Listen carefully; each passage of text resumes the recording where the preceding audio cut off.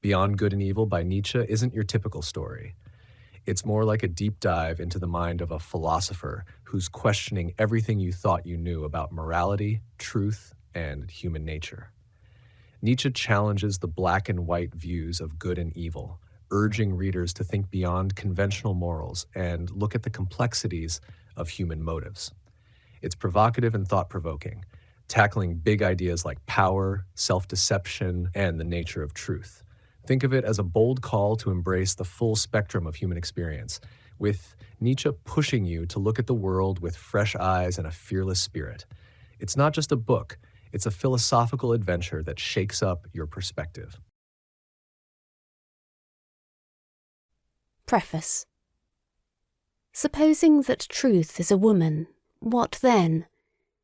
Is there not ground for suspecting that all philosophers, insofar as they have been dogmatists, have failed to understand women, that the terrible seriousness and clumsy importunity with which they have usually paid their addresses to truth have been unskilled and unseemly methods for winning a woman? Certainly she has never allowed herself to be won, and at present every kind of dogma stands with sad and discouraged mien, if, indeed, it stands at all. For there are scoffers who maintain that it has fallen, that all dogma lies on the ground, nay more, that it is at its last gasp. But to speak seriously, there are good grounds for hoping that all dogmatizing in philosophy, whatever solemn, whatever conclusive and decided airs it has assumed, may have been only a noble pluralism and tyrannism, and probably the time is at hand when it will be once and again understood what has actually sufficed for the basis of such imposing and absolute philosophical edifices as the dogmatists have hitherto reared. Perhaps some popular superstition of immemorial time, such as the soul superstition, which, in the form of subject and ego superstition, has not yet ceased doing mischief. Perhaps some play upon words, a deception on the part of grammar, or an audacious generalization of very restricted, very personal, very human, all too human facts. The philosophy of the dogmatists, it is to be hoped, was only a promise for thousands of years afterwards, as was astrology in still earlier times, in the service of which probably more labour, gold, acuteness and patience have been spent than on any actual science hitherto. We owe to it, and to its super-terrestrial pretensions in Asia and Egypt, the grand style of architecture. It seems that in order to inscribe themselves upon the heart of humanity with everlasting claims, all great things have first to wander about the earth as enormous and awe-inspiring caricatures. Dogmatic philosophy has been a caricature of this kind, for instance the Vedanta doctrine in Asia and Platonism in Europe. Let us not be ungrateful to it, although it must certainly be confessed that the worst, the most tiresome, and the most dangerous of errors hitherto has been a dogmatist error, namely Plato's invention of pure spirit and the good in itself. But now, when it has been surmounted, when Europe, rid of this nightmare, can again draw breath freely and at least enjoy a healthier sleep, we, whose duty is wakefulness itself, are the heirs of all the strength which the struggle against this error has fostered.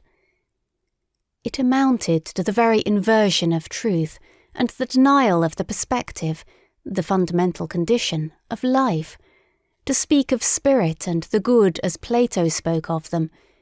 Indeed, one might ask, as a physician, how did such a malady attack that finest product of antiquity, Plato? Had the wicked Socrates really corrupted him? Was Socrates, after all, a corrupter of youths, and deserved his hemlock? But the struggle against Plato, or, to speak plainer and for the people, the struggle against the ecclesiastical oppression of millenniums of Christianity, for Christianity is Platonism for the people, produced in Europe a magnificent tension of soul, such as had not existed anywhere previously. With such a tensely strained bow, one can now aim at the furthest goals.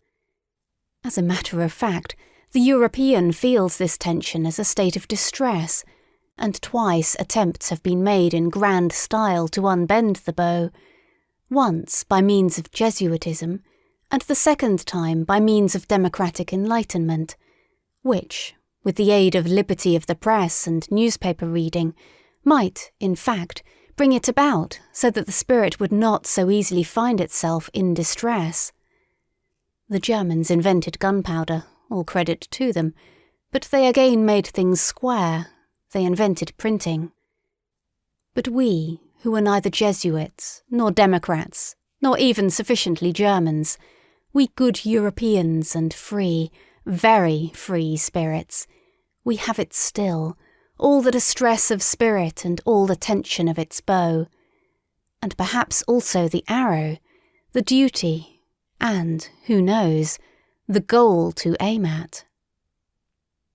Sils Maria, Upper Engadine, June 1885. End of Preface. First chapter. Prejudices of Philosophers. 1. The will to truth, which is to tempt us to many a hazardous enterprise, the famous truthfulness of which all philosophers have hitherto spoken with respect, what questions has this will to truth not laid before us? What strange, perplexing, questionable questions! It is already a long story, yet it seems as if it were hardly commenced. Is it any wonder if we at last grow distrustful, lose patience, and turn impatiently away? That this Sphinx teaches us at last to ask questions ourselves. Who is it really that puts questions to us here? What really is this willed truth in us? In fact, we made a long halt at the question as to the origin of this will, until at last we came to an absolute standstill before a yet more fundamental question. We inquired about the value of this will.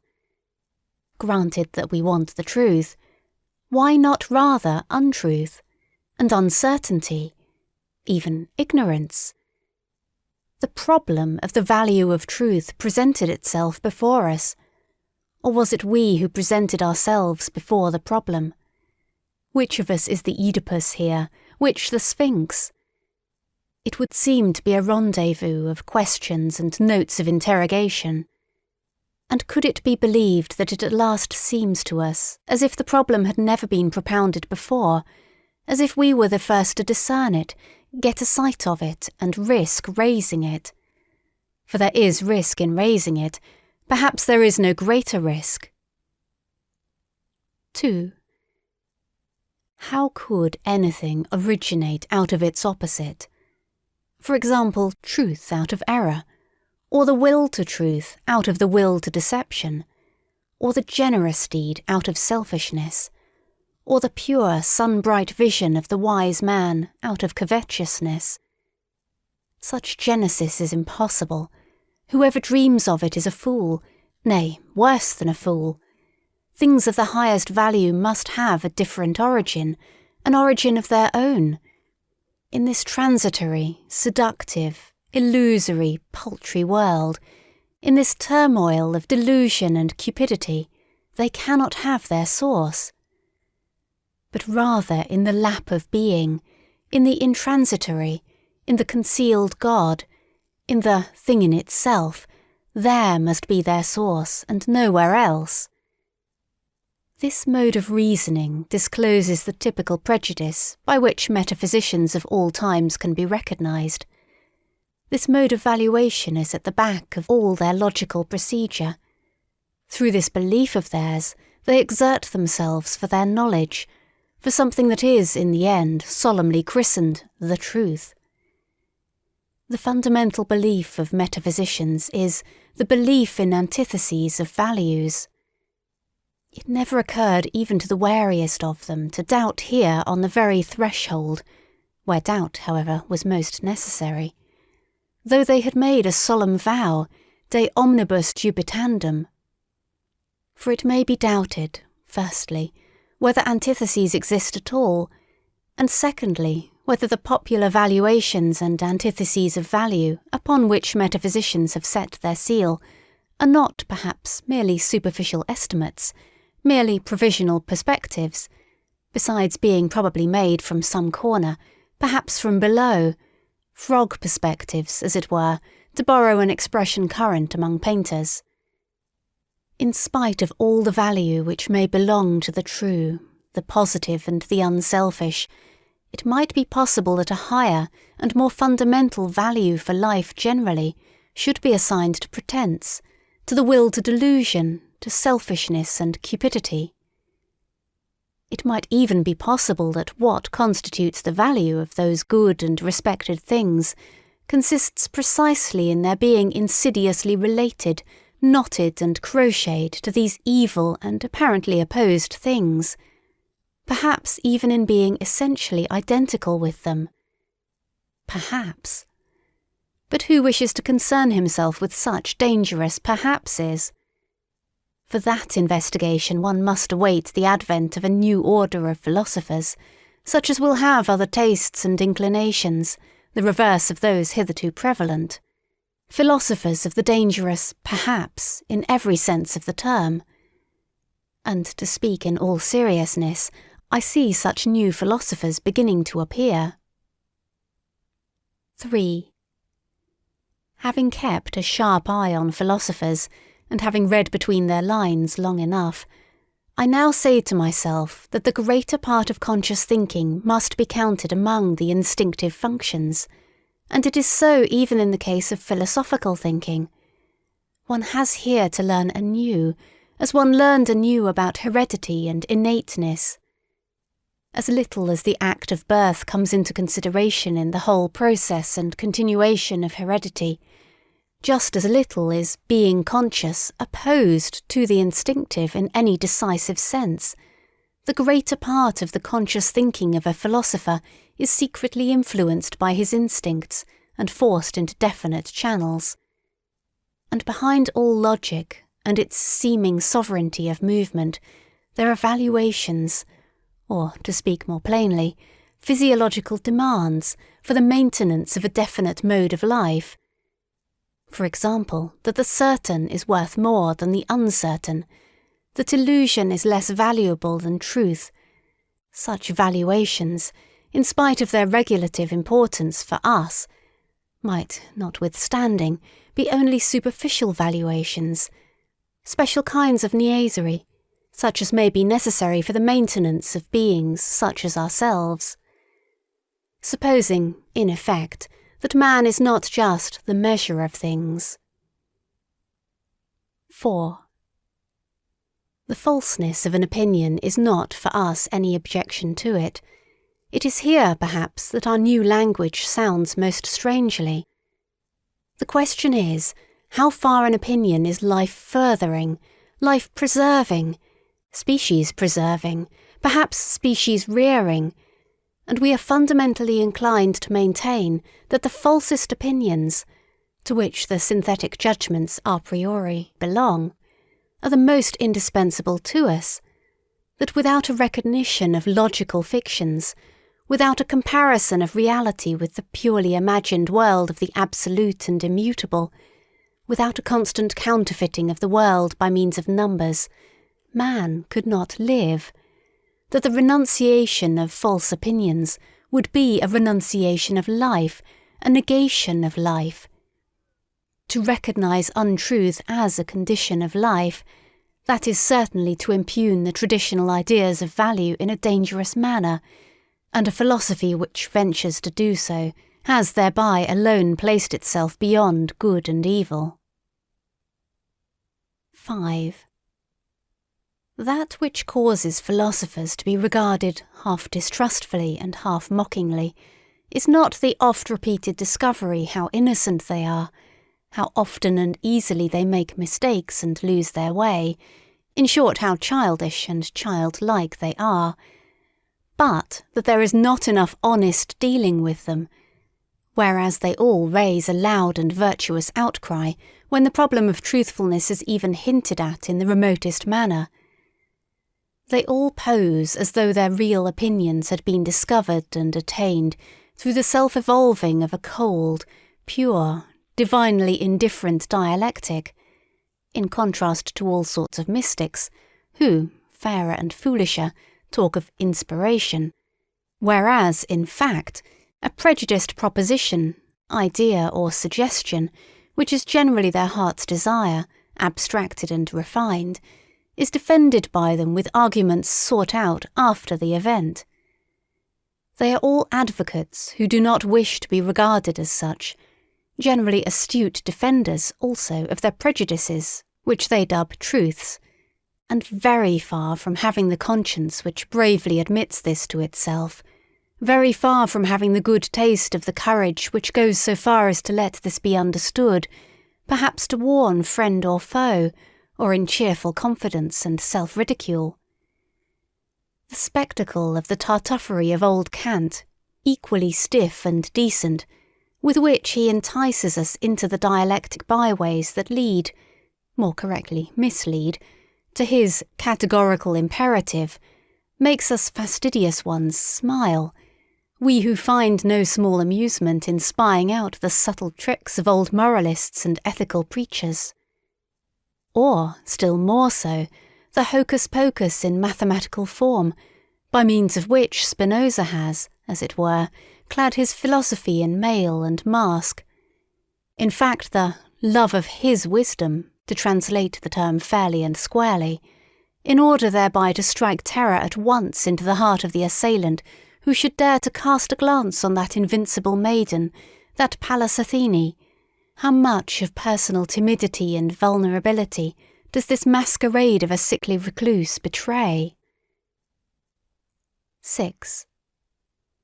It has gradually become clear to me what every great philosophy up till now has consisted of, namely the confession of its originator, and a species of involuntary and unconscious autobiography, and moreover that the moral, or immoral, purpose in every philosophy has constituted the true vital germ out of which the entire plant has always grown.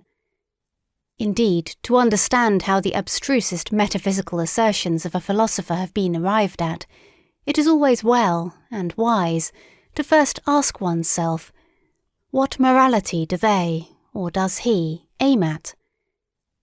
Accordingly, I do not believe that an impulse to knowledge is the father of philosophy, but that another impulse, here as elsewhere, has only made use of knowledge, and mistaken knowledge, as an instrument.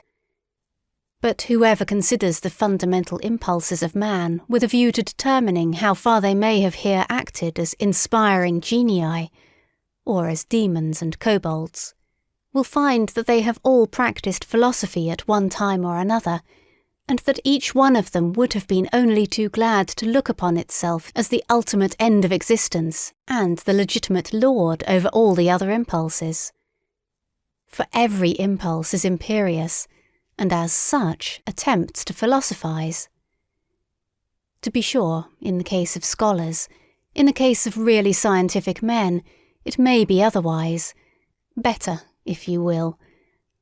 There they may really be such a thing as an impulse to knowledge, some kind of small independent clockwork, which, when well wound up, works away industriously to that end, without the rest of the scholarly impulses taking any material part therein.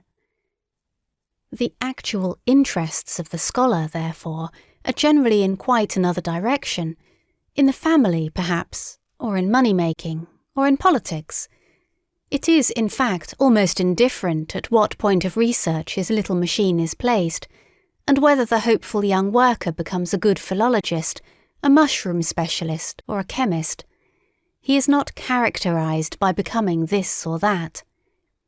In the philosopher, on the contrary, there is absolutely nothing impersonal, and above all, his morality furnishes a decided and decisive testimony as to who he is. That is to say, in what order the deepest impulses of his nature stand to each other. 7. How malicious philosophers can be. I know of nothing more stinging than the joke Epicurus took the liberty of making on Plato and the Platonists. He called them Dionysiokolakes. In its original sense, and on the face of it, the word signifies flatterers of Dionysius, consequently tyrants' accessories and lickspittles. Besides this, however, it is as much to say, they are all actors, there is nothing genuine about them. For Dionysio-Colax was a popular name for an actor. And the latter is really the malignant reproach that Epicurus cast upon Plato. He was annoyed by the grandiose manner, the mise-en-scène style of which Plato and his scholars were masters, of which Epicurus was not a master. He, the old school-teacher of Samos, who sat concealed in his little garden at Athens and wrote 300 books, perhaps out of rage and ambitious envy of Plato, who knows? Greece took 100 years to find out who the garden god Epicurus really was. Did she ever find out? 8. There is a point in every philosophy at which the conviction of the philosopher appears on the scene, or, to put it in the words of an ancient mystery, adventavit asinus, pulcher et fortissimus. 9. You desire to live according to nature? Oh, you noble Stoics, what fraud of words! Imagine to yourselves a being like nature, boundlessly extravagant, boundlessly indifferent, without purpose or consideration, without pity or justice, at once fruitful and barren and uncertain. Imagine to yourselves indifference as a power. How could you live in accordance with such indifference? To live, is not that just endeavouring to be otherwise than this nature? Is not living, valuing, preferring, being unjust, being limited, endeavouring to be different? And granted that your imperative, living according to nature, means actually the same thing as living according to life, how could you do differently? Why should you make a principle out of what you yourselves are and must be? In reality, however, it is quite otherwise with you. While you pretend to read with rapture the canon of your law in nature, you want something quite the contrary, you extraordinary stage players and self-deluders. In your pride, you wish to dictate your morals and ideals to nature herself, and to incorporate them therein.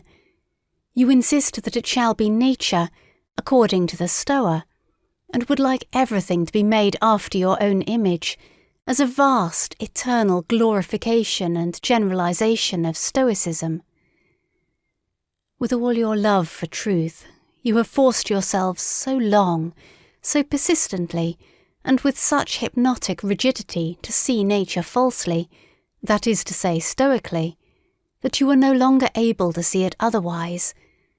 And, to crown all, some unfathomable superciliousness gives you the bedlamite hope that because you are able to tyrannize over yourselves, Stoicism is self-tyranny, nature will also allow herself to be tyrannized over. Is not the Stoic a part of nature? But this is an old and everlasting story. What happened in old times with the Stoics still happens today, as soon as ever a philosophy begins to believe in itself. It always creates the world in its own image. It cannot do otherwise. Philosophy is this tyrannical impulse itself, the most spiritual will to power, the will to creation of the world, the will to the causa prima. 10. The eagerness and subtlety, I should even say craftiness, with which the problem of the real and the apparent world is dealt with at present throughout Europe, furnishes food for thought and attention, and he who hears only a will to truth in the background and nothing else cannot certainly boast of the sharpest ears.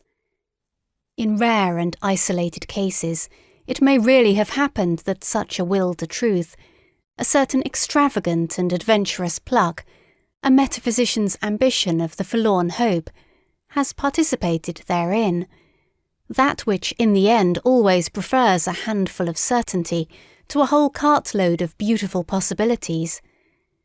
There may even be puritanical fanatics of conscience who prefer to put their last trust in a sure nothing rather than in an uncertain something. But that is nihilism, and the sign of a despairing, mortally wearied soul, notwithstanding the courageous bearing such a virtue may display. It seems, however, to be otherwise with stronger and livelier thinkers who are still eager for life, in that they side against appearance, and speak superciliously of perspective, in that they rank the credibility of their own bodies about as low as the credibility of the ocular evidence that the earth stands still, and thus apparently allowing with complacency their securest possession to escape. For what does one at present believe in more firmly than in one's body? Who knows if they are not really trying to win back something which was formerly an even securer possession, something of the old domain of the faith of former times, perhaps the immortal soul, perhaps the old God, in short, ideas by which they could live better, that is to say more vigorously and more joyously, than by modern ideas. There is distrust of these modern ideas in this mode of looking at things, a disbelief in all that has been constructed yesterday and today. There is perhaps some slight admixture of satiety and scorn, which can no longer endure the bric-a-brac of ideas of the most varied origin, such as so-called positivism at present throws on the market, a disgust of the more refined taste at the village fair mottliness and patchiness of all these reality philosophers, in whom there is nothing either new or true except this mottliness. Therein it seems to me that we should agree with those sceptical anti-realists and knowledge microscopists of the present day.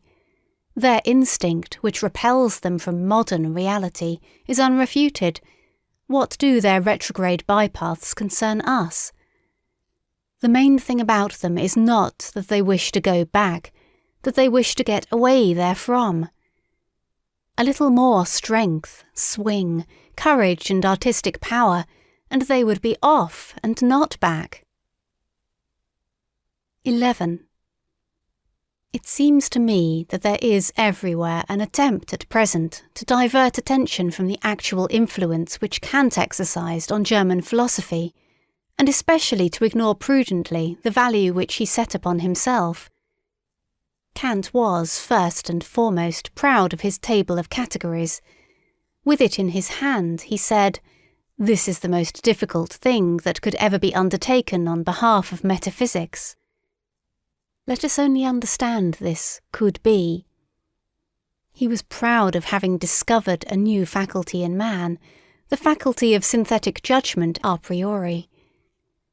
Granting that he deceived himself in this matter, the development and rapid flourishing of German philosophy depended nevertheless on his pride, and on the eager rivalry of the younger generation to discover, if possible, something, at all events new faculties, of which to be still prouder.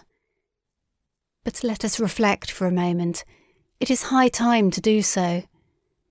How are synthetic judgments, a priori, possible? Kant asks himself, and what is really his answer? By means of a means, faculty.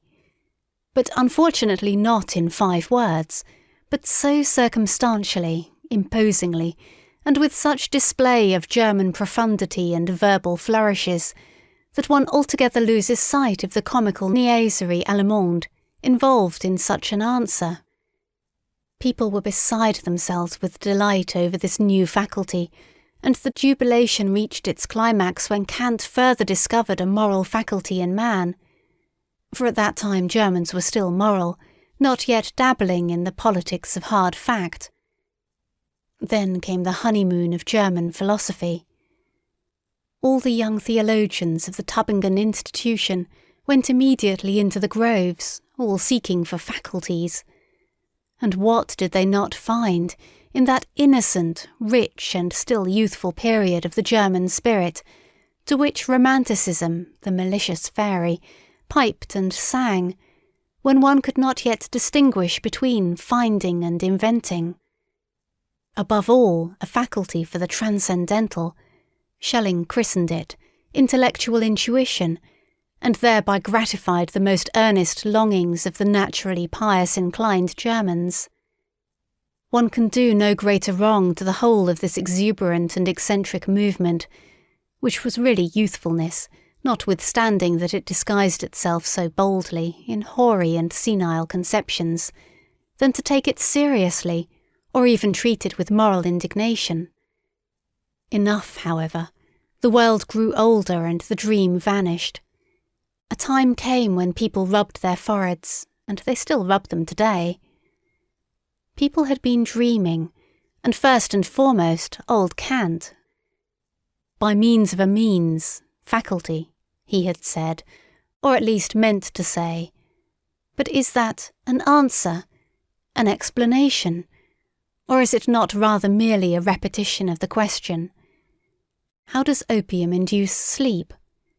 By means of a means, faculty, namely the virtus dormitiva, replies the doctor in Molière. Quia est in eo virtus dormitiva, cujus est natura sensus assuper. But such replies belong to the realm of comedy, and it is high time to replace the Kantian question, how are synthetic judgments a priori possible, by another question, why is belief in such judgments necessary? In effect, it is high time that we should understand that such judgments must be believed to be true for the sake of the preservation of creatures like ourselves, though they might still naturally be false judgments. Or, more plainly spoken, and roughly and readily, synthetic judgments a priori should not be possible at all. We have no right to them. In our mouths they are nothing but false judgments. Only, of course, the belief in their truth is necessary, as plausible belief and ocular evidence belong to the perspective view of life. And finally, to call to mind the enormous influence which German philosophy, I hope you understand its right to inverted commas, goose feet, has exercised throughout the whole of Europe, there is no doubt that a certain virtus dormitiva had a share in it. Thanks to German philosophy, it was a delight to the noble idlers, the virtuous, the mystics, the artistes, the 3/4 Christians, and the political obscurantists of all nations, to find an antidote to the still overwhelming sensualism which overflowed from the last century into this, in short, sensus assuper. 12. As regards materialistic atomism, it is one of the best refuted theories that have been advanced, and in Europe there is now perhaps no one in the learned world so unscholarly as to attach serious signification to it, except for convenient everyday use, as an abbreviation of the means of expression, thanks chiefly to the Pole Boskowicz. He and the Pole Copernicus have hitherto been the greatest and most successful opponents of ocular evidence. For while Copernicus has persuaded us to believe, contrary to all the senses, that the earth does not stand fast, Boskowicz has taught us to abjure the belief in the last thing that stood fast of the earth, the belief in substance, in matter, in the earth residuum and particle atom. It is the greatest triumph over the senses that has hitherto been gained on earth. One must, however, go still further, and also declare war, relentless war to the knife, against the atomistic requirements, which still lead a dangerous afterlife in places where no one suspects them, like the more celebrated metaphysical requirements. One must also, above all, give the finishing stroke to that other and more portentous atomism which Christianity has taught best and longest, the soul atomism. Let it be permitted to designate by this expression the belief which regards the soul as something indestructible, eternal, indivisible, as a monad, as an atomon, this belief ought to be expelled from science. Between ourselves, it is not at all necessary to get rid of the soul thereby, and thus renounce one of the oldest and most venerated hypotheses, as happens frequently to the clumsiness of naturalists, who can hardly touch upon the soul without immediately losing it.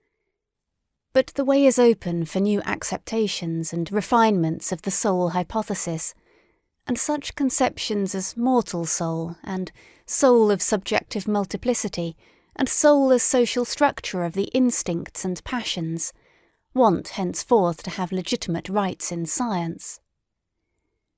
In that the new psychologist is about to put an end to the superstitions which have hitherto flourished with almost tropical luxuriance around the idea of the soul, he is really, as it were, thrusting himself into a new desert and a new distrust. It is possible that the older psychologists had a merrier and more comfortable time of it. Eventually, however, he finds that precisely thereby he is also condemned to invent, and who knows, perhaps to discover the new. 13. Psychologists should bethink themselves before putting down the instinct of self-preservation as the cardinal instinct of an organic being. A living thing seeks above all to discharge its strength. Life itself is will to power. Self-preservation is only one of the indirect and most frequent results thereof.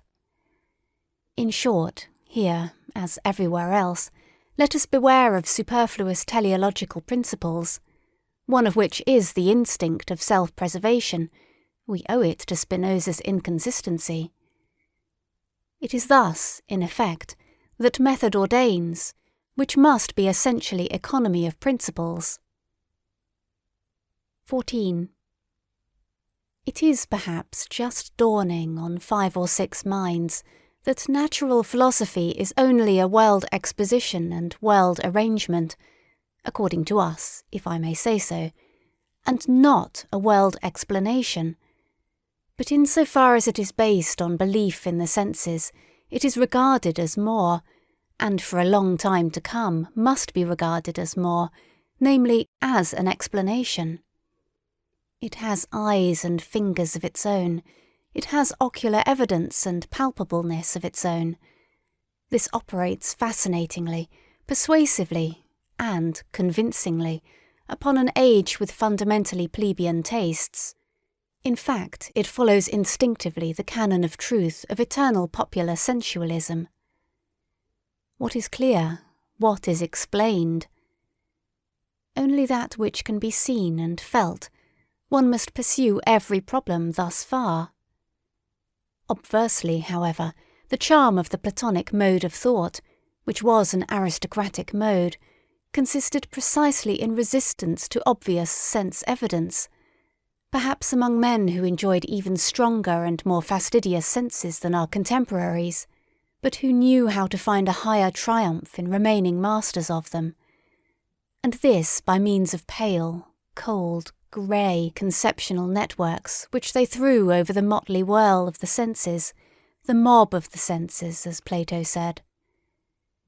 In this overcoming of the world and interpreting of the world in the manner of Plato, there was an enjoyment different from that which the physicists of today offer us, and likewise the Darwinists and anti-teleologists among the physiological workers, with their principle of the smallest possible effort and the greatest possible blunder.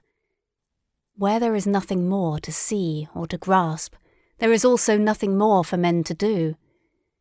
That is certainly an imperative different from the Platonic one, but it may notwithstanding be the right imperative for a hardy, laborious race of machinists and bridge builders of the future, who have nothing but rough work to perform. 15. To study physiology with a clear conscience, one must insist on the fact that the sense organs are not phenomena in the sense of the idealistic philosophy. As such, they certainly could not be causes. Sensualism, therefore, at least as regulative hypothesis, if not as heuristic principle. What? and others say even that the external world is the work of our organs. But then our body, as a part of this external world, would be the work of our organs. But then our organs themselves would be the work of our organs. It seems to me that this is a complete reductio ad absurdum. If the conception causa sui is something fundamentally absurd, consequently the external world is not the work of our organs. 16. There are still harmless self-observers who believe that there are immediate certainties. For instance, I think, or as the superstition of Schopenhauer puts it, I will, as though cognition here got hold of its object purely and simply as the thing in itself, without any falsification taking place either on the part of the subject or the object. I would repeat it, however, 100 times, that immediate certainty, as well as absolute knowledge and the thing in itself, involve a contradicto in adjecto. We really ought to free ourselves from the misleading significance of words. The people, on their part, may think that cognition is knowing all about things, but the philosopher must say to himself, when I analyse the process that is expressed in the sentence, I think, I find a whole series of daring assertions, the argumentative proof of which would be difficult, perhaps impossible. For instance, that it is I who think, that there must necessarily be something that thinks, that thinking is an activity and operation on the part of a being who is thought of as a cause, that there is an ego, and finally that it is already determined what is to be designated by thinking, that I know what thinking is. For if I had not already decided within myself what it is, by what standard could I determine whether that which is just happening is not perhaps willing or feeling? In short, the assertion I think assumes that I compare my state at the present moment with other states of myself which I know, in order to determine what it is. On account of this retrospective connection with further knowledge, it has, at any rate, no immediate certainty for me. In place of the immediate certainty in which the people may believe in the special case, the philosopher thus finds a series of metaphysical questions presented to him, veritable conscience questions of the intellect, to wit, whence did I get the notion of thinking? Why do I believe in cause and effect? What gives me the right to speak of an ego, and even of an ego as cause, and finally of an ego as cause of thought? He who ventures to answer these metaphysical questions at once by an appeal to a sort of intuitive perception, like the person who says, I think, and to know that this, at least, is true, actual and certain, will encounter a smile and 2 notes of interrogation in a philosopher nowadays. Sir, the philosopher will perhaps give him to understand, it is improbable that you are not mistaken, but why should it be the truth? 17. With regard to the superstitions of logicians, I shall never tire of emphasizing a small, terse fact which is unwillingly recognized by these credulous minds, namely that a thought comes when it wishes, and not when I wish, so that it is a perversion of the facts of the case to say that the subject, I, is the condition of the predicate, think. One thinks, but that this one is precisely the famous old ego is, to put it mildly, only a supposition, an assertion, and assuredly not an immediate certainty. After all, one has even gone too far with this one thinks. Even the one contains an interpretation of the process, and does not belong to the process itself. One infers here according to the usual grammatical formula. To think is an activity. Every activity requires an agency that is active.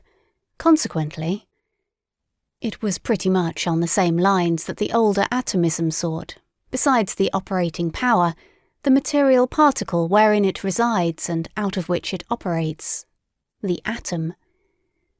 More rigorous minds, however, learnt at last to get along without this earth residuum, and perhaps some day we shall accustom ourselves, even from the logician's point of view, to get along without the little one, to which the worthy old ego has refined itself. 18. It is certainly not the least charm of a theory that it is refutable. It is precisely thereby that it attracts the more subtle minds. It seems that the 100 times refuted theory of the free will owes its persistence to this charm alone. Someone is always appearing who feels himself strong enough to refute it. 19. Philosophers are accustomed to speak of the will as though it were the best known thing in the world. Indeed, Schopenhauer has given us to understand that the will alone is really known to us, absolutely and completely known, without deduction or addition. But it again and again seems to me that in this case Schopenhauer also only did what philosophers are in the habit of doing. He seems to have adopted a popular prejudice and exaggerated it. Willing seems to me to be above all something complicated, something that is a unity only in name, and it is precisely in a name that popular prejudice lurks, which has got the mastery over the inadequate precautions of philosophers in all ages. So let us for once be more cautious, let us be unphilosophical, let us say that in all willing there is firstly a plurality of sensations, namely the sensation of the condition away from which we go, the sensation of the condition towards which we go, the sensation of this from and towards itself, and then besides an accompanying muscular sensation, which, even without our putting in motion arms and legs, commences its action by force of habit directly we will anything. Therefore, just as sensations, and indeed many kinds of sensations, are to be recognized as ingredients of the will, so, in the second place, thinking is also to be recognized. In every act of the will there is a ruling thought, and let us not imagine it possible to sever this thought from the willing, as if the will would then remain over. In the third place, the will is not only a complex of sensation and thinking, but it is above all an emotion, and in fact the emotion of the command. That which is termed freedom of the will is essentially the emotion of supremacy in respect to him who must obey. I am free, he must obey. This consciousness is inherent in every will, and equally so the straining of the attention, the straight look which fixes itself exclusively on one thing, the unconditional judgment that this and nothing else is necessary now, the inward certainty that obedience will be rendered, and whatever else pertains to the position of the commander. A man who wills commands something within himself which renders obedience, or which he believes renders obedience. But now let us notice what is the strangest thing about the will, this affair so extremely complex, for which the people have only one name. Inasmuch as in the given circumstances we are at the same time the commanding and the obeying parties, and as the obeying party we know the sensations of constraint, impulsion, pressure, resistance and motion, which usually commence immediately after the act of will. Inasmuch as, on the other hand, we are accustomed to disregard this duality, and to deceive ourselves about it by means of the synthetic term I, a whole series of erroneous conclusions, and consequently of false judgments about the will itself, has become attached to the act of willing, to such a degree that he who wills believes firmly that willing suffices for action. Since, in the majority of cases, there has only been exercise of will when the effect of the command, consequently obedience and therefore action, was to be expected, the appearance has translated itself into the sentiment, as if there were a necessity of effect. In a word, he who wills believes with a fair amount of certainty that will and action are somehow one, He ascribes the success, the carrying out of the willing, to the will itself, and thereby enjoys an increase of the sensation of power which accompanies all success. Freedom of will, that is the expression for the complex state of delight of the person exercising volition, who commands and, at the same time, identifies himself with the executor of the order, who, as such, enjoys also the triumph over obstacles, but thinks within himself that it was really his own will that overcame them. In this way, the person exercising volition adds the feelings of delight of his successful executive instruments, the useful underwills or undersouls. Indeed, our body is but a social structure composed of many souls, to his feelings of delight as commander. L'effet c'est moi. What happens here is what happens in every well-constructed and happy commonwealth, namely, that the governing class identifies itself with the successes of the commonwealth. In all willing, it is absolutely a question of commanding and obeying, on the basis, as already said, of a social structure composed of many souls, on which account a philosopher should claim the right to include willing as such within the sphere of morals, regarded as the doctrine of the relations of supremacy under which the phenomenon of life manifests itself. 20. That the separate philosophical ideas are not anything optional or autonomously evolving, but grow up in connection and relationship with each other, that, however suddenly and arbitrarily they seem to appear in the history of thought, they nevertheless belong just as much to a system as the collective members of the fauna of a continent, is betrayed in the end by the circumstance, how unfailingly the most diverse philosophers always fill in again a definite fundamental scheme of possible philosophies. Under an invisible spell, they always revolve once more in the same orbit, however independent of each other they may feel themselves with their critical or systematic wills. Something within them leads them, something impels them in definite order the one after the other, to wit, the innate methodology and relationship of their ideas. Their thinking is, in fact, far less a discovery than a re-recognizing, a remembering, a return and a homecoming to a far-off, ancient, common household of the soul, out of which those ideas formerly grew. Philosophizing is so far a kind of atavism of the highest order. The wonderful family resemblance of all Indian, Greek and German philosophizing is easily enough explained. In fact, where there is affinity of language, owing to the common philosophy of grammar, owing to the unconscious domination and guidance of similar grammatical functions, it cannot but be that everything is prepared at the outset for a similar development and succession of philosophical systems, just as the way seems barred against certain other possibilities of world interpretation.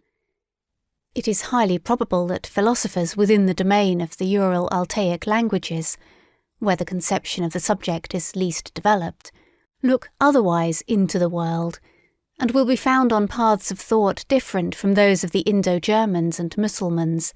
The spell of certain grammatical functions is ultimately also the spell of physiological valuations and racial conditions. So much by way of rejecting Locke's superficiality with regard to the origin of ideas. 21. The causa sui is the best self-contradiction that has yet been conceived.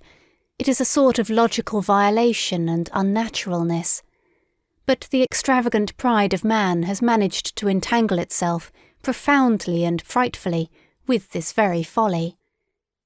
The desire for freedom of will in the superlative, metaphysical sense, such as still holds sway, unfortunately, in the minds of the half-educated, the desire to bear the entire and ultimate responsibility for one's actions oneself, and to absolve God, the world, ancestors, chance and society therefrom, involves nothing less than to be precisely this causa sui.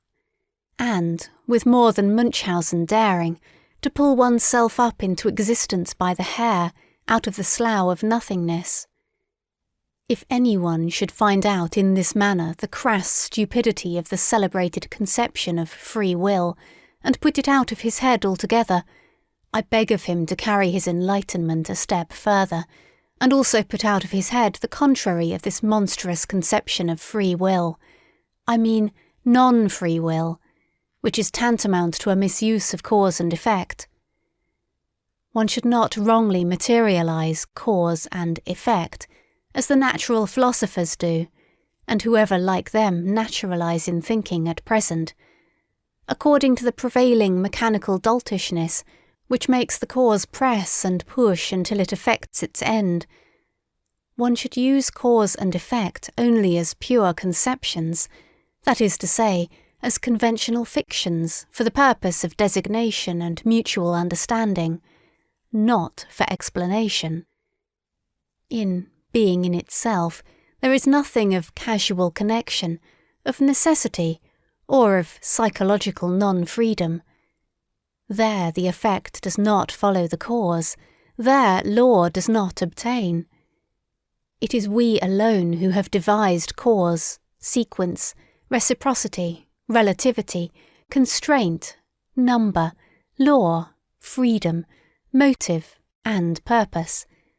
And when we interpret and intermix this symbol world, as being in itself, with things, we act once more as we have always acted, mythologically.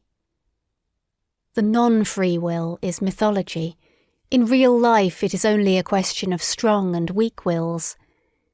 It is almost always a symptom of what is lacking in himself, when a thinker, in every causal connection and psychological necessity, manifests something of compulsion, indigence, obsequiousness, oppression and non-freedom. It is suspicious to have such feelings. The person betrays himself. And in general, if I have observed correctly, the non-freedom of the will is regarded as a problem from two entirely opposite standpoints, but always in a profoundly personal manner. Some will not give up their responsibility, their belief in themselves, the personal right to their merits at any price. The vain races belong to this class. Others, on the contrary, do not wish to be answerable for anything or blamed for anything, and owing to an inward self-contempt, seek to get out of the business, no matter how. The latter, when they write books, are in the habit at present of taking the side of criminals. A sort of socialistic sympathy is their favourite disguise. And as a matter of fact, the fatalism of the weak-willed embellishes itself surprisingly when it composes La religion de la souffrance humaine. That is its good taste. 22. Let me be pardoned, as an old philologist who cannot desist from the mischief of putting his finger on bad modes of interpretation, but nature's conformity to law, of which you physicists talk so proudly, as though, why, it exists only owing to your interpretation and bad philology. It is no matter of fact, no text, but rather just a naively humanitarian adjustment and perversion of meaning, with which you make abundant concessions to the democratic instincts of the modern soul. Everywhere equality before the law, nature is not different in that respect, nor better than we.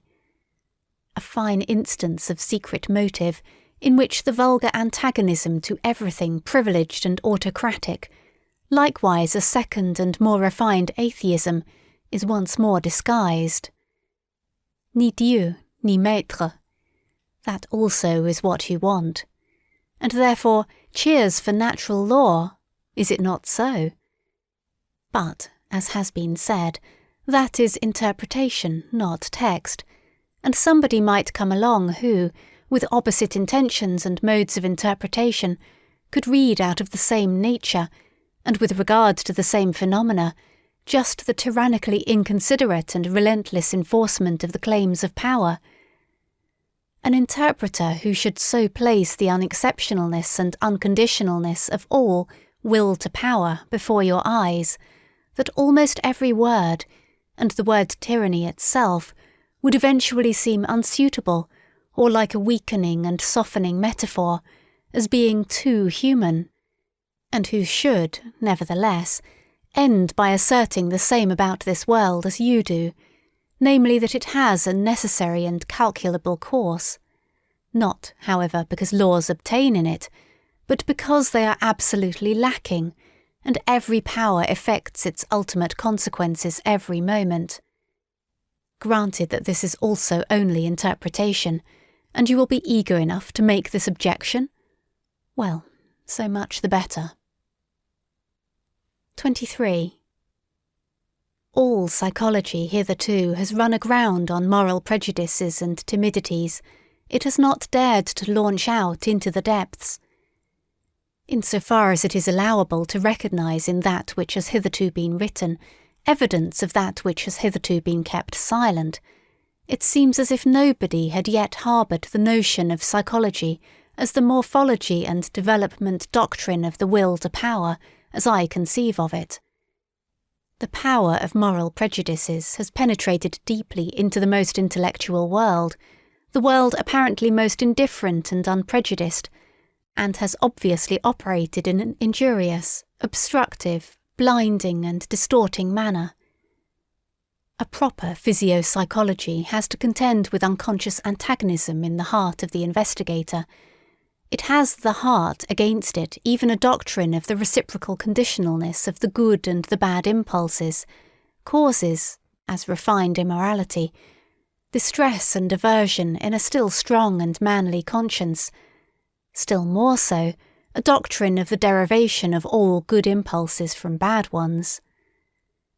If, however, a person should regard even the emotions of hatred, envy, covetousness and imperiousness as life-conditioning emotions, as factors which must be present, fundamentally and essentially, in the general economy of life, which must, therefore, be further developed if life is to be further developed, he will suffer from such a view of things as from seasickness. And yet this hypothesis is far from being the strangest and most painful in this immense and almost new domain of dangerous knowledge, and there are in fact 100 good reasons why everyone should keep away from it who can do so. On the other hand, if one has once drifted hither with one's bark, well, very good, let us now set our teeth firmly, let us open our eyes and keep our hand fast on the helm. We sail away right over morality, we crush out, we destroy perhaps the remains of our own morality by daring to make our voyage thither, but what do we matter? Never yet did a profounder world of insight reveal itself to daring travellers and adventurers, and the psychologist who thus makes a sacrifice. It is not the sacrificio dell'intelletto. On the contrary, will at least be entitled to demand in return that psychology shall once more be recognised as the queen of the sciences, for whose service and equipment the other sciences exist. For psychology is once more the path to the fundamental problems. End of chapter 1.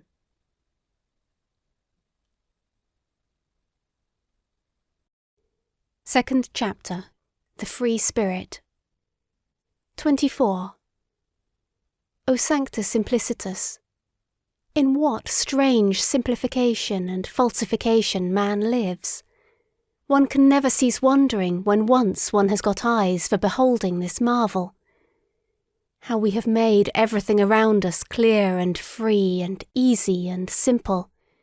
How we have been able to give our senses a passport to everything superficial, our thoughts a godlike desire for wanton pranks and wrong inferences. How, from the beginning, we have contrived to retain our ignorance, in order to enjoy an almost inconceivable freedom, thoughtlessness, imprudence, heartiness and gaiety, in order to enjoy life. And only on this solidified, granite-like foundation of ignorance could knowledge rear itself hitherto, the will to knowledge on the foundation of a far more powerful will, the will to ignorance, to the uncertain, to the untrue. Not as its opposite, but as its refinement. It is to be hoped, indeed, that language, here as elsewhere, will not get over its awkwardness, and that it will continue to talk of opposites when there are only degrees and many refinements of gradation. It is equally to be hoped that the incarnated tartuffery of morals, which now belongs to our unconquerable flesh and blood, will turn the words round in the mouths of us discerning ones.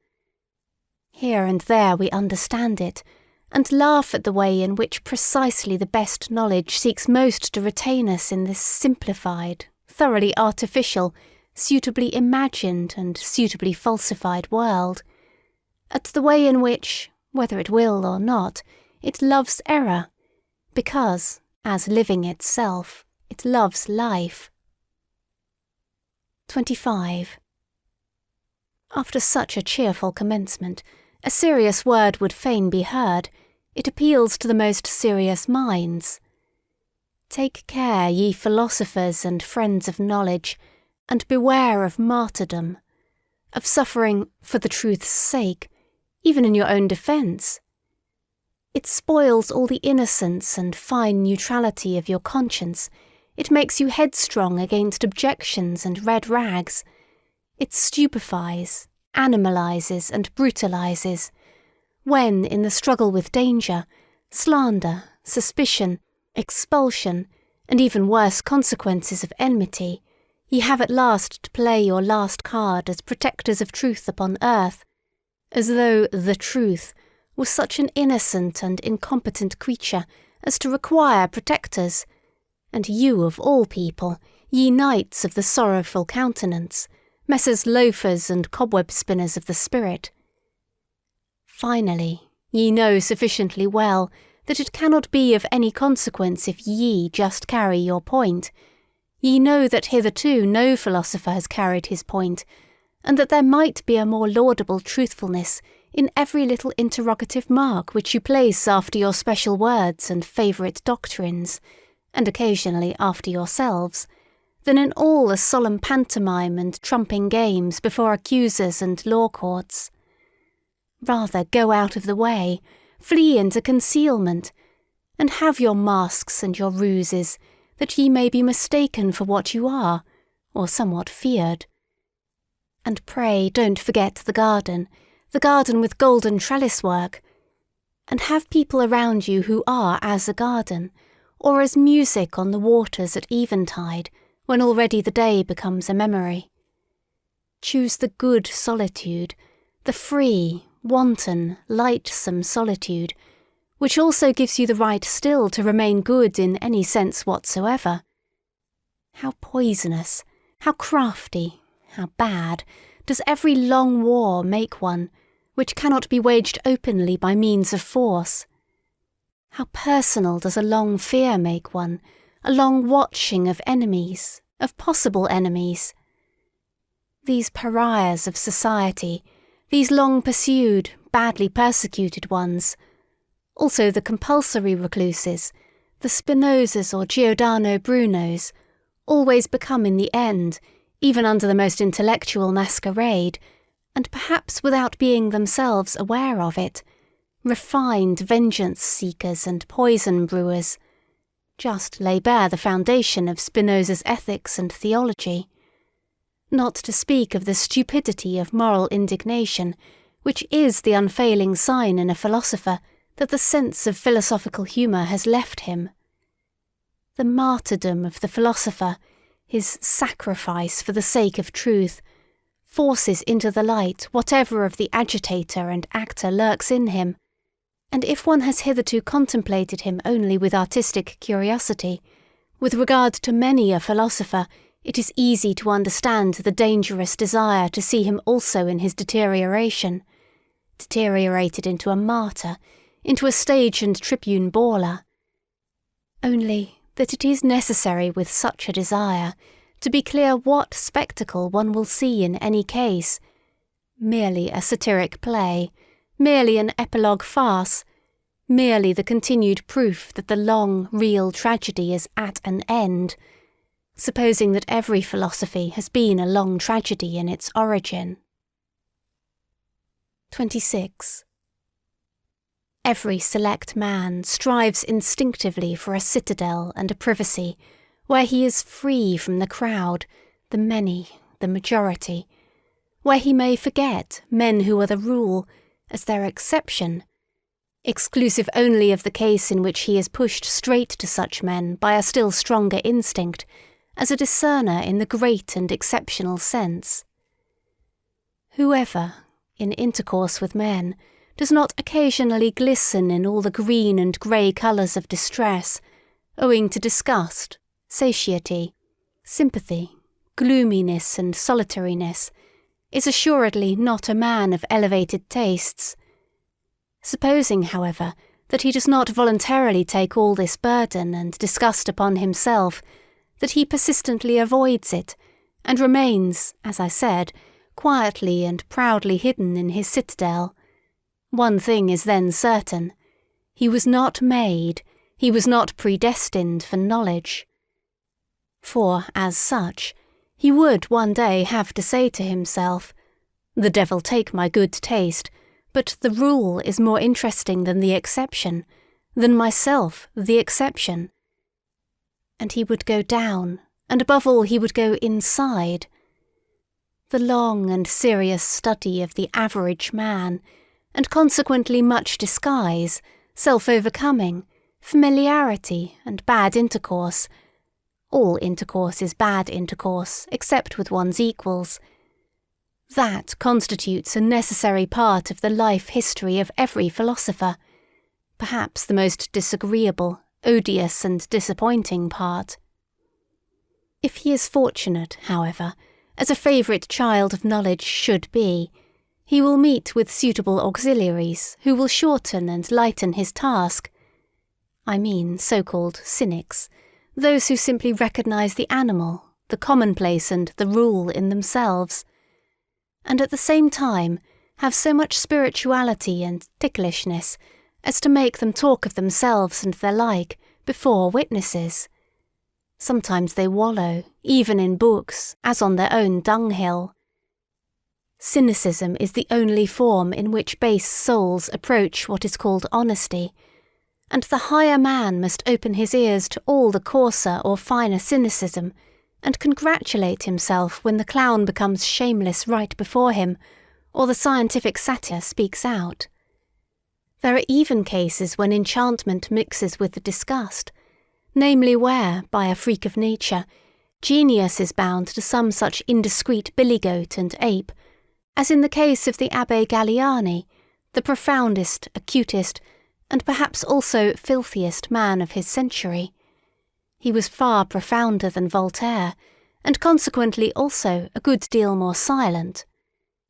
It happens more frequently, as has been hinted, that a scientific head is placed on an ape's body, a fine, exceptional understanding in a base soul, an occurrence by no means rare, especially among doctors and moral physiologists. And whenever anyone speaks without bitterness, or rather quite innocently, of man as a belly with two requirements and a head with one, whenever anyone sees, seeks, and wants to see only hunger, sexual instinct, and vanity as the real and only motives of human actions, in short, when anyone speaks badly, and not even ill, of man, then ought the lover of knowledge to hearken attentively and diligently. He ought, in general, to have an open ear, wherever there is talk without indignation. For the indignant man, and he who perpetually tears and lacerates himself with his own teeth, or, in place of himself, the world, God, or society, may indeed, morally speaking, stand higher than the laughing and self-satisfied satyr, but in every other sense he is the more ordinary, more indifferent and less instructive case. And no one is such a liar as the indignant man. 27. It is difficult to be understood, especially when one thinks and lives Gangasratakati, footnote, like the river Ganges, presto. Among those who only think and live otherwise, namely Kurmagati, footnote, like the tortoise, lento. Or at best frog-like, Mandaikagati, footnote, like the frog, staccato. I do everything to be difficultly understood myself, and one should be heartily grateful for the goodwill to some refinement of interpretation. As regards the good friends, however, who are always too easy-going, and think that as friends they have a right to ease, one does well at the very first to grant them a playground and romping place for misunderstanding. One can thus laugh still, or get rid of them altogether, these good friends, and laugh then also. 28. What is most difficult to render from one language into another is the tempo of its style, which has its basis in the character of the race, or to speak more physiologically, in the average tempo of the assimilation of its nutriment. There are honestly meant translations, which, as involuntary vulgarizations, are almost falsifications of the original, merely because its lively and merry tempo, which overleaps and obviates all dangers in word and expression, could not also be rendered. A German is almost incapacitated for presto in his language, consequently also, as may be reasonably inferred, for many of the most delightful and daring nuances of free-spirited thought. And just as the buffoon and satyr are foreign to him in body and conscience, so Aristophanes and Petronius are untranslatable for him. Everything ponderous, viscous and pompously clumsy, all long-winded and wearying species of style, are developed in profuse variety among Germans. Pardon me for stating the fact that even Goethe's prose, in its mixture of stiffness and elegance, is no exception, as a reflection of the good old time to which it belongs, and as an expression of German taste at a time when there was still a German taste, which was a Rococo taste in moribus et artibus. Lessing is an exception, owing to his histrionic nature, which understood much and was well versed in many things. He who was not the translator of Bayle to no purpose, who took refuge willingly in the shadow of Diderot and Voltaire, and still more willingly among the Roman comedy writers. Lessing loved also free-spiritism in the tempo, and flight out of Germany. But how could the German language, even in the prose of Lessing, imitate the tempo of Machiavelli, who in his Principe makes us breathe the dry, fine air of Florence, and cannot help presenting the most serious events in a boisterous allegrissimo, perhaps not without a malicious artistic sense of the contrast he ventures to present. Long, heavy, difficult, dangerous thoughts, and a tempo of the gallop and of the best, wantonest humour. Finally, who would venture on a German translation of Petronius, who, more than any great musician hitherto, was a master of presto in invention, ideas, and words? What matter in the end about the swamps of the sick, evil world, or of the ancient world, when, like him, one has the feet of a wind, the rush, the breath, the emancipating scorn of a wind, which makes everything healthy by making everything run? And, with regard to Aristophanes, that transfiguring, complementary genius, for whose sake one pardons all Hellenism for having existed, provided one has understood in its full profundity all that there requires pardon and transfiguration. There is nothing that has caused me to meditate more on Plato's secrecy and sphinx-like nature than the happily preserved petit fait that under the pillow of his deathbed there was found no Bible, nor anything Egyptian, Pythagorean or Platonic, but a book of Aristophanes. How could even Plato have endured life, a Greek life which he repudiated, without an Aristophanes. 29. It is the business of the very few to be independent. It is a privilege of the strong. And whoever attempts it, even with the best right, but without being obliged to do so, proves that he is probably not only strong, but also daring beyond measure. He enters into a labyrinth. He multiplies 1,000-fold the dangers which life in itself already brings with it, not the least of which is that no one can see how and where he loses his way, becomes isolated, and is torn piecemeal by some minotaur of conscience. Supposing such a one comes to grief, it is so far from the comprehension of men that they neither feel it nor sympathize with it. And he cannot any longer go back. He cannot even go back again to the sympathy of men. 30. Our deepest insights must, and should, appear as follies, and under certain circumstances as crimes, when they come unauthorizedly to the ears of those who are not disposed and predestined for them. The exoteric and the esoteric, as they were formerly distinguished by philosophers, among the Indians, as among the Greeks, Persians, and Mussulmans, in short, wherever people believed in gradations of rank and not in equality and equal rights, are not so much in contradistinction to one another in respect to the exoteric class, standing without and viewing, estimating, measuring and judging from the outside and not from the inside. The more essential distinction is that the class in question views things from below upwards, while the esoteric class views things from above downwards. There are heights of the soul from which tragedy itself no longer appears to operate tragically. And if all the woe in the world were taken together, who would dare to decide whether the sight of it would necessarily seduce and constrain to sympathy, and thus to a doubling of the woe?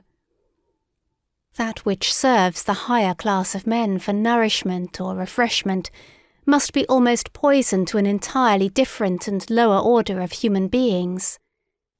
The virtues of the common man would perhaps mean vice and weakness in a philosopher. It might be possible for a highly developed man, supposing him to degenerate and go to ruin, to acquire qualities thereby alone, for the sake of which he would have to be honoured as a saint in the lower world into which he had sunk.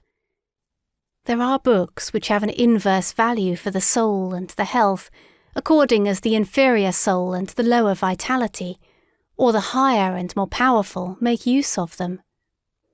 In the former case, they are dangerous, disturbing, unsettling books. In the latter case, they are herald calls which summon the bravest to their bravery. Books for the general reader are always ill-smelling books. The odour of paltry people clings to them. Where the populace eat and drink, and even where they reverence, it is accustomed to stink. One should not go into churches if one wishes to breathe pure air. 31. In our youthful years, we still venerate and despise without the art of nuance, which is the best gain of life, and we have rightly to do hard penance for having fallen upon men and things with yea and nay. Everything is so arranged that the worst of all tastes, the taste for the unconditional, is cruelly befooled and abused, until a man learns to introduce a little art into his sentiments, and prefers to try conclusions with the artificial, as do the real artists of life. The angry and reverent spirit peculiar to youth appears to allow itself no peace, until it has suitably falsified men and things to be able to vent its passion upon them. Youth in itself, even, is something falsifying and deceptive. Later on, when the young soul, tortured by continual disillusions, finally turns suspiciously against itself, still ardent and savage even in its suspicion and remorse of conscience, how it upbraids itself, how impatiently it tears itself, how it revenges itself for its long self-blinding, as though it had been a voluntary blindness. In this transition, one punishes oneself by distrust of one's sentiments. One tortures one's enthusiasm with doubt. One feels even the good conscience to be a danger, as if it were the self-concealment and lassitude of a more refined uprightness. And above all, one espouses upon principle the cause against youth. A decade later, and one comprehends that all this was also still youth. 32. Throughout the longest period of human history, one calls it the prehistoric period, the value or non-value of an action was inferred from its consequences. The action in itself was not taken into consideration any more than its origin, but pretty much as in China at present, where the distinction or disgrace of a child redounds to its parents, the retro-operating power of success or failure was what induced men to think well or ill of an action. Let us call this period the pre-moral period of mankind. The imperative, know thyself, was then still unknown. In the last 10,000 years, on the other hand, on certain large portions of the earth, one has gradually got so far that one no longer lets the consequences of an action, but its origin, decide with regard to its worth. A great achievement as a whole, an important refinement of vision and of criterion, the unconscious effect of the supremacy of aristocratic values, and of the belief in origin, the mark of a period which may be designated in the narrower sense as the moral one. The first attempt at self-knowledge is thereby made. Instead of the consequences, the origin, what an inversion of perspective! And, assuredly, an inversion effected only after long struggle and wavering. To be sure, an ominous new superstition, a peculiar narrowness of interpretation, attained supremacy precisely thereby.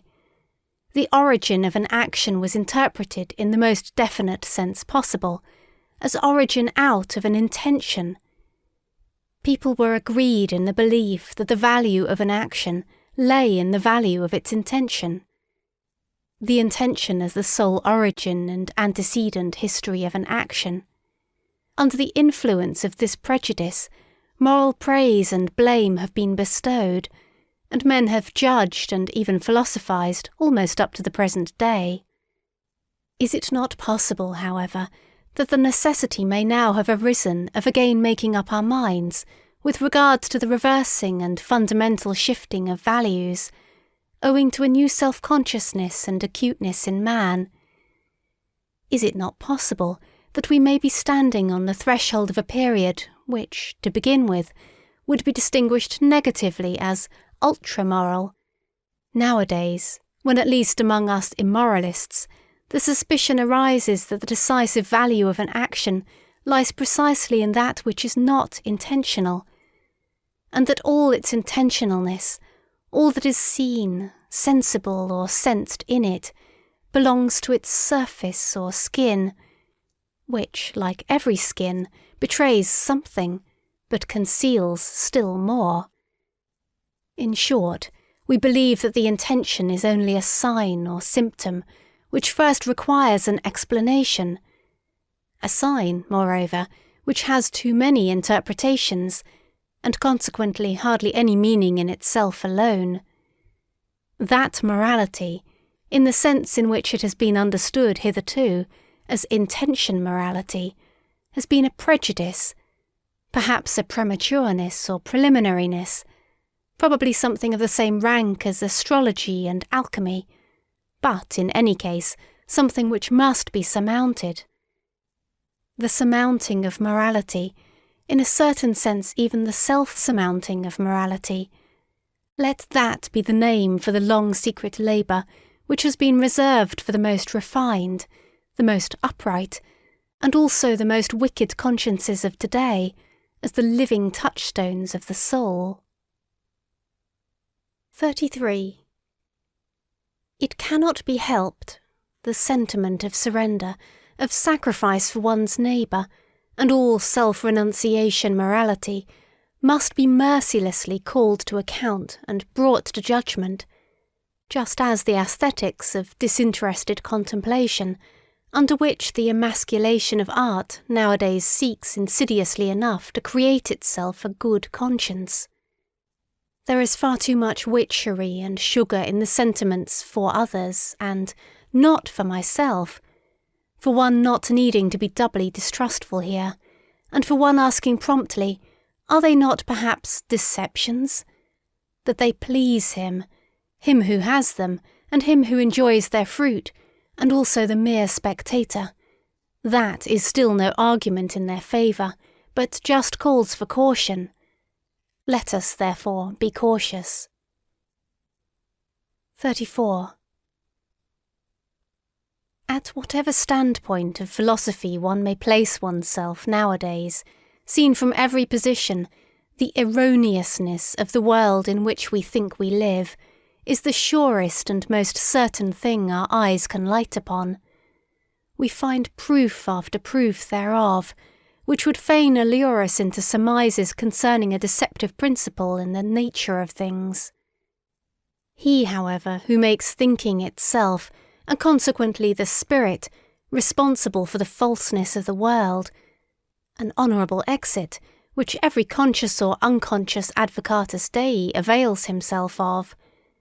He who regards this world, including space, time, form and movement, as falsely deduced, would have at least good reason in the end to become distrustful also of all thinking. Has it not hitherto been playing upon us the worst of scurvy tricks? And what guarantee would it give that it would not continue to do what it has always been doing? In all seriousness, the innocence of thinkers has something touching and respect-inspiring in it, which even nowadays permits them to wait upon consciousness with the request that it will give them honest answers. For example, whether it be real or not, and why it keeps the outer world so resolutely at a distance, and other questions of the same description.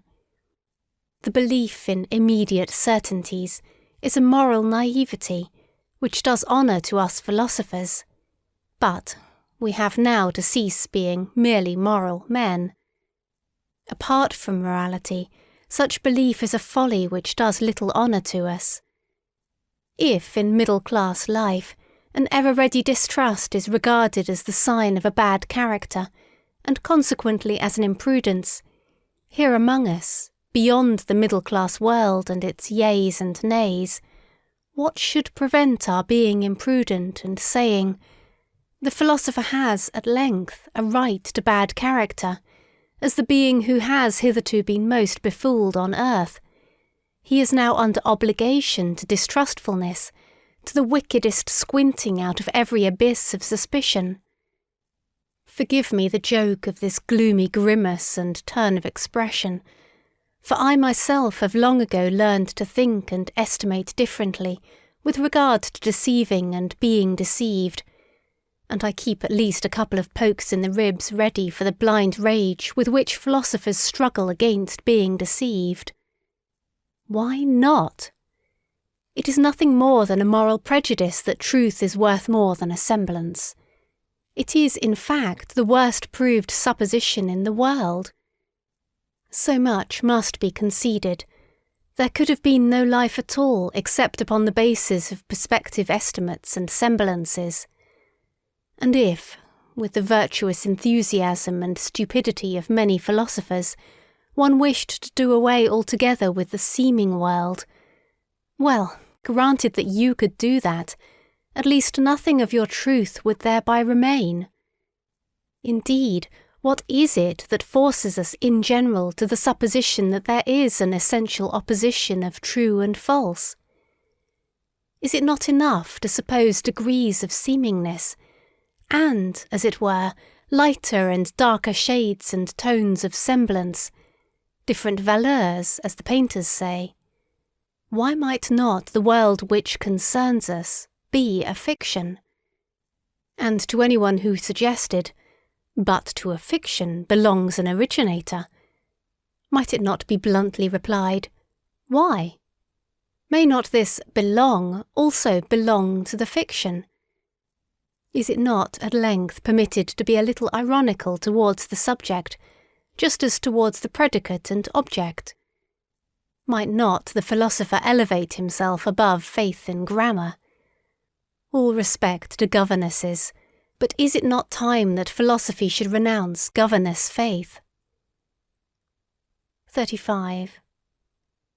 O Voltaire, O humanity, O idiocy! There is something ticklish in the truth, and in the search for the truth, and if man goes about it too humanely, il ne cherche le vrai que pour faire le bien, I wager he finds nothing. 36. Supposing that nothing else is given as real, but our world of desires and passions, that we cannot sink or rise to any other reality but just that of our impulses, for thinking is only a relation of these impulses to one another, are we not permitted to make the attempt, and to ask the question whether this which is given does not suffice, by means of our counterparts, for the understanding even of the so-called mechanical or material world? I do not mean as an illusion, a semblance, a representation, in the Berkeleyan and Schopenhauerian sense, but as possessing the same degree of reality as our emotions themselves, as a more primitive form of the world of emotions, in which everything still lies locked in a mighty unity, which afterwards branches off and develops itself in organic processes, naturally also refines and debilitates, as a kind of instinctive life in which all organic functions, including self-regulation, assimilation, nutrition, secretion and change of matter, are still synthetically united with one another as a primary form of life. In the end, it is not only permitted to make this attempt, it is commanded by the conscience of logical method. Not to assume several kinds of causality, so long as the attempt to get along with a single one has not been pushed to its furthest extent, to absurdity, if I may be allowed to say so. That is a morality of method which one may not repudiate nowadays. It follows from its definition, as mathematicians say. The question is ultimately whether we will really realize the will as operating, whether we believe in the causality of the will. If we do so, and fundamentally our belief in this is just our belief in causality itself, we must make the attempt to posit hypothetically the causality of the will as the only causality. Will can naturally only operate on will, and not on matter, not on nerves, for instance. In short, the hypothesis must be hazarded, whether will does not operate on will wherever effects are recognized, and whether all mechanical action, inasmuch as a power operates therein, is not just the power of will, the effect of will. Granted, finally, that we succeeded in explaining our entire instinctive life as the development and ramification of one fundamental form of will, namely the will to power, as my thesis puts it. Granted that all organic functions could be traced back to this will to power, and that the solution of the problem of generation and nutrition, it is one problem, could also be found therein. One would thus have acquired the right to define all active force unequivocally as will to power. The world seen from within, the world defined and designated according to its intelligible character, it would simply be will to power and nothing else. 37. What? Does that not mean in popular language, God is disproved but not the devil? On the contrary, my friends, and who the devil also compels you to speak popularly. 38.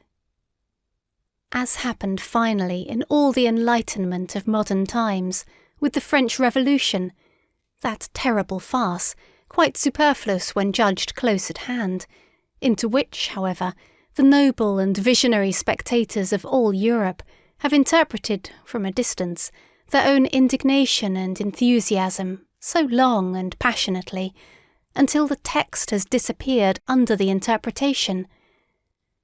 So a noble posterity might once more misunderstand the whole of the past, and perhaps only thereby make its aspect endurable. Or rather, has not this already happened?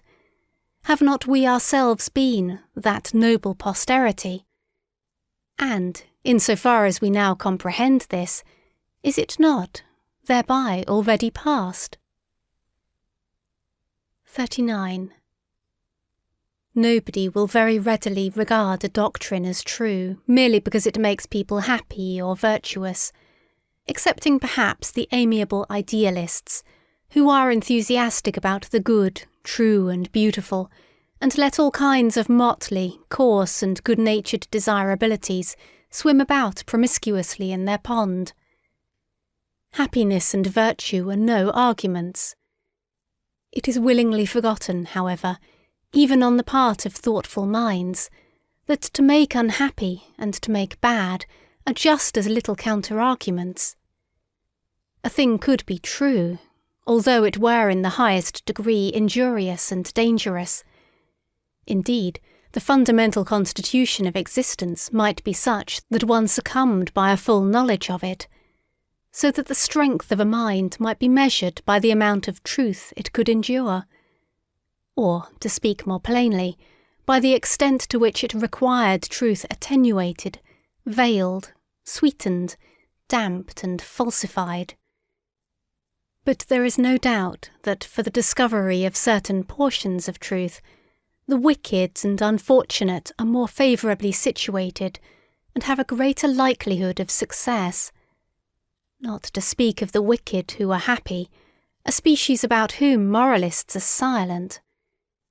Perhaps severity and craft are more favourable conditions for the development of strong, independent spirits and philosophers than the gentle, refined, yielding good nature and habit of taking things easily, which are prized and rightly prized in a learned man.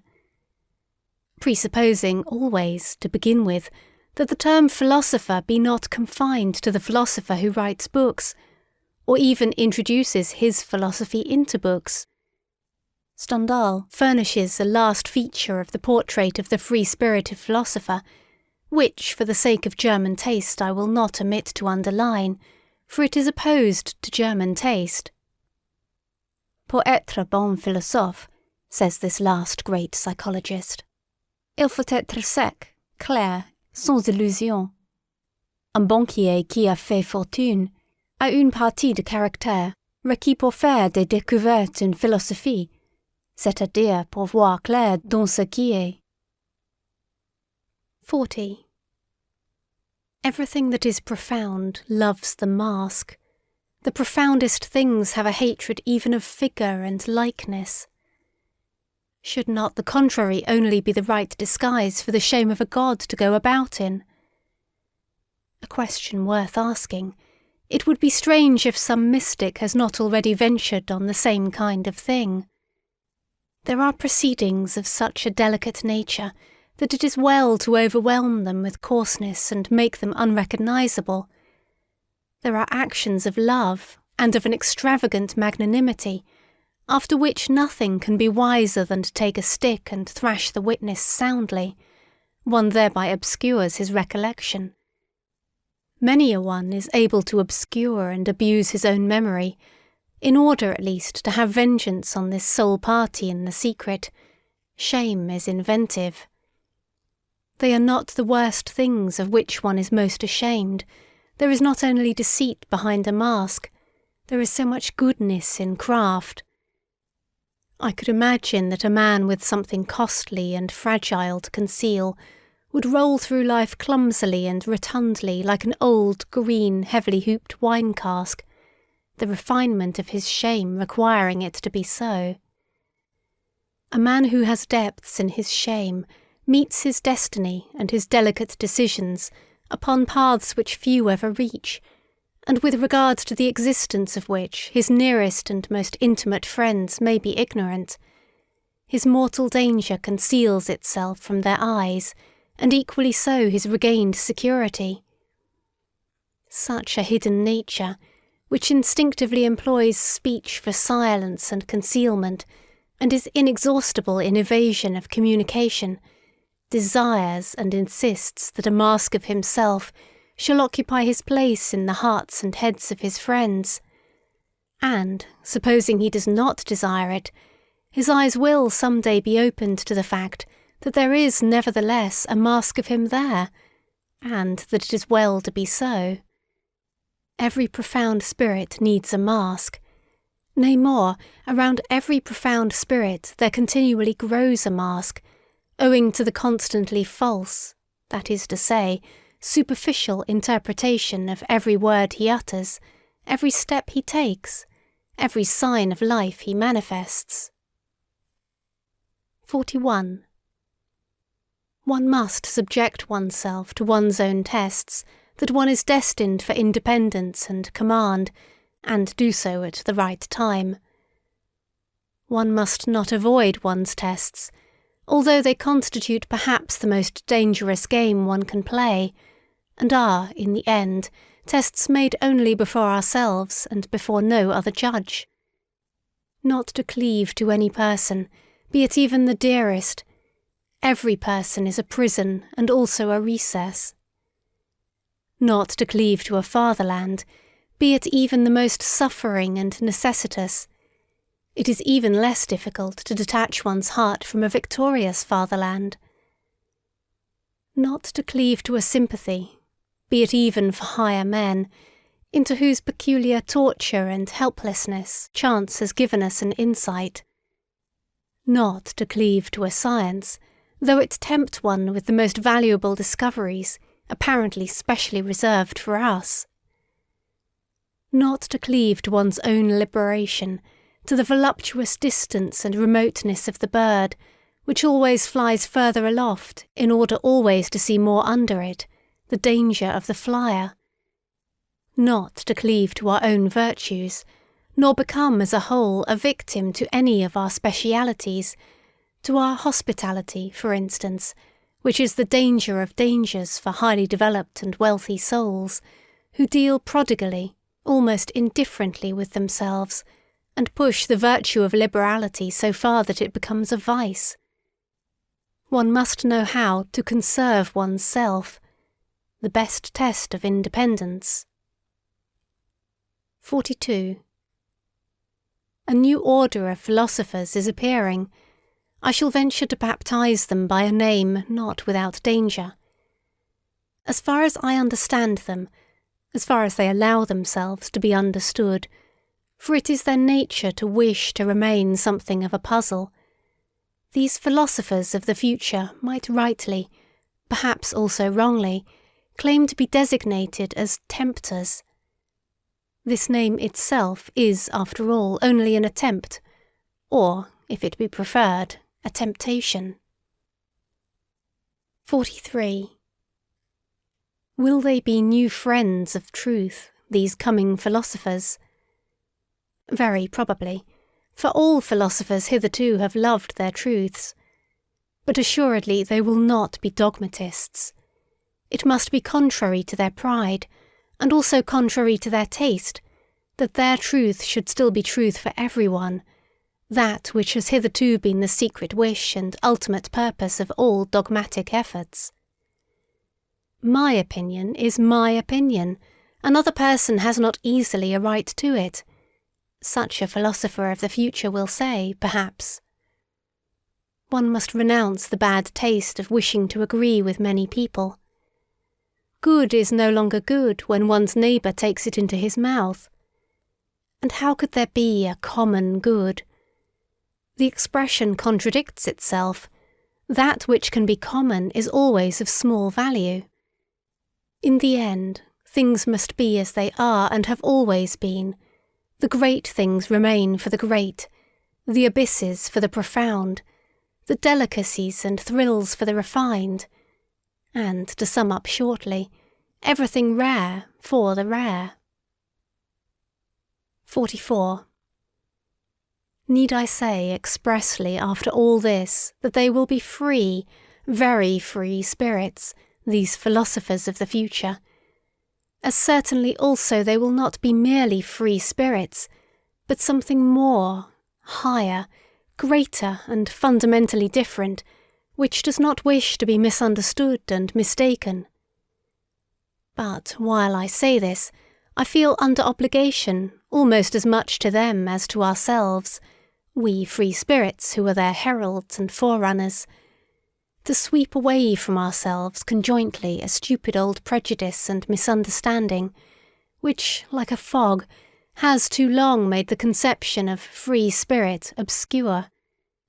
In every country of Europe, and the same in America, there is at present something which makes an abuse of this name a very narrow, prepossessed, enchained class of spirits, who desire almost the opposite of what our intentions and instincts prompt, not to mention that in respect to the new philosophers who are appearing, they must still more be closed windows and bolted doors.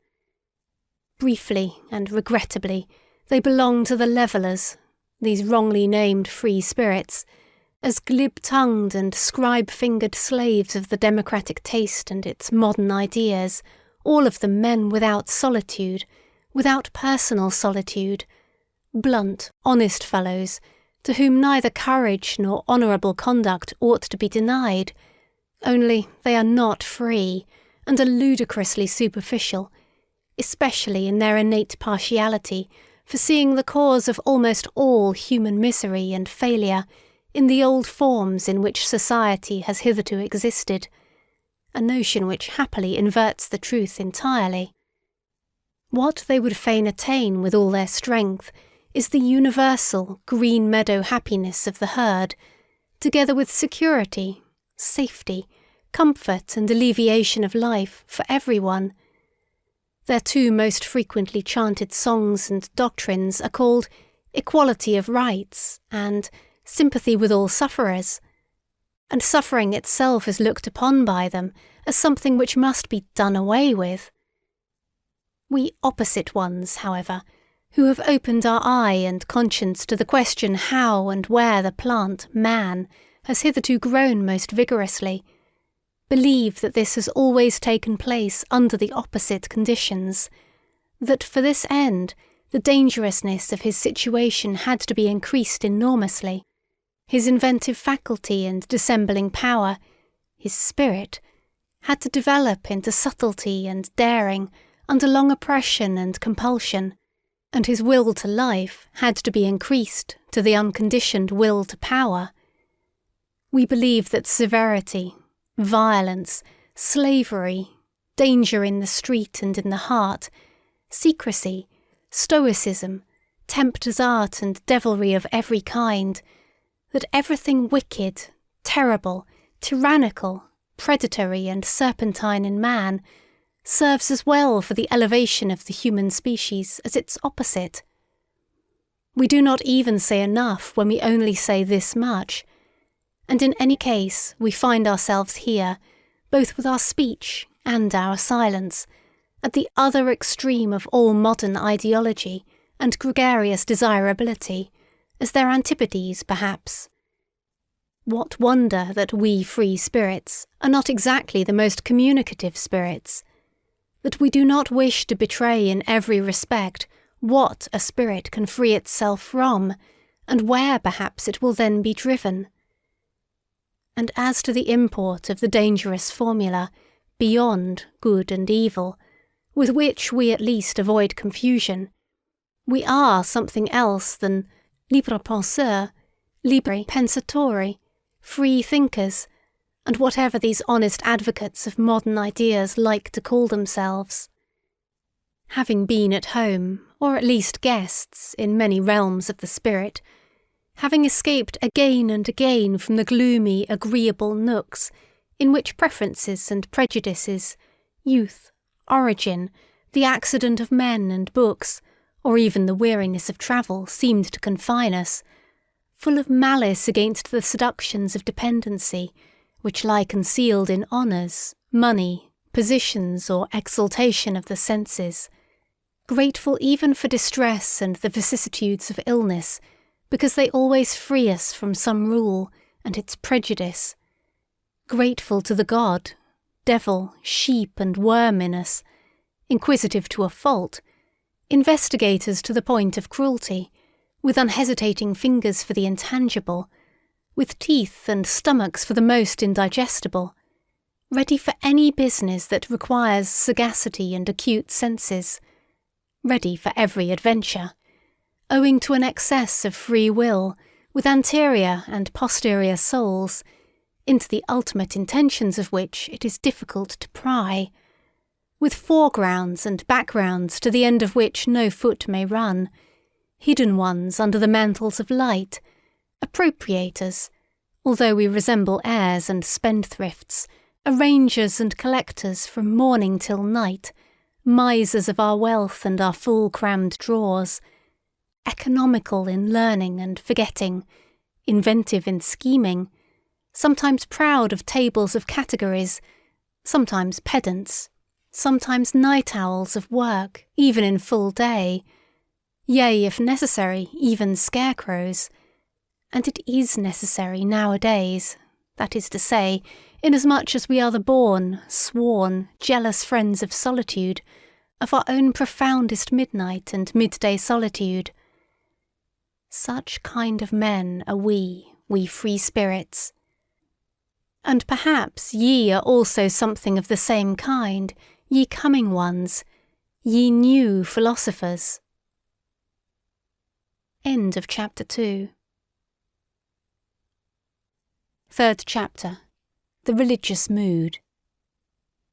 45.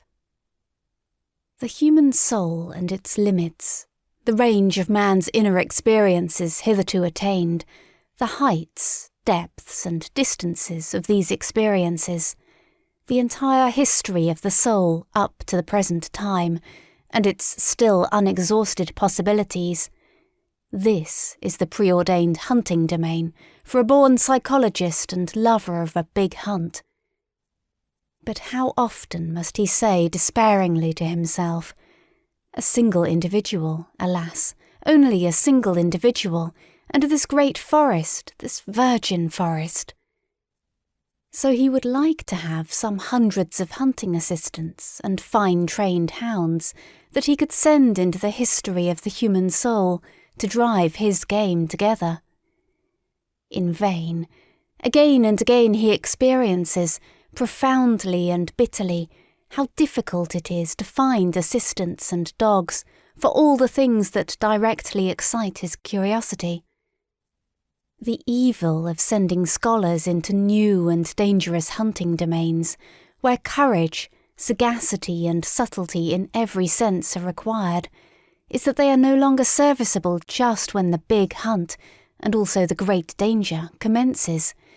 It is precisely then that they lose their keen eye and nose.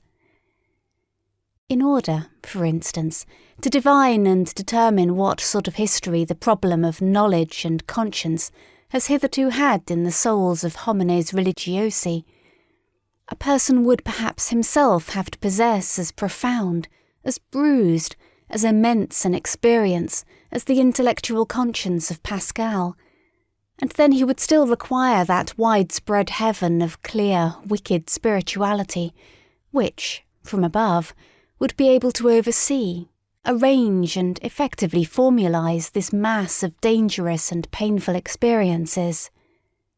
But who could do me this service? And who would have time to wait for such servants? They evidently appear too rarely. They are so improbable at all times. Eventually one must do everything oneself in order to know something, which means that one has much to do. But a curiosity like mine is once for all the most agreeable of vices. Pardon me, I mean to say that the love of truth has its reward in heaven, and already upon earth. 46. Faith, such as early Christianity desired, and not infrequently achieved, in the midst of a sceptical and southernly free-spirited world, which had centuries of struggle between philosophical schools behind it and in it, counting besides the education in tolerance which the Imperium Romanum gave. This faith is not that sincere, austere slave faith, by which perhaps a Luther or a Cromwell, or some other northern barbarian of the spirit remained attached to his God and Christianity. It is much rather the faith of Pascal, which resembles in a terrible manner a continuous suicide of reason, a tough, long-lived, worm-like reason, which is not to be slain at once and with a single blow. The Christian faith, from the beginning, is sacrifice, the sacrifice of all freedom, all pride, all self-confidence of spirit. It is at the same time subjection, self-derision and self-mutilation. There is cruelty and religious Phoenicianism in this faith, which is adapted to a tender, many-sided and very fastidious conscience. It takes for granted that the subjection of the spirit is indescribably painful, that all the past and all the habits of such a spirit resist the absurdicism in the form of which faith comes to it. Modern men, with their obtuseness as regards all Christian nomenclature, have no longer the sense for the terribly superlative conception which was implied to an antique taste by the paradox of the formula God on the cross. Hitherto there had never and nowhere been such boldness in inversion, nor anything at once so dreadful, questioning and questionable as this formula. It promised a transvaluation of all ancient values. It was the Orient, the profound Orient. It was the Oriental slave who thus took revenge on Rome and its noble light-minded toleration, on the Roman Catholicism of non-faith.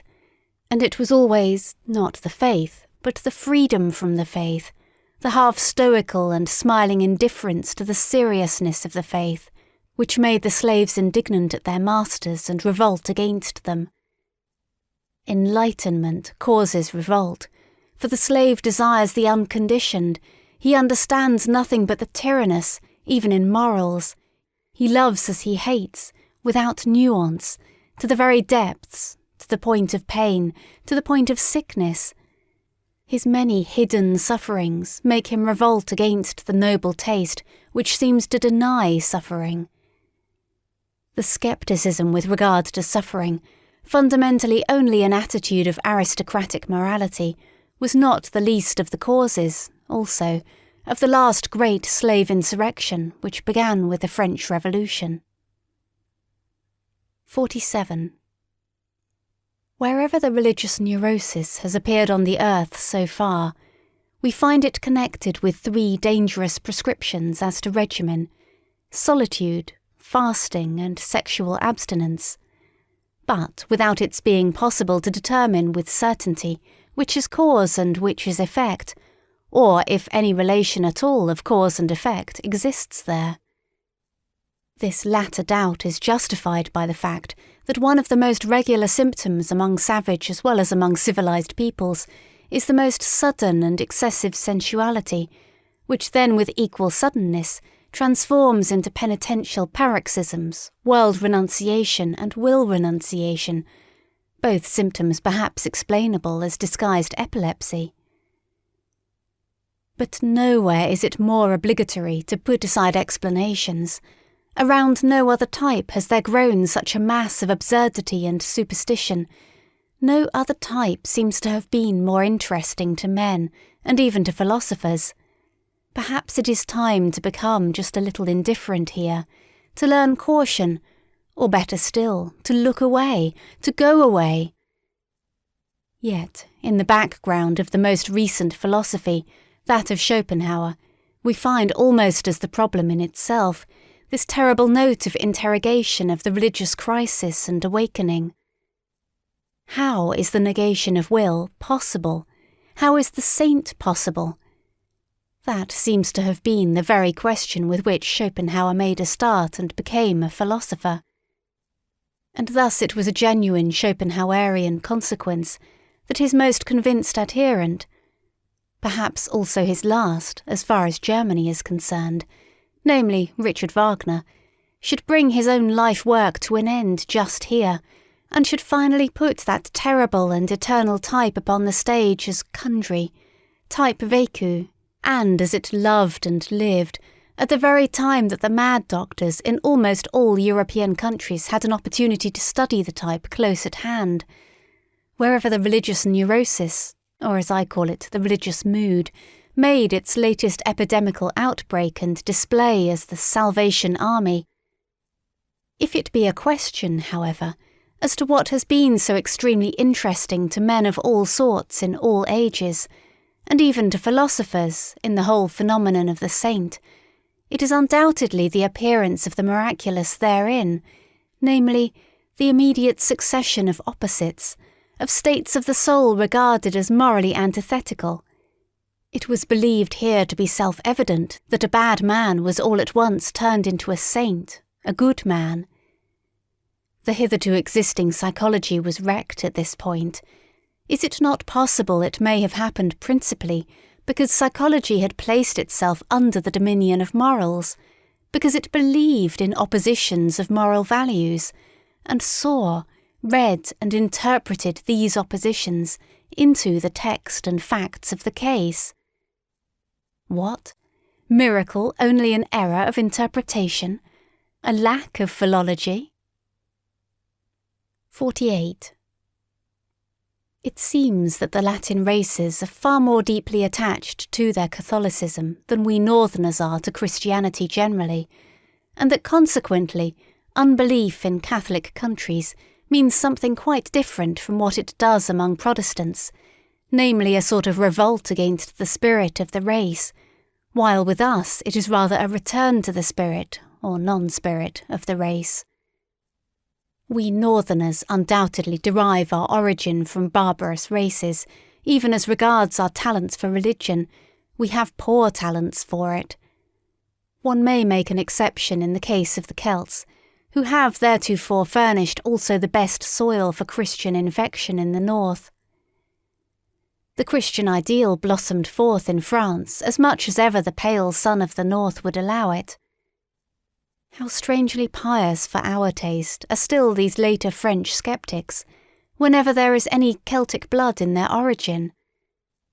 How Catholic, how un-German does Auguste Comte's sociology seem to us, with the Roman logic of its instincts.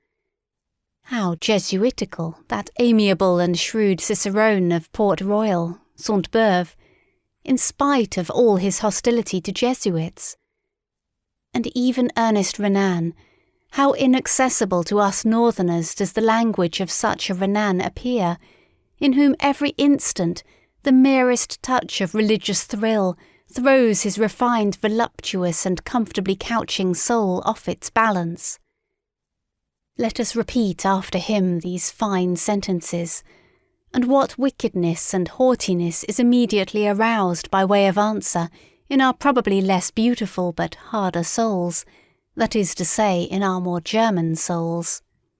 Disons donc hardiment que la religion est un produit de l'homme normal, que l'homme est le plus dans le vrai quand il est le plus religieux et le plus assuré d'une destinée infinie. C'est quand il est bon qu'il veut que la vertu corresponde à un odeur éternel. C'est quand il contemple les choses d'une manière désintéressée qu'il trouve la mort révoltant et absurde. Comment ne pas supposer que c'est dans ces moments-là que l'homme voit le mieux? These sentences are so extremely antipodal to my ears and habits of thought that in my first impulse of rage on finding them, I wrote on the margin, La niaiserie religieuse par excellence, until in my later rage I even took a fancy to them, these sentences with their truth absolutely inverted. It is so nice and such a distinction to have one's own antipodes. 49. That which is so astonishing in the religious life of the ancient Greeks is the irrestrainable stream of gratitude which it pours forth, It is a very superior kind of man who takes such an attitude towards nature and life. Later on, when the populace got the upper hand in Greece, fear became rampant also in religion, and Christianity was preparing itself. 50. The passion for God. There are churlish, honest-hearted and importunate kinds of it, like that of Luther. The whole of Protestantism lacks the southern delicatezza. There is an oriental exaltation of the mind in it, like that of an undeservedly favoured or elevated slave, as in the case of St. Augustine, for instance, who lacks, in an offensive manner, all nobility in bearing and desires. There is a feminine tenderness and sensuality in it, which modestly and unconsciously longs for a unio mystica et physica, as in the case of Madame de Guion. In many cases it appears, curiously enough, as the disguise of a girl's or youth's puberty, here and there even as the hysteria of an old maid, also as her last ambition. The Church has frequently canonized the woman in such a case. 51. The mightiest men have hitherto always bowed reverently before the saint, as the enigma of self-subjugation and utter voluntary privation. Why did they thus bow? They divined in him, and as it were behind the questionableness of his frail and wretched appearance, the superior force which wished to test itself by such a subjugation, the strength of will in which they recognized their own strength and love of power and knew how to honour it. They honoured something in themselves when they honoured the saint. In addition to this, the contemplation of the saint suggested to them a suspicion. Such an enormity of self-negation and anti-naturalness will not have been coveted for nothing, they have said inquiringly. There is perhaps a reason for it, some very great danger, about which the ascetic may wish to be more accurately informed through his secret interlocutors and visitors. In a word, the mighty ones of the world learned to have a new fear before him. They divined a new power, a strange, still unconquered enemy. It was the will to power which obliged them to halt before the saint. They had to question him. 52. In the Jewish Old Testament, the book of divine justice, there are men, things and sayings on such an immense scale that Greek and Indian literature has nothing to compare with it. One stands with fear and reverence before those stupendous remains of what man was formerly, and one has sad thoughts about old Asia and its little outpushed peninsula, Europe, which would like, by all means, to figure before Asia as the progress of mankind.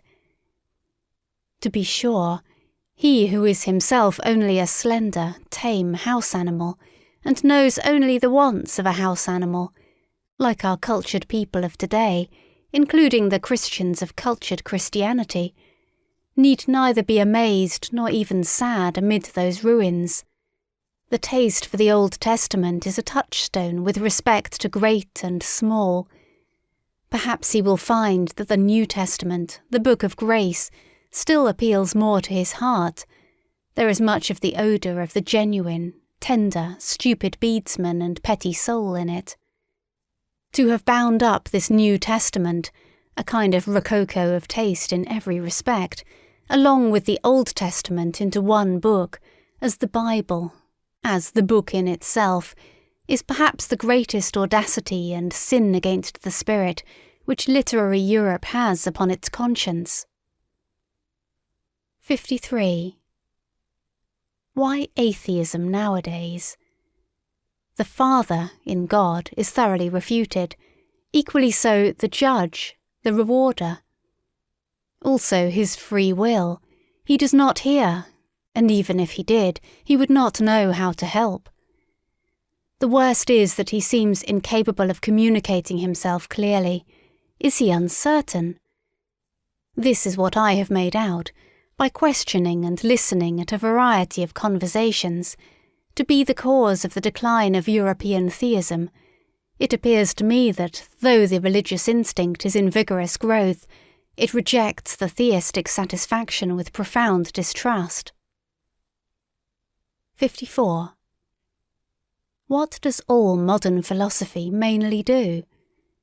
Since Descartes, and indeed more in defiance of him than on the basis of his procedure, an attentat has been made on the part of all philosophers on the old conception of the soul, under the guise of a criticism of the subject and predicate conception, that is to say, an attentat on the fundamental presupposition of Christian doctrine. Modern philosophy, as epistemological skepticism, is secretly or openly anti-Christian, although, for keener ears be it said, by no means anti-religious. Formerly, in effect, one believed in the soul as one believed in grammar and the grammatical subject. One said I is the condition, think is the predicate, and is conditioned. To think is an activity for which one must suppose a subject as cause.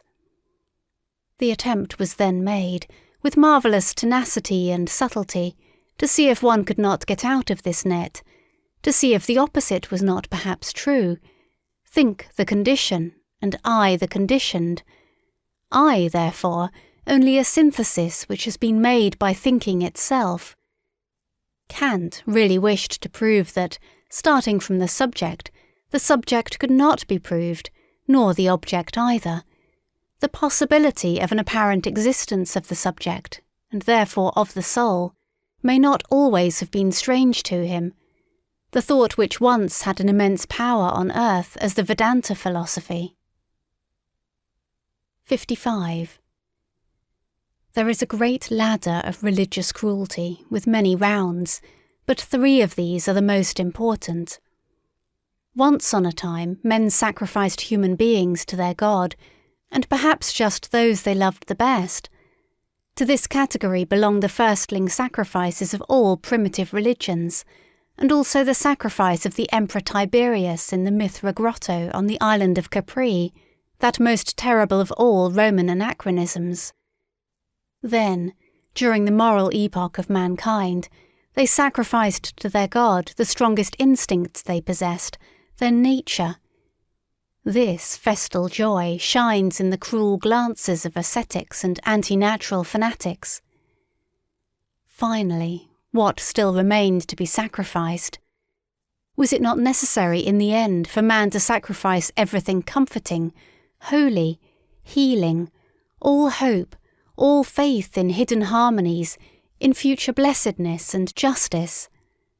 Was it not necessary to sacrifice God himself, and out of cruelty to themselves to worship stone, stupidity, gravity, fate, nothingness? To sacrifice God for nothingness, this paradoxical mystery of the ultimate cruelty has been reserved for the rising generation. We all know something thereof already. 56. Whoever, like myself, prompted by some enigmatical desire, has long endeavoured to go to the bottom of the question of pessimism and free it from the half-Christian, half-German narrowness and stupidity in which it has finally presented itself to this century, namely in the form of Schopenhauer's philosophy. Whoever, with an Asiatic and super-Asiatic eye, has actually looked inside and into the most world-renouncing of all possible modes of thought, beyond good and evil, and no longer like Buddha and Schopenhauer, under the dominion and delusion of morality. Whoever has done this has perhaps just thereby, without really desiring it, opened his eyes to behold the opposite ideal, the ideal of the most world-approving, exuberant and vivacious man, who has not only learnt to compromise and arrange with that which was and is, but wishes to have it again as it was and is for all eternity, insatiably calling out da capo, not only to himself, but to the whole piece and play, and not only the play, but actually to him who requires the play, and makes it necessary, because he always requires himself anew, and makes himself necessary. What? And this would not be circulus vitiosus Deus? 57. The distance, and as it were the space around man, grows with the strength of his intellectual vision and insight. His world becomes profounder. New stars, new enigmas and notions are ever coming into view. Perhaps everything on which the intellectual eye has exercised its acuteness and profundity has just been an occasion for its exercise, something of a game, something for children and childish minds. Perhaps the most solemn conceptions that have caused the most fighting and suffering, the conceptions God and sin, will one day seem to us of no more importance than a child's plaything, or a child's pain seems to an old man. And perhaps another plaything and another pain will then be necessary once more for the old man, always childish enough, an eternal child. 58. Has it been observed to what extent outward idleness, or semi-idleness, is necessary to a real religious life, alike for its favourite microscopic labour of self-examination, and for its soft placidity called prayer, the state of perpetual readiness for the coming of God? I mean the idleness with a good conscience, the idleness of olden times and of blood, to which the aristocratic sentiment that work is dishonouring, that it vulgarizes body and soul, is not quite unfamiliar.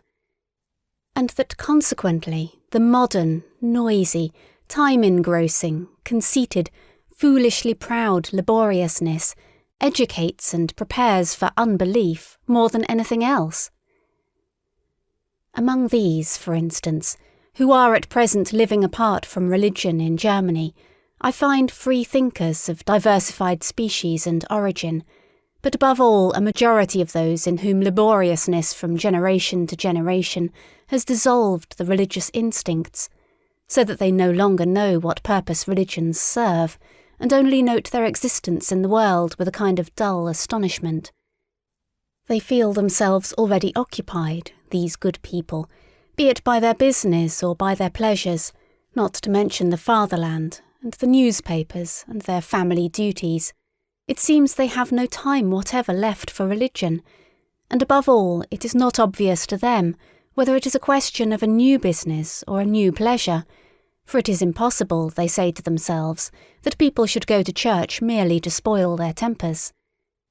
They are by no means enemies of religious customs.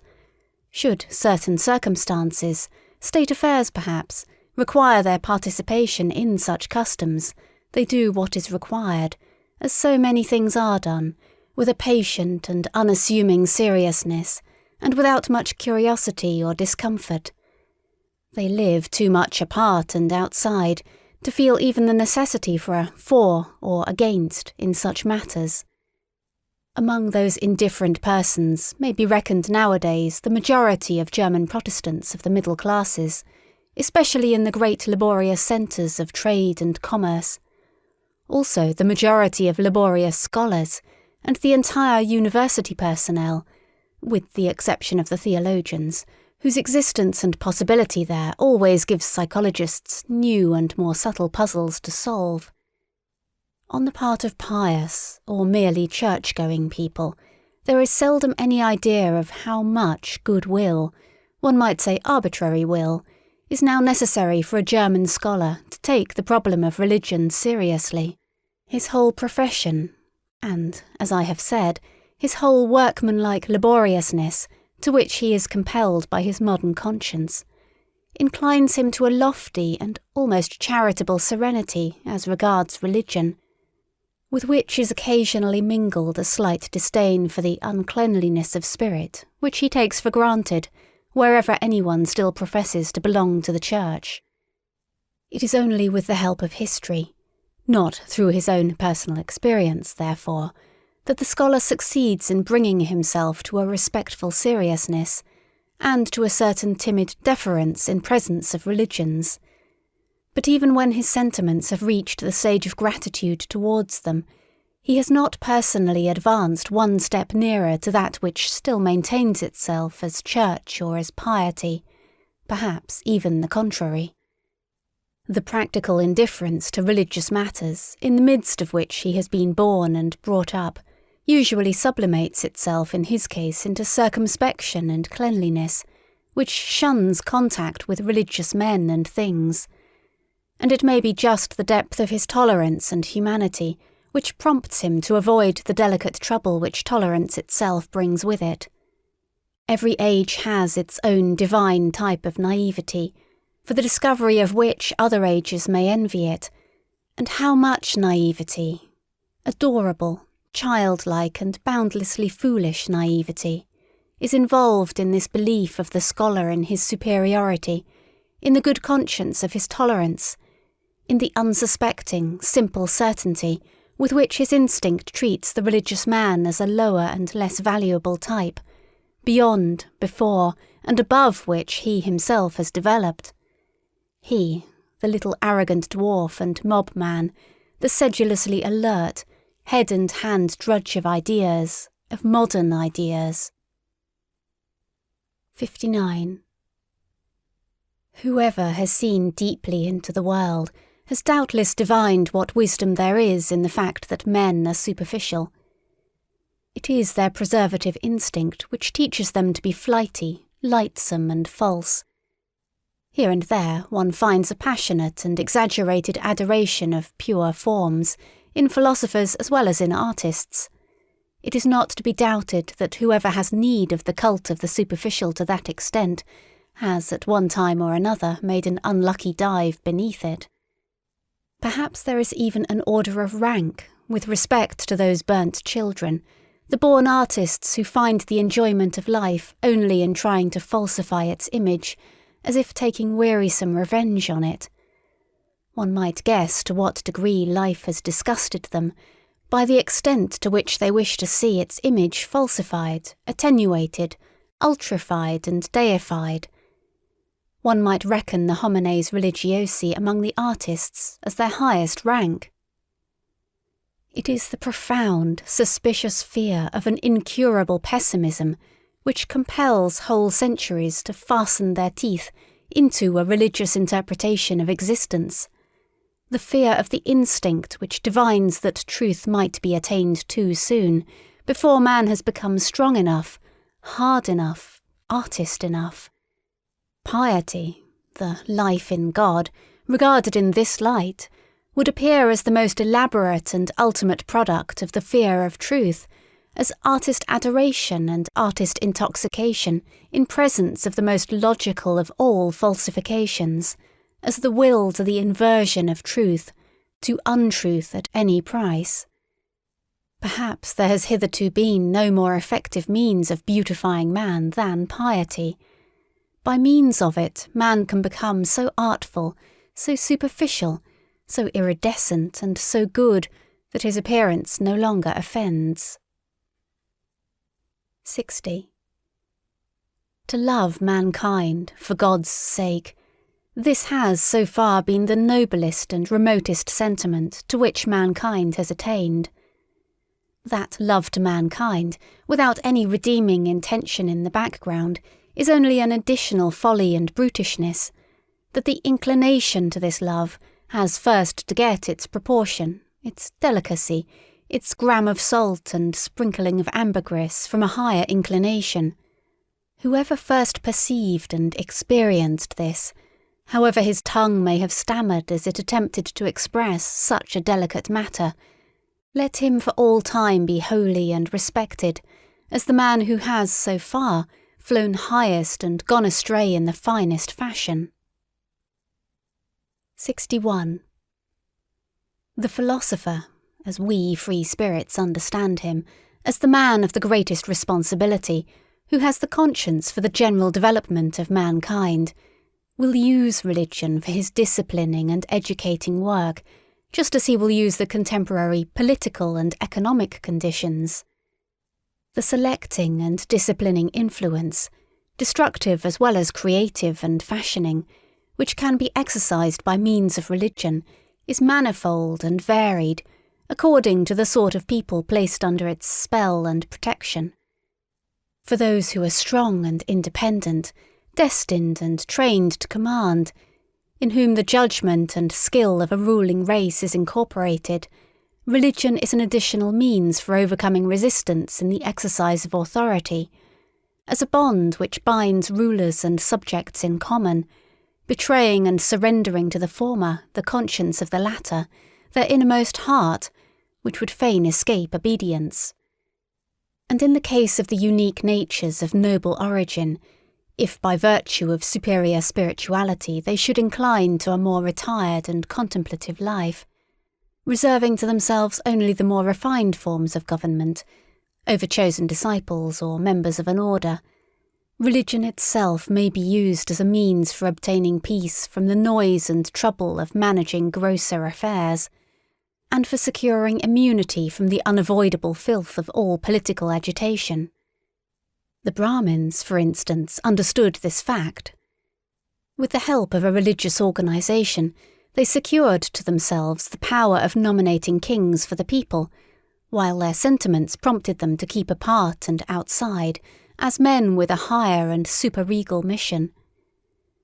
At the same time, religion gives inducement and opportunity to some of the subjects to qualify themselves for future ruling and commanding the slowly ascending ranks and classes, in which, through fortunate marriage customs, volitional power and delight in self-control are on the increase. To them, religion offers sufficient incentives and temptations to aspire to higher intellectuality, and to experience the sentiments of authoritative self-control, of silence, and of solitude. Asceticism and Puritanism are almost indispensable means of educating and ennobling a race which seeks to rise above its hereditary baseness and work itself upwards to future supremacy. And finally, to ordinary men, to the majority of the people, who exist for service and general utility, and are only so far entitled to exist, religion gives invaluable contentedness with their lot and condition, peace of heart, ennoblement of obedience, additional social happiness and sympathy, with something of transfiguration and embellishment, something of justification of all the commonplaceness, all the meanness, all the semi-animal poverty of their souls. Religion, together with the religious significance of life, sheds sunshine over such perpetually harassed men, and makes even their own aspect endurable to them.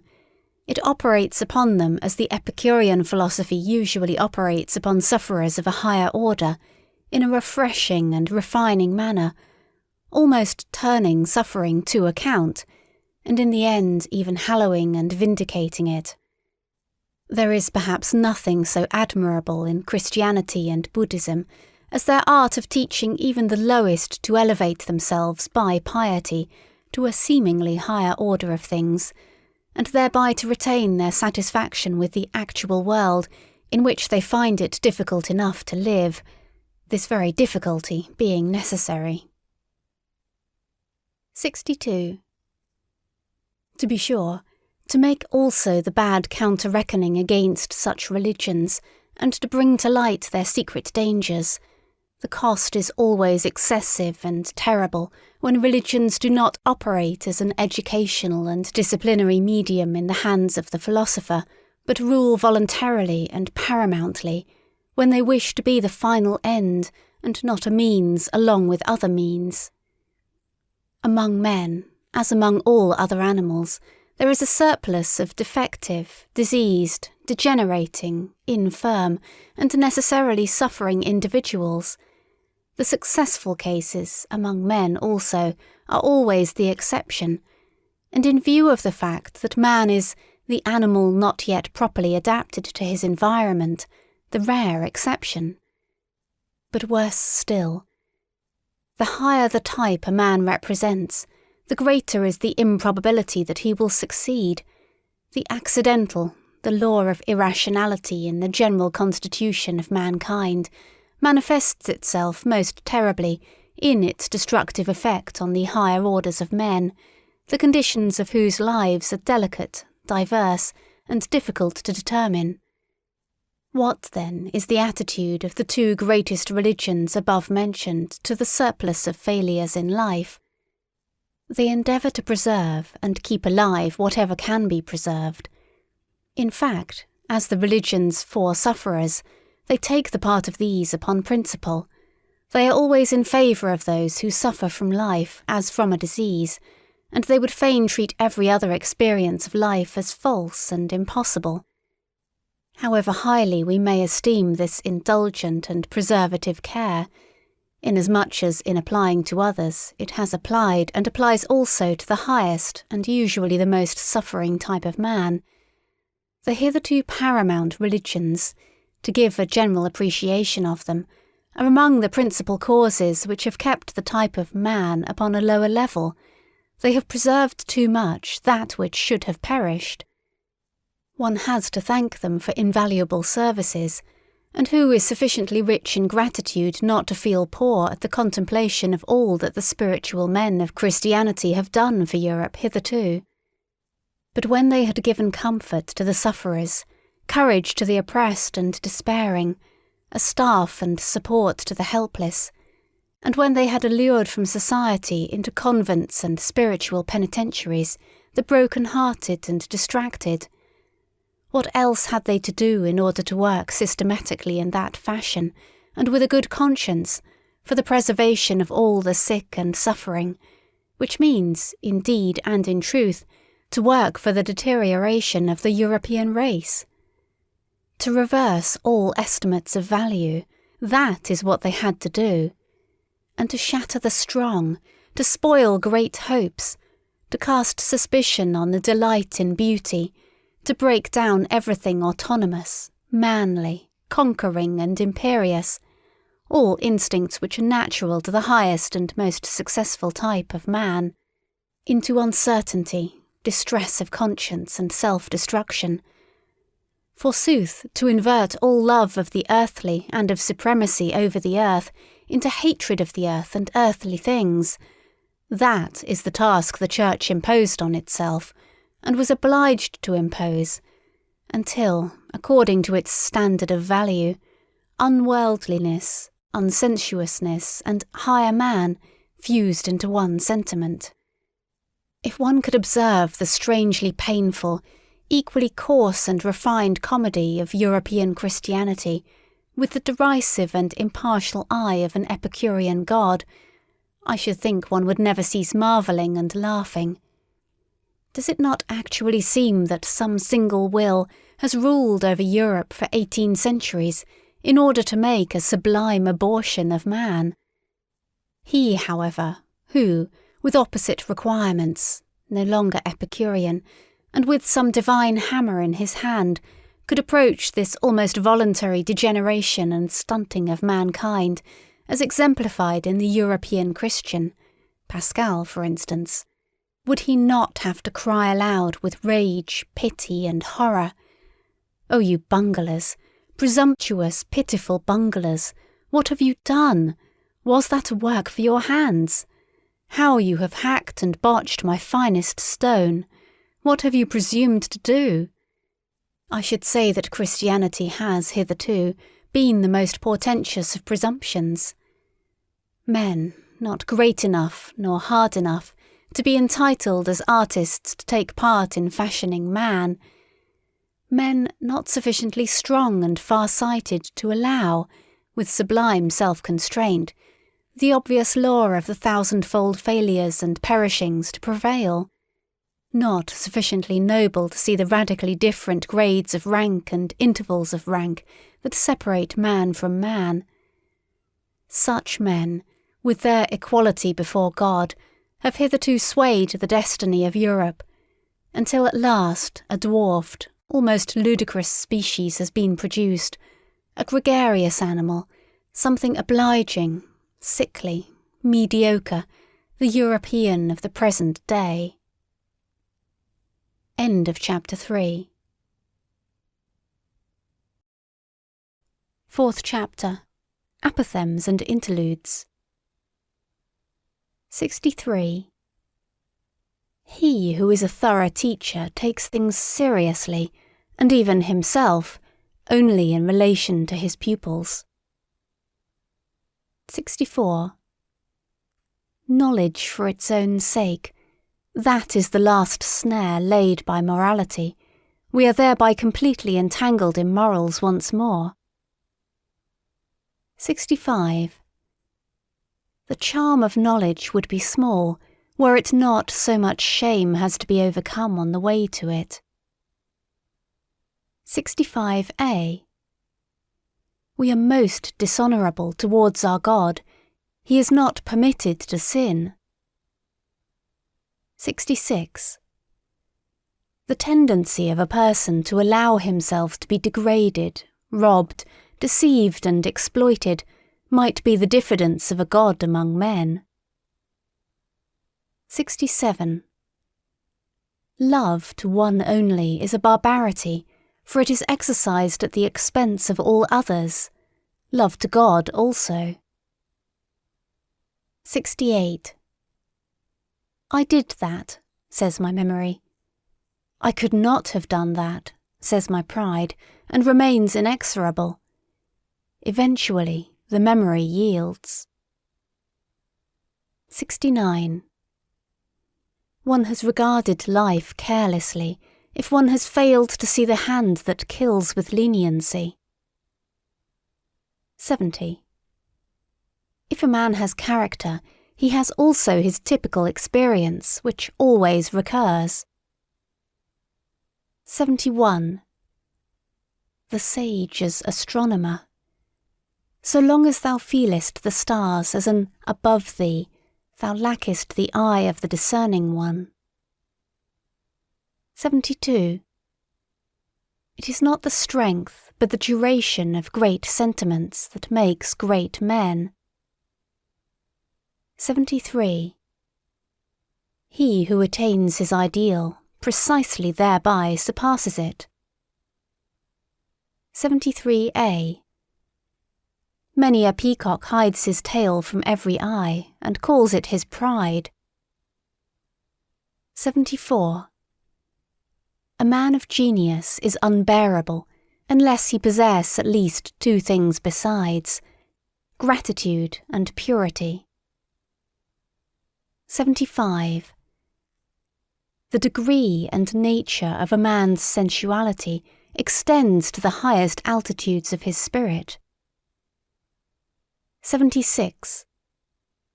Under peaceful conditions, the militant man attacks himself. 77. With his principles, a man seeks either to dominate, or justify, or honour, or reproach, or conceal his habits. Two men with the same principles probably seek fundamentally different ends therewith. 78. He who despises himself nevertheless esteems himself thereby as a despiser. 79. A soul which knows that it is loved but does not itself love betrays its sediment, its dregs come up. 80. A thing that is explained ceases to concern us. What did the God mean who gave the advice, "Know thyself"? Did it perhaps imply, "Cease to be concerned about thyself, become objective"? And Socrates? And the scientific man? 81. It is terrible to die of thirst at sea. Is it necessary that you should so salt your truth that it will no longer quench thirst? 82. Sympathy for all would be harshness and tyranny for thee, my good neighbour. 83. Instinct. When the house is on fire, one forgets even the dinner. Yes, but one recovers it from among the ashes. 84. Woman learns how to hate in proportion as she forgets how to charm. 85. The same emotions are in man and woman, but in different tempo. On that account, man and woman never cease to misunderstand each other. 86. In the background of all their personal vanity, women themselves have still their impersonal scorn for woman. 87. Fettered heart, free spirit. When one firmly fetters one's heart and keeps it prisoner, one can allow one's spirit many liberties. I said this once before, but people do not believe it when I say so, unless they know it already. 88. One begins to distrust very clever persons when they become embarrassed. 89. Dreadful experiences raise the question whether he who experiences them is not something dreadful also. 90. Heavy, melancholy men turn lighter and come temporarily to their surface precisely by that which makes others heavy, by hatred and love. 91. So cold, so icy that one burns one's finger at the touch of him. Every hand that lays hold of him shrinks back, and for that very reason many think him red hot. 92. Who has not, at one time or another, sacrificed himself for the sake of his good name? 93. In affability there is no hatred of men, but precisely on that account a great deal too much contempt of men. 94. The maturity of man. That means to have reacquired the seriousness that one had as a child at play. 95.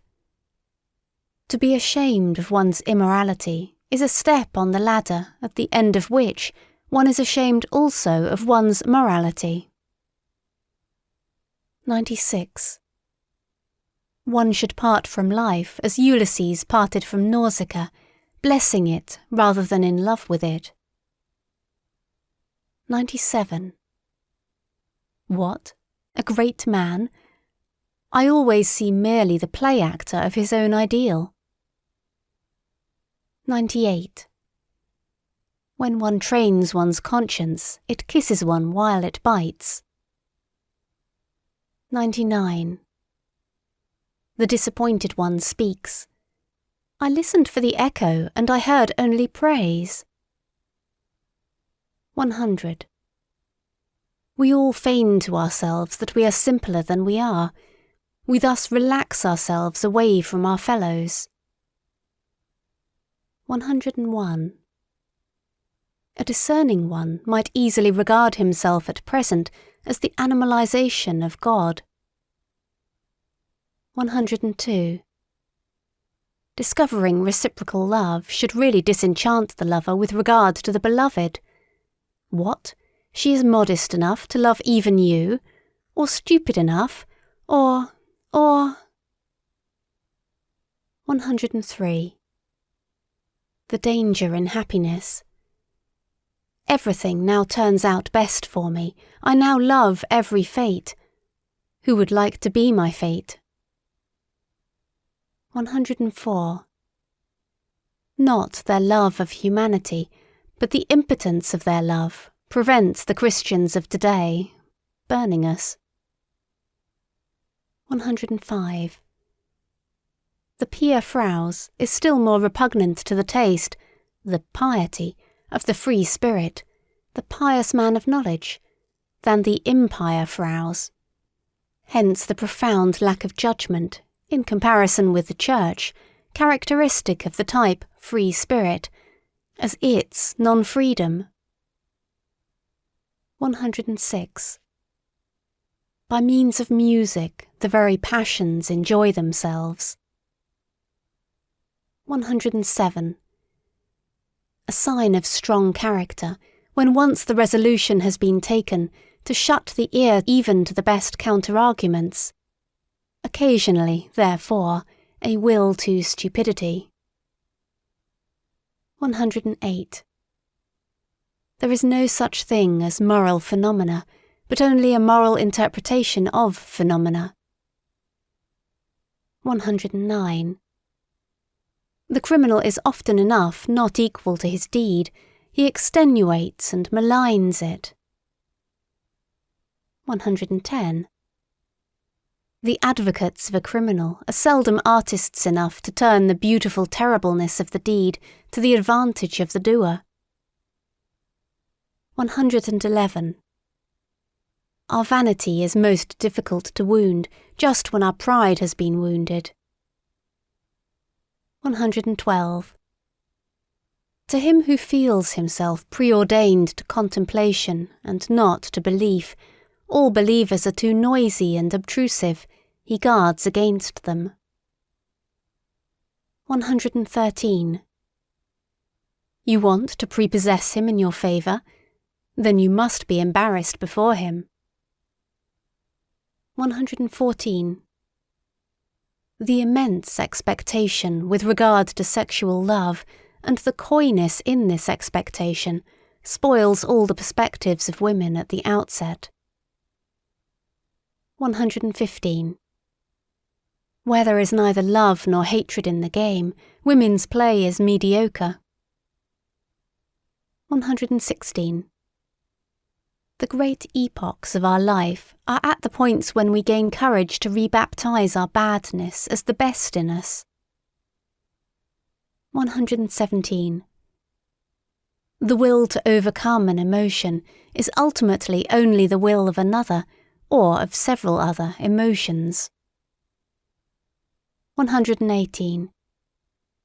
There is an innocence of admiration. It is possessed by him to whom it has not yet occurred that he himself may be admired some day. 119.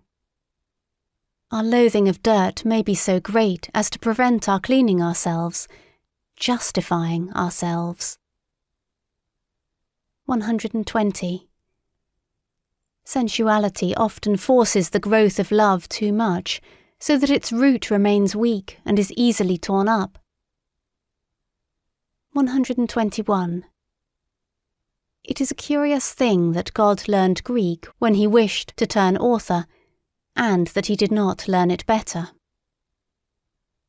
122. To rejoice on account of praise is, in many cases, merely politeness of heart, and the very opposite of vanity of spirit. 123. Even concubinage has been corrupted by marriage. 124. He who exults at the stake does not triumph over pain, but because of the fact that he does not feel pain where he expected it. A parable. 125. When we have to change an opinion about anyone, we charge heavily to his account the inconvenience he thereby causes us. 126. A nation is a detour of nature to arrive at 6 or 7 great men. Yes, and then to get round them. 127.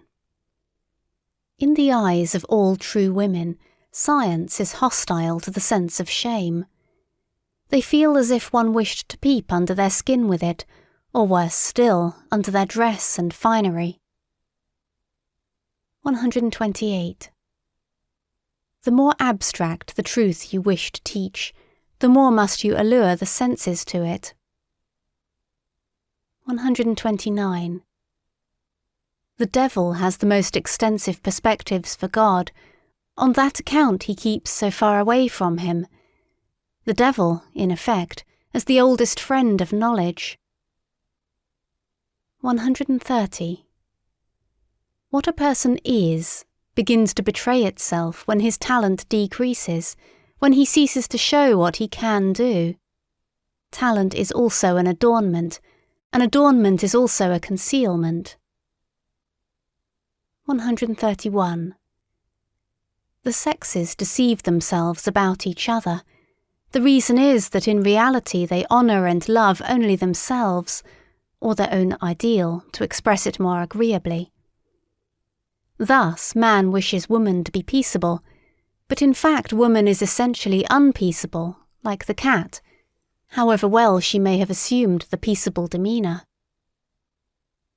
132. One is punished best for one's virtues. 133. He who cannot find the way to his ideal lives more frivolously and shamelessly than the man without an ideal. 134. From the senses originate all trustworthiness, all good conscience, all evidence of truth. 135. Pharisaism is not a deterioration of the good man. A considerable part of it is rather an essential condition of being good. 136. The one seeks an accoucheur for his thoughts, the other seeks someone whom he can assist. A good conversation thus originates. 137. In intercourse with scholars and artists, one readily makes mistakes of opposite kinds. In a remarkable scholar, one not infrequently finds a mediocre man, and often, even in a mediocre artist, one finds a very remarkable man. 138. We do the same when awake as when dreaming. We only invent and imagine him with whom we have intercourse, and forget it immediately. 139.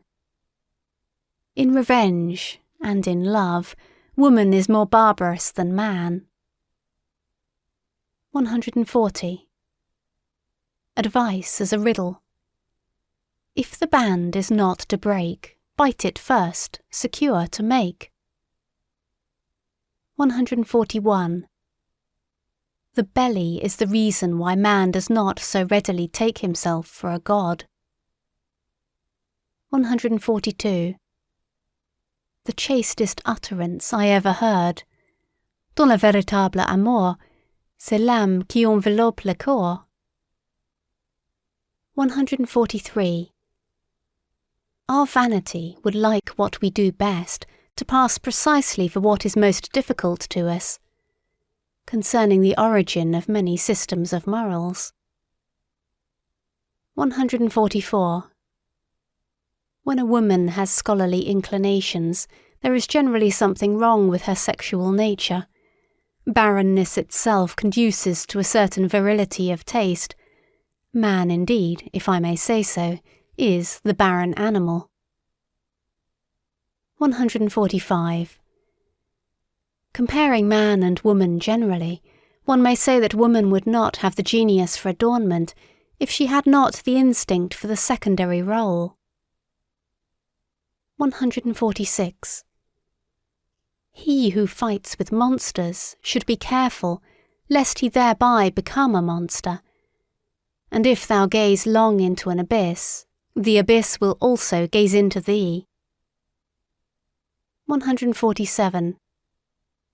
From old Florentine novels, moreover from life, buona femmina e mala femmina vol bastone.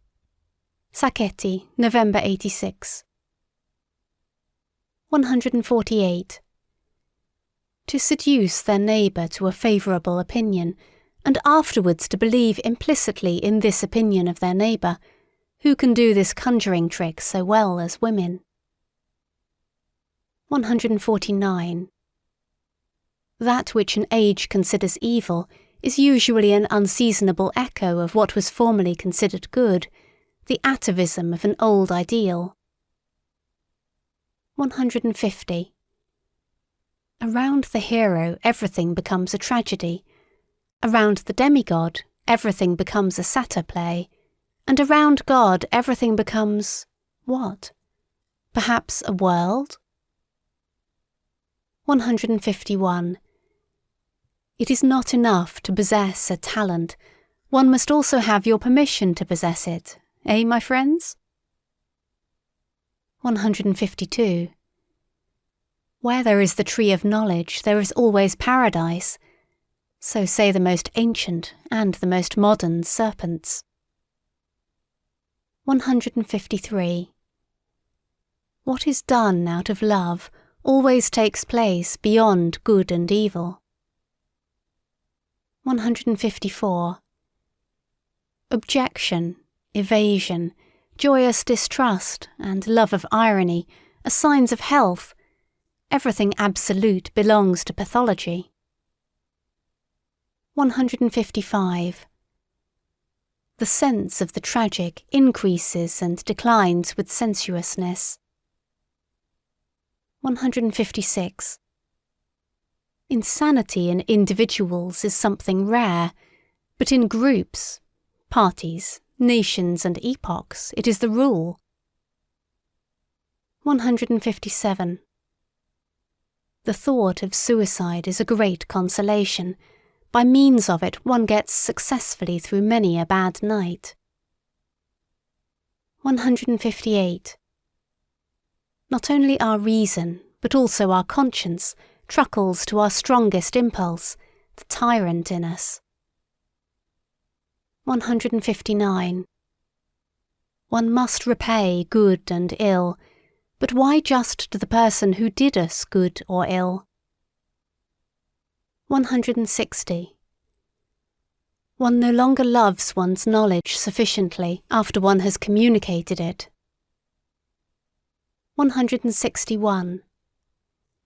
Poets act shamelessly towards their experiences. They exploit them. 162. Our fellow creature is not our neighbour, but our neighbour's neighbour. So thinks every nation. 163. Love brings to light the noble and hidden qualities of a lover, his rare and exceptional traits. It is thus liable to be deceptive as to his normal character. 164. Jesus said to his Jews, "The law was for servants. Love God as I love him, as his son. What have we sons of God to do with morals?" 165. In sight of every party. A shepherd has always need of a bellwether, or he has himself to be a wether occasionally. 166. One may indeed lie with the mouth, but with the accompanying grimace one nevertheless tells the truth. 167.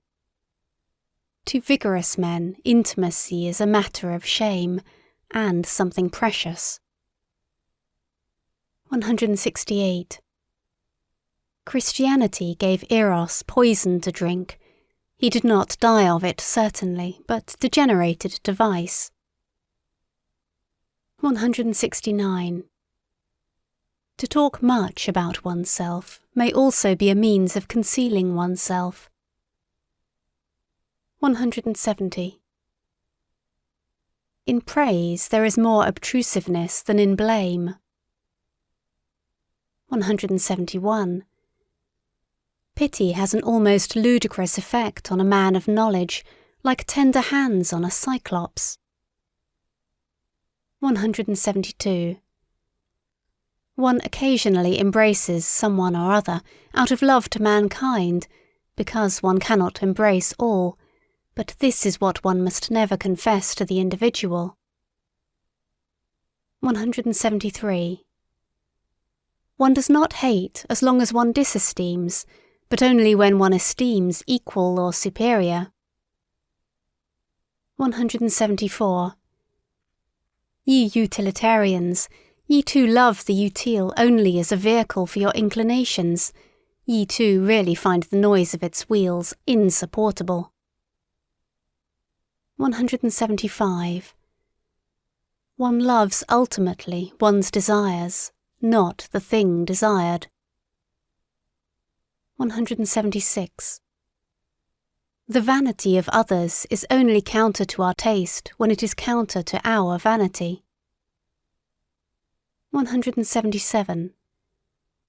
With regard to what truthfulness is, perhaps nobody has ever been sufficiently truthful. 178.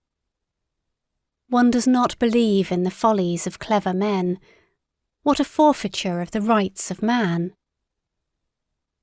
179. The consequences of our actions seize us by the forelock, very indifferent to the fact that we have meanwhile reformed. 180.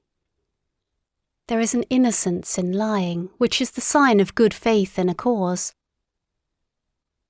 181. It is inhuman to bless when one is being cursed.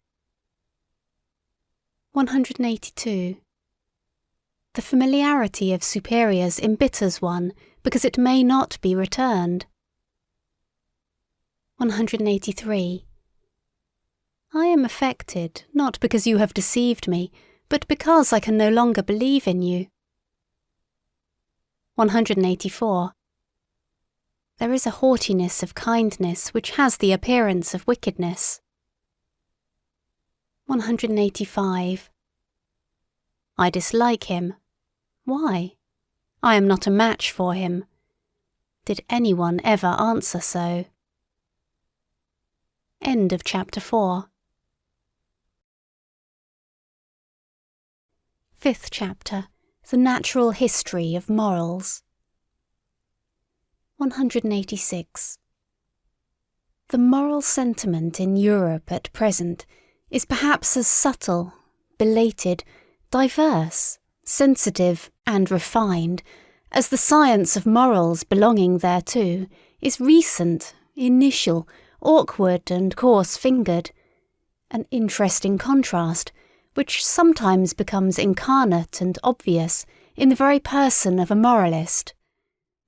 Indeed, the expression science of morals is, in respect to what is designated thereby, far too presumptuous and counter to good taste, which is always a foretaste of more modest expressions.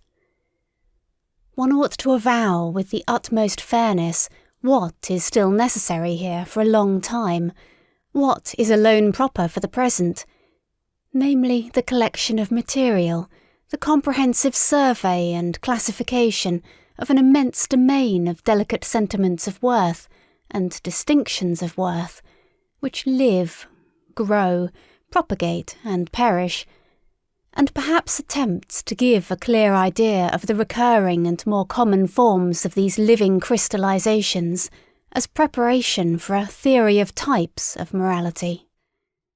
To be sure, people have not hitherto been so modest.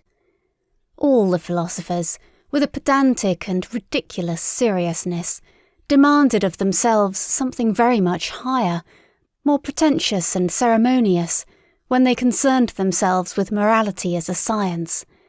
They wanted to give a basis to morality, and every philosopher hitherto has believed that he has given it a basis. Morality itself, however, has been regarded as something given. How far from their awkward pride was the seemingly insignificant problem, left in dust and decay, of a description of forms of morality, notwithstanding that the finest hands and senses could hardly be fine enough for it. It was precisely owing to moral philosophers knowing the moral facts imperfectly, in an arbitrary epitome or an accidental abridgment, perhaps as the morality of their environment, their position, their church, their zeitgeist, their climate and zone.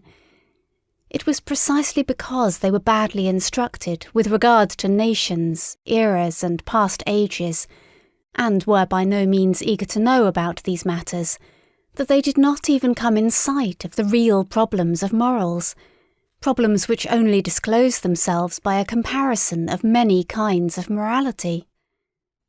In every science of morals hitherto, strange as it may sound, the problem of morality itself has been omitted. There has been no suspicion that there was anything problematic there. That which philosophers called giving a basis to morality, and endeavoured to realise, has, when seen in a right light, proved merely a learned form of good faith in prevailing morality, a new means of its expression, consequently just a matter of fact within the sphere of a definite morality, yea, in its ultimate motive, a sort of denial that it is lawful for this morality to be called in question. And in any case, the reverse of the testing, analysing, doubting and vivisecting of this very faith. Here, for instance, with what innocence, almost worthy of honour, Schopenhauer represents his own task, and draw your conclusions concerning the scientificness of a science whose latest master still talks in the strain of children and old wives. The principle, he says, page 136 of the Grundproblem der Ethik, the axiom about the purport of which all moralists are practically agreed, neminem laede immo omnes quantile potes juva, is really the proposition which all moral teachers strive to establish, the real basis of ethics which has been sought, like the philosopher's stone, for centuries. The difficulty of establishing the proposition referred to may indeed be great. It is well known that Schopenhauer also was unsuccessful in his efforts, and whoever has thoroughly realised how absurdly false and sentimental this proposition is, in a world whose essence is will to power, may be reminded that Schopenhauer, although a pessimist, actually played the flute daily after dinner. One may read about the matter in his biography.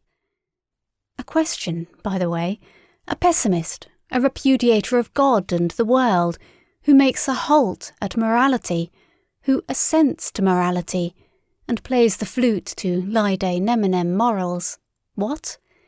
Is that really a pessimist? 187.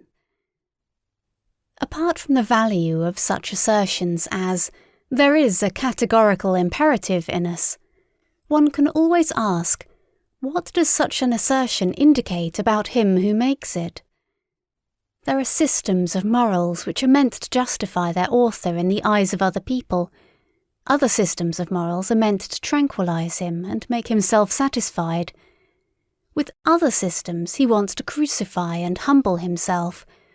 With others he wishes to take revenge. With others to conceal himself. With others to glorify himself and give superiority and distinction. This system of morals helps its author to forget.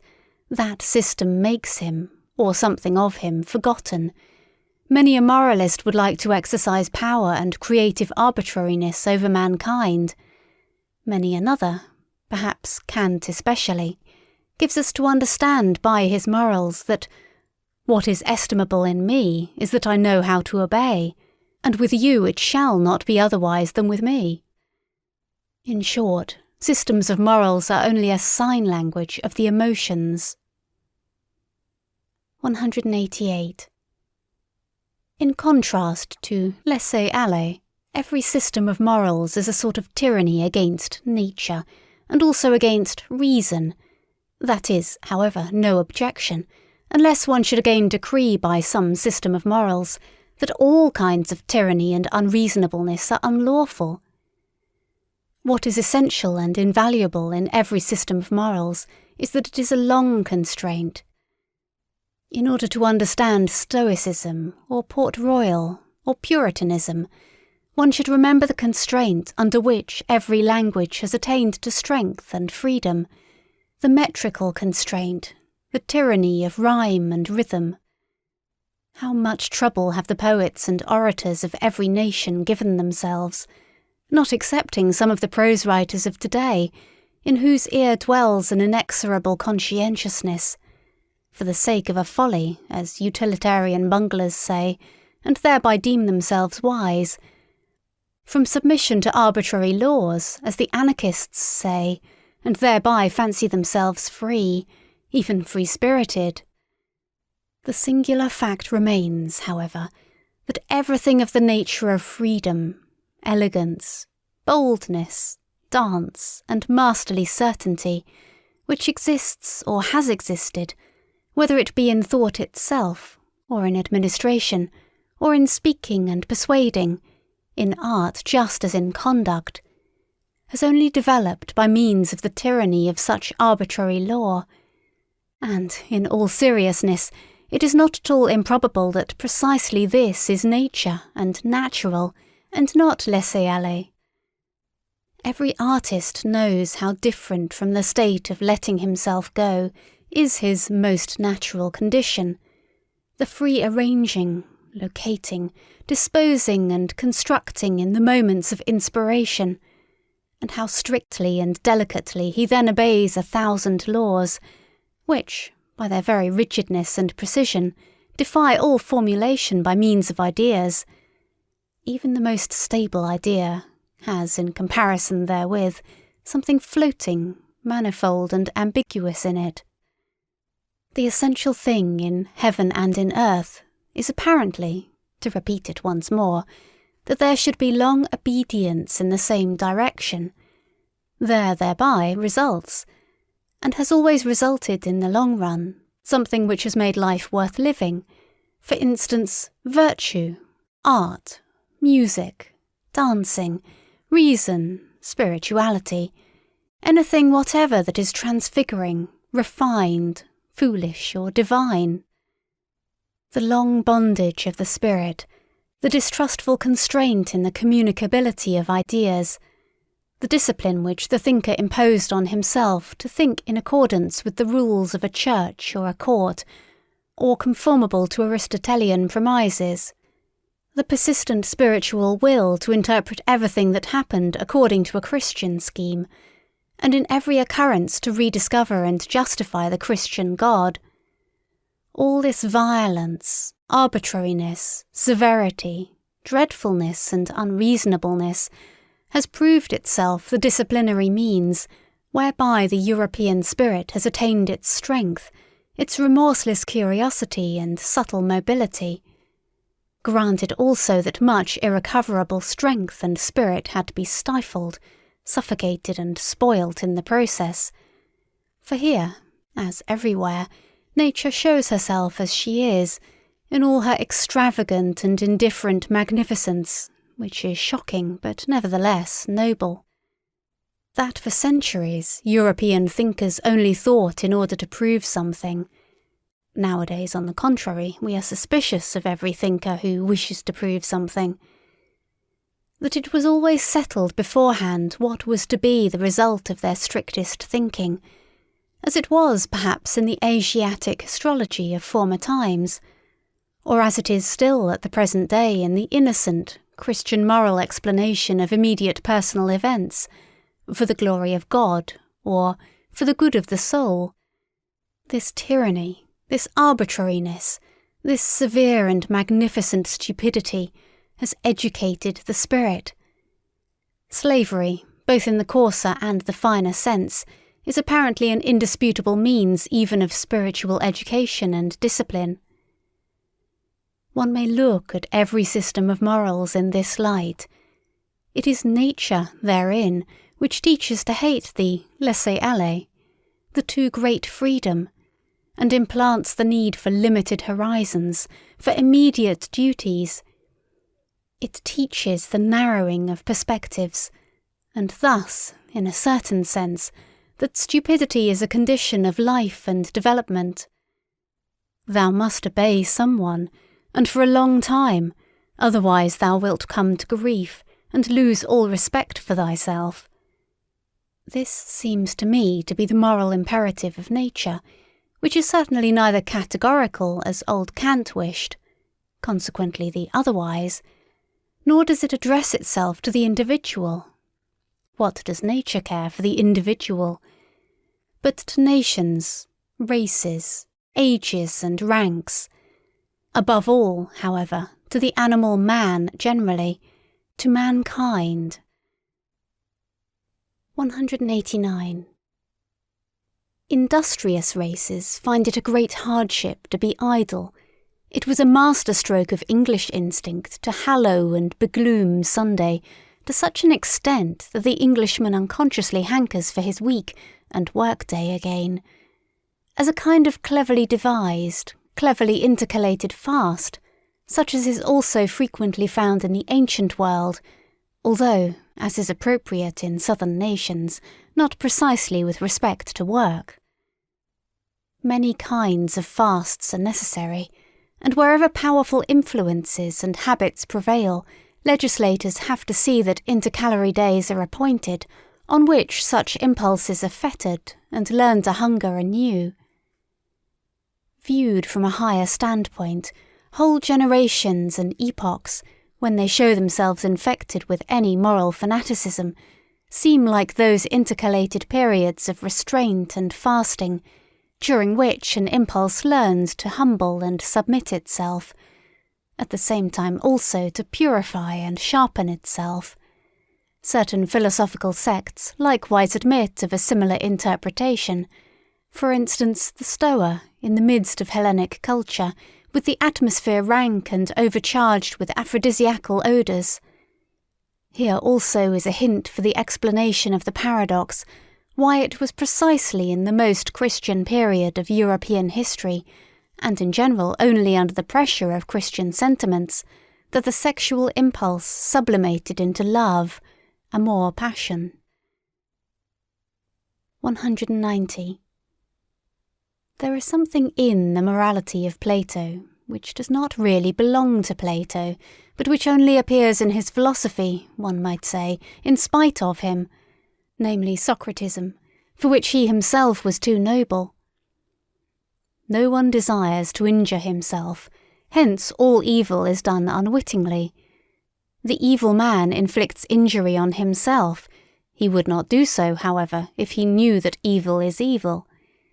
The evil man, therefore, is only evil through error. If one free him from error, one will necessarily make him good. This mode of reasoning savours of the populace, who perceive only the unpleasant consequences of evil-doing, and practically judge that it is stupid to do wrong, while they accept good as identical with useful and pleasant, without further thought. As regards every system of utilitarianism, one may at once assume that it has the same origin, and follow the scent. One will seldom err. Plato did all he could to interpret something refined and noble into the tenets of his teacher, and above all to interpret himself into them. He, the most daring of all interpreters, who lifted the entire Socrates out of the street as a popular theme and song, to exhibit him in endless and impossible modifications, namely in all his own disguises and multiplicities. In jest, and in Homeric language as well, what is the Platonic Socrates, if not pros the Platon opithen te Platon messe te chimera? 191. The old theological problem of faith and knowledge, or, more plainly, of instinct and reason. The question whether, in respect to the valuation of things, instinct deserves more authority than rationality, which wants to appreciate and act according to motives, according to a why, that is to say, in conformity to purpose and utility. It is always the old moral problem that first appeared in the person of Socrates, and had divided men's minds long before Christianity. Socrates himself, following, of course, the taste of his talent, that of a surpassing dialectician, took first the side of reason, and, in fact, what did he do all his life but laugh at the awkward incapacity of the noble Athenians, who were men of instinct, like all noble men, and could never give satisfactory answers concerning the motives of their actions. In the end, however, though silently and secretly, he laughed also at himself. With his finer conscience and introspection, he found in himself the same difficulty and incapacity. But why, he said to himself, should one on that account separate oneself from the instincts? One must set them right, and the reason also, one must follow the instincts, but at the same time persuade the reason to support them with good arguments. This was the real falseness of that great and mysterious ironist. He brought his conscience up to the point that he was satisfied with a kind of self-outwitting. In fact, he perceived the irrationality in the moral judgment. Plato, more innocent in such matters, and without the craftiness of the plebeian, wished to prove to himself, at the expenditure of all his strength, the greatest strength a philosopher had ever expended, that reason and instinct lead spontaneously to one goal, to the good, to God. And since Plato, all theologians and philosophers have followed the same path, which means that in matters of morality, instinct, or as Christians call it, faith, or as I call it, the herd, has hitherto triumphed. Unless one should make an exception in the case of Descartes, the father of rationalism, and consequently the grandfather of the Revolution, who recognised only the authority of reason. But reason is only a tool, and Descartes was superficial. 192. Whoever has followed the history of a single science finds in its development a clue to the understanding of the oldest and commonest processes of all knowledge and cognizance. There, as here, the premature hypotheses, the fictions, the good stupid will to belief, and the lack of distrust and patience are first developed. Our senses learn late, and never learn completely, to be subtle, reliable and cautious organs of knowledge. Our eyes find it easier on a given occasion to produce a picture already often produced than to seize upon the divergence and novelty of an impression. The latter requires more force, more morality. It is difficult and painful for the ear to listen to anything new. We hear strange music badly. When we hear another language spoken, we involuntarily attempt to form the sounds into words with which we are more familiar and conversant. It was thus, for example, that the Germans modified the spoken word Arqueballista into Armbrust, crossbow. Our senses are also hostile and averse to the new, and generally, even in the simplest processes of sensation, the emotions dominate, such as fear, love, hatred, and the passive emotion of indolence. As little as a reader nowadays reads all the single words, not to speak of syllables, of a page, he rather takes about 5 out of every 20 words at random, and guesses the probably appropriate sense to them.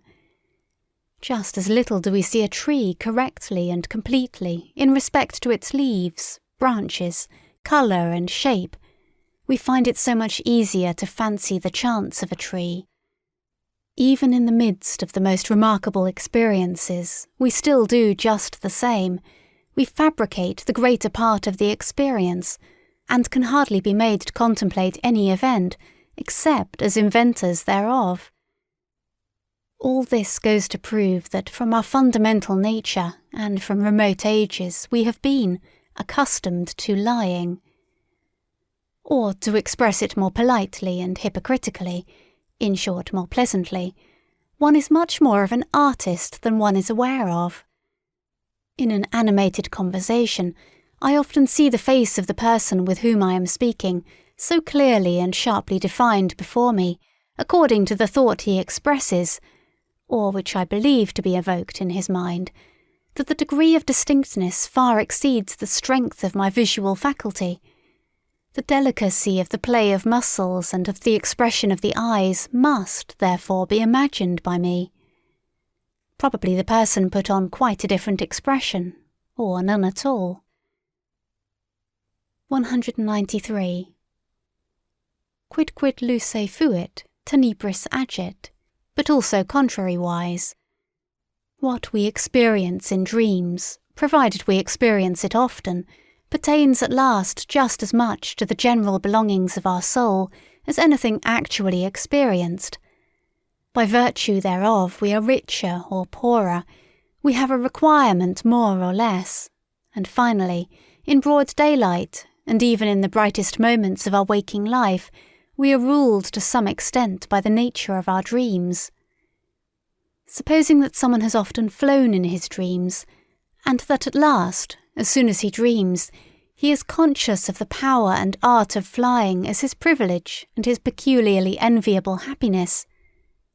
Such a person, who believes that on the slightest impulse he can actualize all sorts of curves and angles, who knows the sensation of a certain divine levity, an upwards without effort or constraint, a downwards without descending or lowering, without trouble.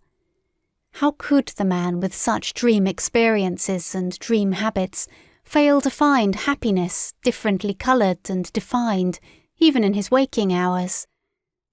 How could he fail to long differently for happiness? Flight, such as is described by poets, must, when compared with his own flying, be far too earthly, muscular, violent, far too troublesome for him. 194. The difference among men does not manifest itself only in the difference of their lists of desirable things, in their regarding different good things as worth striving for, and being disagreed as to the greater or less value, the order of rank, of the commonly recognized desirable things. It manifests itself much more in what they regard as actually having and possessing a desirable thing. As regards a woman, for instance, the control over her body and her sexual gratification serves as an amply sufficient sign of ownership and possession to the more modest man. Another, with a more suspicious and ambitious thirst for possession, sees the questionableness, the mere apparentness of such ownership, and wishes to have finer tests in order to know especially whether the woman not only gives herself to him, but also gives up for his sake what she has or would like to have. Only then does he look upon her as possessed. A third, however, has not even here got to the limit of his distrust and his desire for possession. He asks himself whether the woman, when she gives up everything for him, does not perhaps do so for a phantom of him. He wishes first to be thoroughly, indeed profoundly well known. In order to be loved at all, he ventures to let himself be found out. Only then does he feel the beloved one fully in his possession, when she no longer deceives herself about him, when she loves him just as much for the sake of his devilry and concealed insatiability, as for his goodness, patience, and spirituality. One man would like to possess a nation, and he finds all the higher arts of Cagliostro and Catalina suitable for his purpose. Another, with a more refined thirst for possession, says to himself, "One may not deceive where one desires to possess." He is irritated and impatient at the idea that a mask of him should rule in the hearts of the people. I must, therefore, make myself known, and first of all learn how to know myself. Among helpful and charitable people, one almost always finds the awkward craftiness which first gets up suitably him who has to be helped. As though, for instance, he should merit help, seek just their help, and would show himself deeply grateful, attached and subservient to them for all help. With these conceits they take control of the needy as a property, just as in general they are charitable and helpful out of a desire for property. One finds them jealous when they are crossed or forestalled in their charity. Parents involuntarily make something like themselves out of their children. They call that education. No mother doubts at the bottom of her heart that the child she has borne is thereby her property. No father hesitates about his right to his own ideas and notions of worth. Indeed, in former times, fathers deemed it right to use their discretion concerning the life or death of the newly born, as among the ancient Germans. And like the father, so also do the teacher, the class, the priest, and the prince still see in every new individual an unobjectionable opportunity for a new possession. The consequence is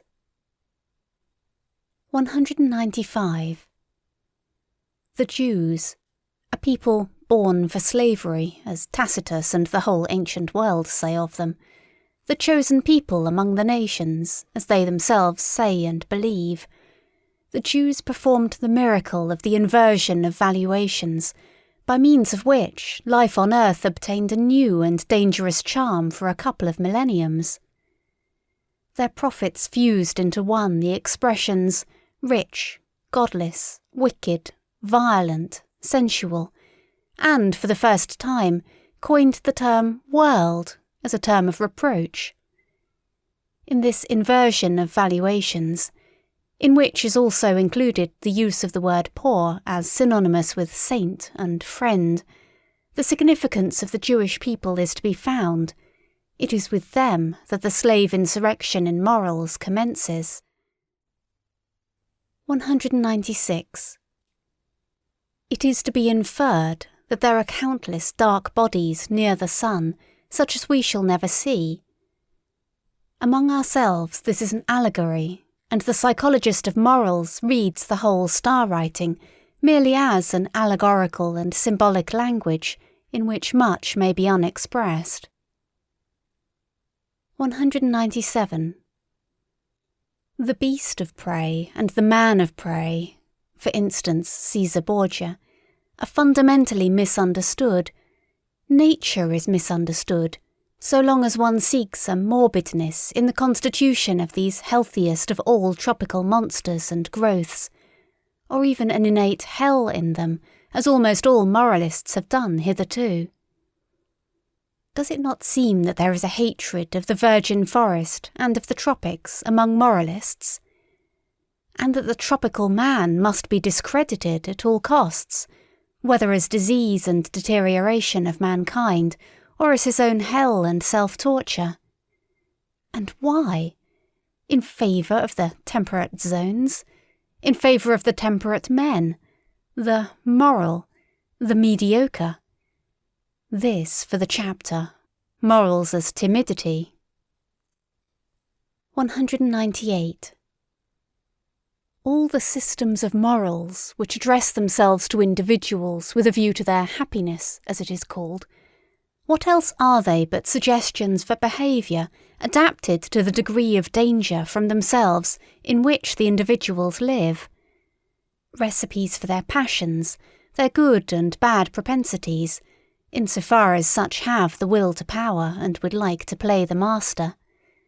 Small and great expediencies and elaborations, permeated with the musty odour of old family medicines and old wife wisdom, all of them grotesque and absurd in their form, because they address themselves to all, because they generalize where generalization is not authorized, all of them speaking unconditionally and taking themselves unconditionally, all of them flavoured not merely with one grain of salt, but rather endurable only, and sometimes even seductive, when they are overspiced and begin to smell dangerously, especially of the other world. That is all of little value when estimated intellectually, and is far from being science, much less wisdom. But repeated once more, and 3 times repeated, it is expediency, expediency, expediency, mixed with stupidity, stupidity, stupidity, whether it be the indifference and statuesque coldness towards the heated folly of the emotions, which the Stoics advised and fostered, or the no more laughing and no more weeping of Spinoza, the destruction of the emotions by their analysis and vivisection, which he recommended so naively, or the lowering of the emotions to an innocent mean at which they may be satisfied, the Aristotelianism of morals, or even morality as the enjoyment of the emotions in a voluntary attenuation and spiritualization by the symbolism of art, perhaps as music or as love of God, and of mankind for God's sake. For in religion the passions are once more enfranchised, provided that... Or even finally, even the complacent and wanton surrender to the emotions, as has been taught by Hafiz and Goethe, the bold letting go of the reins, the spiritual and corporeal licentia morum in the exceptional cases of wise old codgers and drunkards, with whom it no longer has much danger. This also for the chapter Morals as Timidity. 199. Inasmuch as in all ages, as long as mankind has existed, there have also been human herds, family alliances, communities, tribes, peoples, states, churches, and always a great number who obey in proportion to the small number who command. In view, therefore, of the fact that obedience has been most practised and fostered among mankind hitherto, one may reasonably suppose that, generally speaking, the need thereof is now innate in every one, as a kind of formal conscience, which gives the command, "Thou shalt unconditionally do something, unconditionally refrain from something. In short, thou shalt." This need tries to satisfy itself and to fill its form with a content according to its strength, impatience, and eagerness. It at once seizes as an omnivorous appetite with little selection, and accepts whatever is shouted into its ear by all sorts of commanders, parents, teachers, laws, class prejudices, or public opinion. The extraordinary limitation of human development, the hesitation, protractedness, frequent retrogression and turning thereof, is attributable to the fact that the herd instinct of obedience is transmitted best, and at the cost, of the art of command. If one imagine this instinct increasing to its greatest extent, commanders and independent individuals will finally be lacking altogether, or they will suffer inwardly from a bad conscience, and will have to impose a deception on themselves in the first place, in order to be able to command just as if they also were only obeying. This condition of things actually exists in Europe at present. I call it the moral hypocrisy of the commanding class. They know no other way of protecting themselves from their bad conscience than by playing the role of executors of older and higher orders, of predecessors, of the Constitution, of justice, of the law, or of God himself, or they even justify themselves by maxims from the current opinions of the herd, as first servants of their people, or instruments of the public weal. On the other hand, the gregarious European man nowadays assumes an air as if he were the only kind of man that is allowable.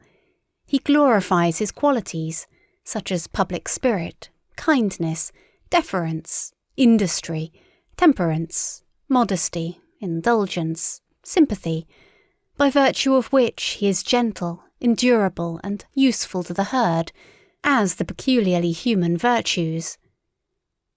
In cases, however, where it is believed that the leader and bellwether cannot be dispensed with, attempt after attempt is made nowadays to replace commanders by the summing together of clever, gregarious men. All representative constitutions, for example, are of this origin.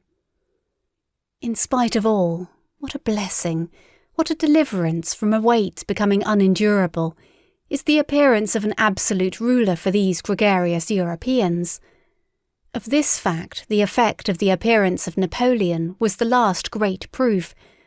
The history of the influence of Napoleon is almost the history of the higher happiness to which the entire century has attained in its worthiest individuals and periods. 200. The man of an age of dissolution which mixes the races with one another, who has the inheritance of a diversified descent in his body, that is to say, contrary, and often not only contrary, instincts and standards of value, which struggle with one another and are seldom at peace, such a man of late culture and broken lights will, on an average, be a weak man. His fundamental desire is that the war which is in him should come to an end.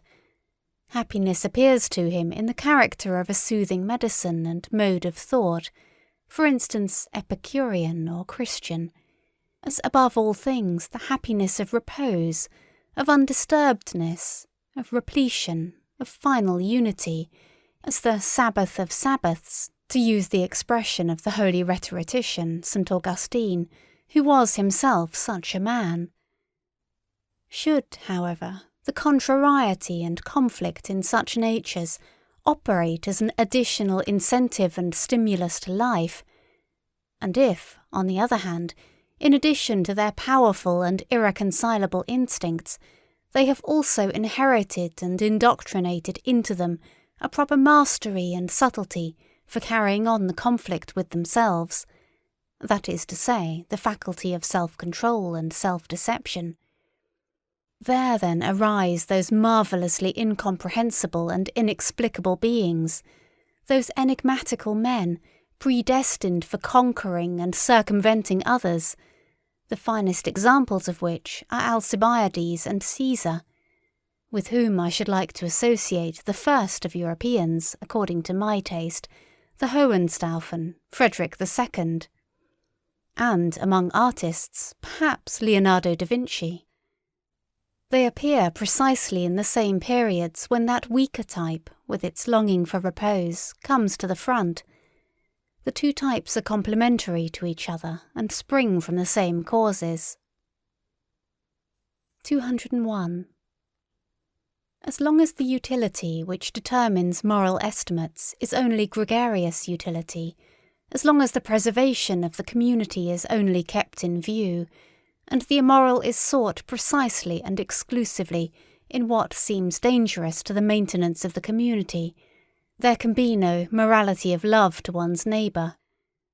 Granted even that there is already a little constant exercise of consideration, sympathy, fairness, gentleness, and mutual assistance. Granted that even in this condition of society, all those instincts are already active, which are latterly distinguished by honourable names as virtues, and eventually almost coincide with the conception morality. In that period they do not, as yet, belong to the domain of moral valuations. They are still ultra-moral. A sympathetic action, for instance, is neither called good nor bad, moral nor immoral, in the best period of the Romans, and should it be praised, a sort of resentful disdain is compatible with this praise, even at the best, directly the sympathetic action is compared with one which contributes to the welfare of the whole, to the res publica. After all, love to our neighbour is always a secondary matter, partly conventional and arbitrarily manifest in relation to our fear of our neighbour. After the fabric of society seems on the whole established and secured against external dangers, it is this fear of our neighbour which again creates new perspectives of moral valuation. Certain strong and dangerous instincts, such as the love of enterprise, foolhardiness, revengefulness, astuteness, rapacity, and love of power, which up till then had not only to be honoured from the point of view of general utility, under other names, of course, than those here given, but had to be fostered and cultivated because they were perpetually required in the common danger against the common enemies, are now felt in their dangerousness to be doubly strong, when the outlets for them are lacking, and are gradually branded as immoral and given over to calumny.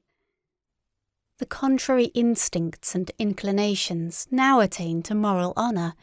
The gregarious instinct gradually draws its conclusions. How much or how little dangerousness to the community or to equality is contained in an opinion, a condition, an emotion, a disposition, or an endowment, that is now the moral perspective. Here again fear is the mother of morals. It is by the loftiest and strongest instincts, when they break out passionately and carry the individual far above and beyond the average and the low level of the gregarious conscience, that the self-reliance of the community is destroyed. Its belief in itself, its backbone, as it were, breaks. Consequently, these very instincts will be most branded and defamed. The lofty, independent spirituality, the will to stand alone, and even the cogent reason, are felt to be dangers. everything that elevates the individual above the herd, and is a source of fear to the neighbour, is henceforth called evil. The tolerant, unassuming, self-adapting, self-equalizing disposition, the mediocrity of desires, attains to moral distinction and honour. Finally, under very peaceful circumstances, there is always less opportunity and necessity for training the feelings to severity and rigour, and now every form of severity, even injustice, begins to disturb the conscience. A lofty and rigorous nobleness and self-responsibility almost offends and awakens distrust. The lamb, and still more the sheep, wins respect.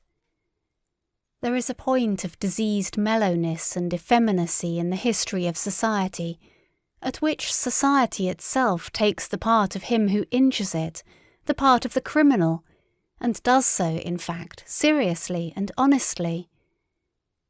To punish appears to it to be somehow unfair.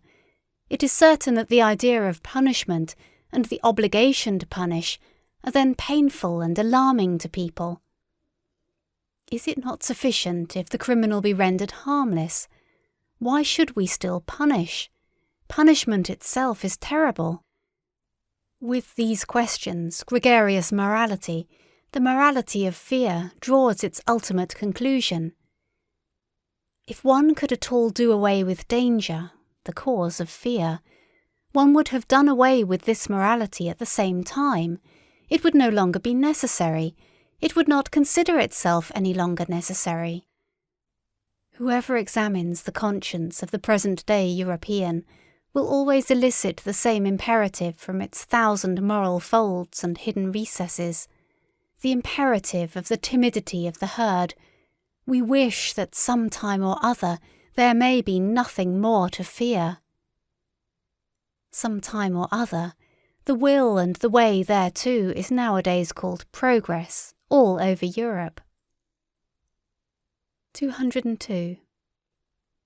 Let us at once say again what we have already said 100 times, for people's ears nowadays are unwilling to hear such truths, our truths. We know well enough how offensive it sounds when anyone plainly and without metaphor counts man among the animals, but it will be accounted to us almost a crime that it is precisely in respect to men of modern ideas that we have consistently applied the terms herd instincts, and such like expressions. What avail is it?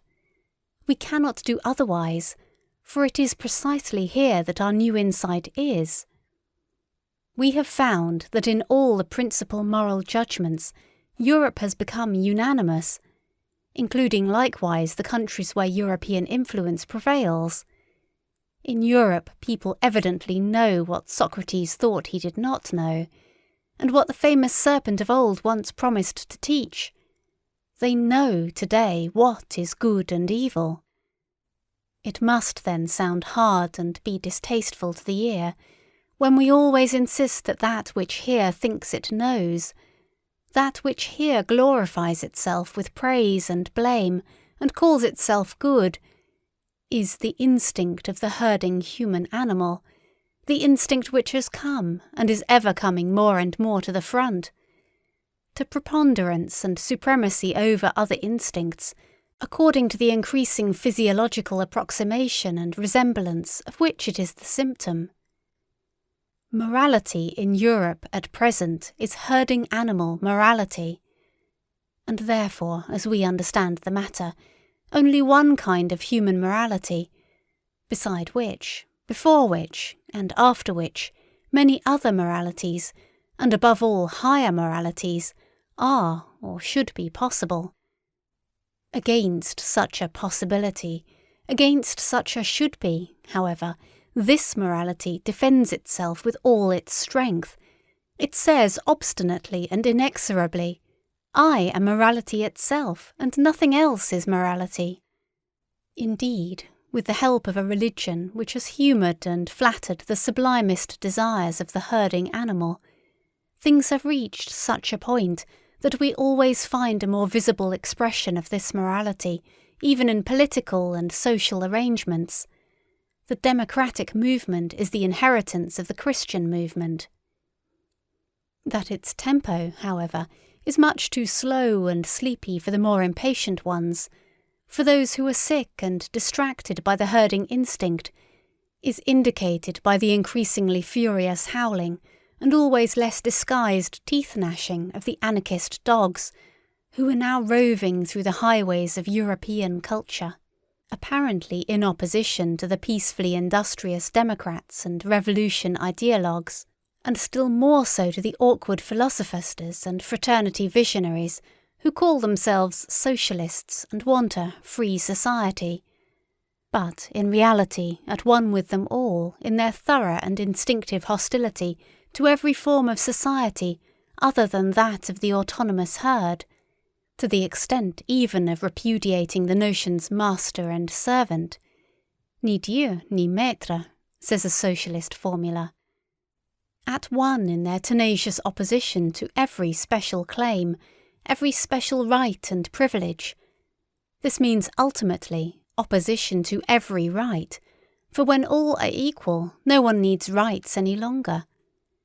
At one in their distrust of punitive justice, as though it were a violation of the weak, a wrong to the necessary consequences of all former society. But equally at one in their religion of sympathy, in their compassion for all that feels, lives and suffers, down to the very animals, up to even God. The extravagance of sympathy for God belongs to a democratic age.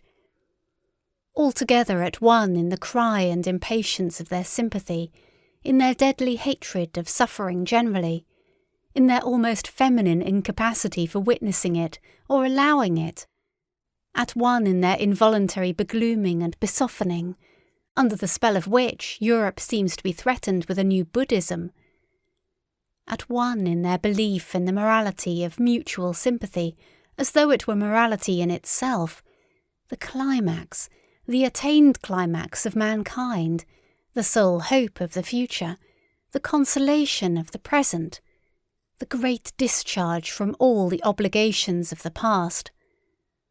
Altogether at one in their belief in the community as the deliverer, in the herd, and therefore in themselves. 203. We who hold a different belief, we who regard the democratic movement not only as a degenerating form of political organisation, but as equivalent to a degenerating, a waning type of man, as involving his mediocrising and depreciation, where have we to fix our hopes? In new philosophers, there is no other alternative, in minds strong and original enough to initiate opposite estimates of value, to transvalue and invert eternal valuations, in forerunners, in men of the future, who in the present shall fix the constraints and fasten the knots which will compel millenniums to take new paths, to teach man the future of humanity as his will, as depending on human will, and to make preparation for vast hazardous enterprises and collective attempts in rearing and educating, in order thereby to put an end to the frightful rule of folly and chance, which has hitherto gone by the name of history. The folly of the greatest number is only its last form. For that purpose a new type of philosopher and commander will some time or another be needed, at the very idea of which everything that has existed in the way of occult, terrible and benevolent beings might look pale and dwarfed. The image of such leaders hovers before our eyes. Is it lawful for me to say it aloud, ye free spirits?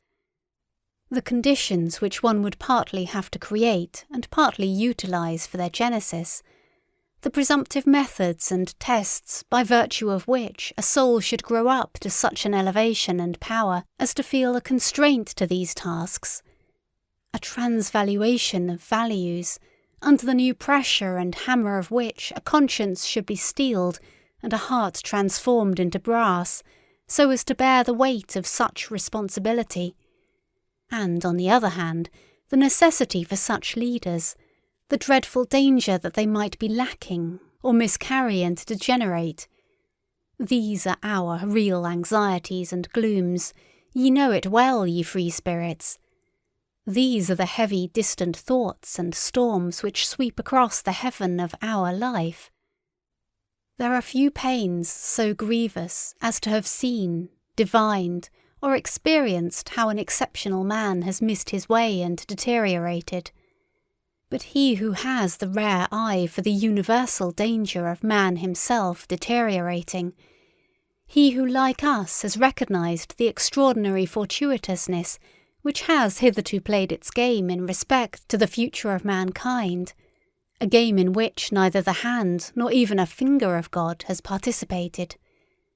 He who divines the fate that is hidden under the idiotic unwariness and blind confidence of modern ideas, and still more under the whole of Christo-European morality, suffers from an anguish with which no other is to be compared.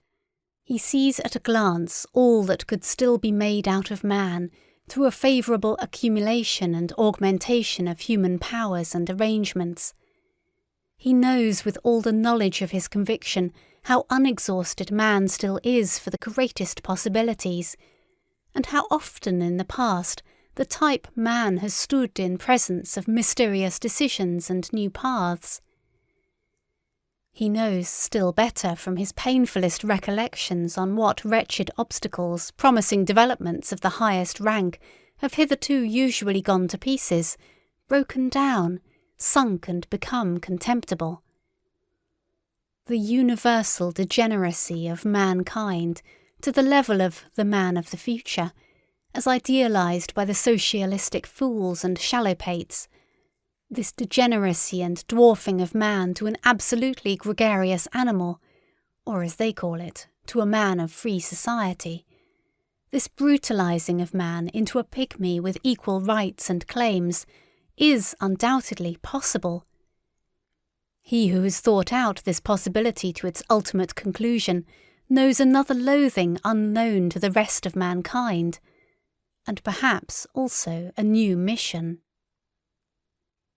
End of chapter 5. 6th chapter. We Scholars. 204. At the risk that moralizing may also reveal itself here as that which it has always been, namely, resolutely montre se plaît, according to Balzac, I would venture to protest against an improper and injurious alteration of rank, which, quite unnoticed, and as if with the best conscience, threatens nowadays to establish itself in the relations of science and philosophy.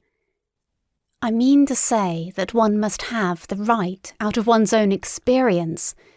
Experience, as it seems to me, always implies unfortunate experience, to treat of such an important question of rank, so as not to speak of colour like the blind, or against science like women and artists. Ah, this dreadful science, sigh their instinct and their shame, it always finds things out. The declaration of independence of the scientific man, his emancipation from philosophy, is one of the subtler after-effects of democratic organisation and disorganisation. The self-glorification and self-conceitedness of the learned man is now everywhere in full bloom and in its best springtime, which does not mean to imply that in this case self-praise smells sweetly. Here also the instinct of the populace cries, "Freedom from all masters!" And after science has, with the happiest results, resisted theology, whose handmaid it had been too long, it now proposes in its wantonness and indiscretion to lay down laws for philosophy, and in its turn to play the master. What am I saying? To play the philosopher on its own account. My memory, the memory of a scientific man, if you please, teems with the naiveties of insolence which I have heard about philosophy and philosophers from young naturalists and old physicians, not to mention the most cultured and most conceited of all learned men, the philologists and schoolmasters, who are both the one and the other by profession. On one occasion it was the specialist and the Jack Horner who instinctively stood on the defensive against all synthetic tasks and capabilities.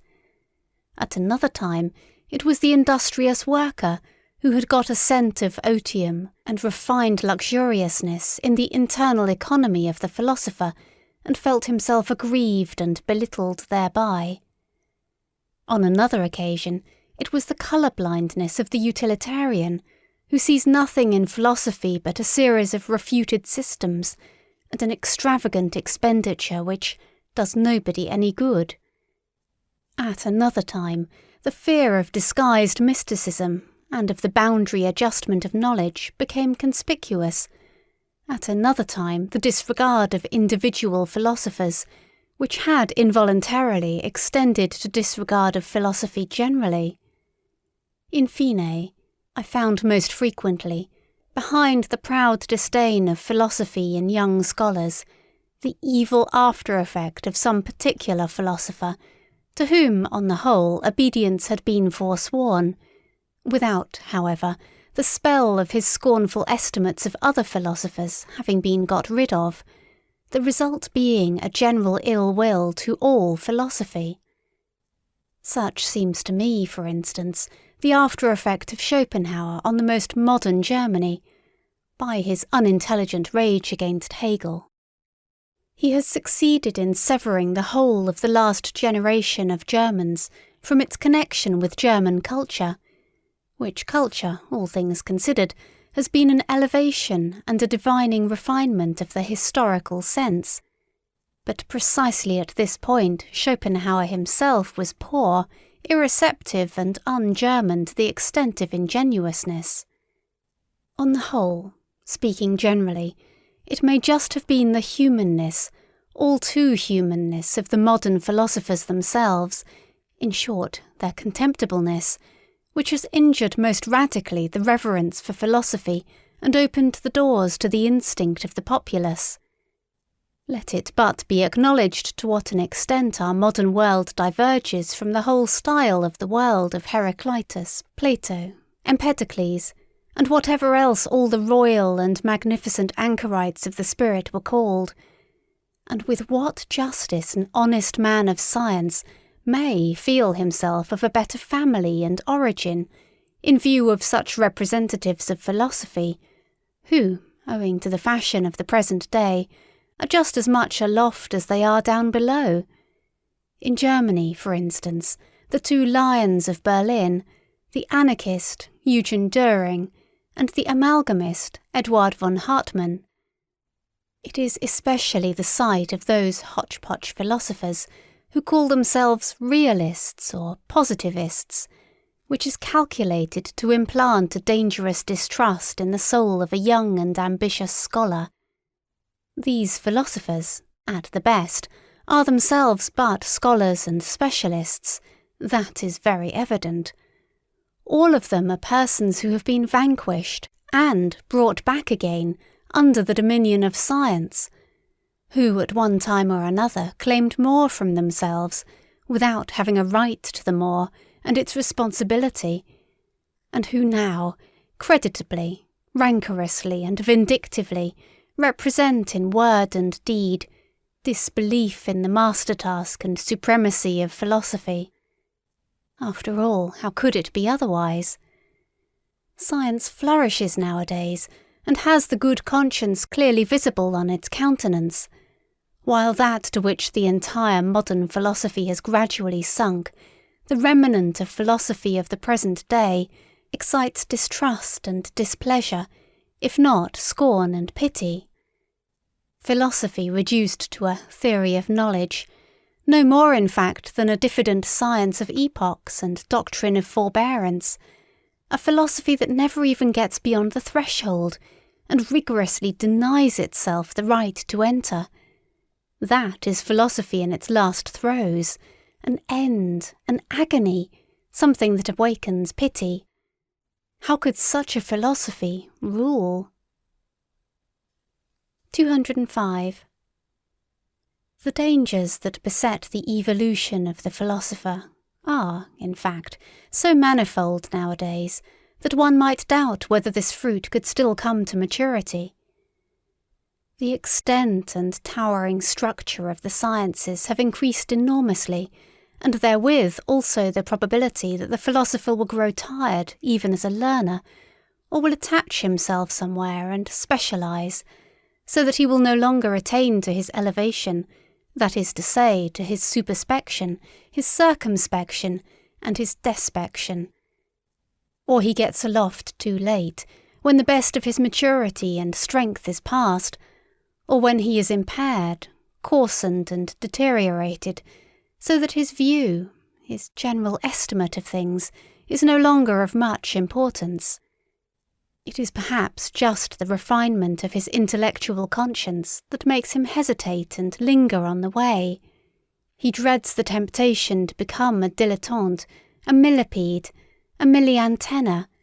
He knows too well that as a discerner, one who has lost his self-respect no longer commands, no longer leads, unless he should aspire to become a great play-actor, a philosophical Cagliostro and spiritual rat-catcher, in short, a misleader.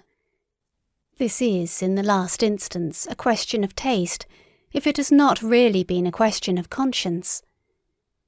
To double once more the philosopher's difficulties, there is also the fact that he demands from himself a verdict, a yea or a nay, not concerning science, but concerning life and the worth of life. He learns unwillingly to believe that it is his right, and even his duty, to obtain this verdict, and he has to seek his way to the right and the belief only through the most extensive, perhaps disturbing and destroying experiences, often hesitating, doubting and dumbfounded. In fact, the philosopher has long been mistaken and confused by the multitude, either with the scientific man and ideal scholar, or with the religiously elevated, desensualized, desecularized visionary and God-intoxicated man. And even yet, when one hears anybody praised because he lives wisely or as a philosopher, it hardly means anything more than prudently and apart. Wisdom, that seems to the populace to be a kind of flight, a means and artifice for withdrawing successfully from a bad game. But as the genuine philosopher, does it not seem so to us, my friends, lives unphilosophically and unwisely, above all imprudently, and feels the obligation and burden of 100 attempts and temptations of life? He risks himself constantly. He plays the bad game. 206. In relation to the genius, that is to say, a being who either engenders or produces, both words understood in their fullest sense, the man of learning, the scientific average man, has always something of the old maid about him, for, like her, he is not conversant with the two principal functions of man. To both, of course, to the scholar and to the old maid, one concedes respectability, as if by way of indemnification. In these cases one emphasizes the respectability. And yet, in the compulsion of this concession, one has the same admixture of vexation. Let us examine more closely what is the scientific man. Firstly, a commonplace type of man with commonplace virtues, that is to say, a non-ruling, non-authoritative, and non-self-sufficient type of man. He possesses industry, patient adaptableness to rank and file, equability and moderation in capacity and requirement. He has the instinct for people like himself, and for that which they require, for instance, the portion of independence and green meadow, without which there is no rest from labour, the claim to honour and consideration, which, first and foremost, presupposes recognition and recognizability, the sunshine of a good name, the perpetual ratification of his value and usefulness, with which the inward distrust which lies at the bottom of the heart of all dependent men and gregarious animals has again and again to be overcome. The learned man, as is appropriate, has also maladies and faults of an ignoble kind. He is full of petty envy, and has a lynx eye for the weak points in those natures to whose elevations he cannot attain. He is confiding, yet only as one who lets himself go, but does not flow, and precisely before the man of the great current he stands all the colder and more reserved. His eye is then like a smooth and irresponsive lake, which is no longer moved by rapture or sympathy. The worst and most dangerous thing of which a scholar is capable results from the instinct of mediocrity of his type, from the Jesuitism of mediocrity, which labours instinctively for the destruction of the exceptional man, and endeavours to break, or still better to relax, every bent bow.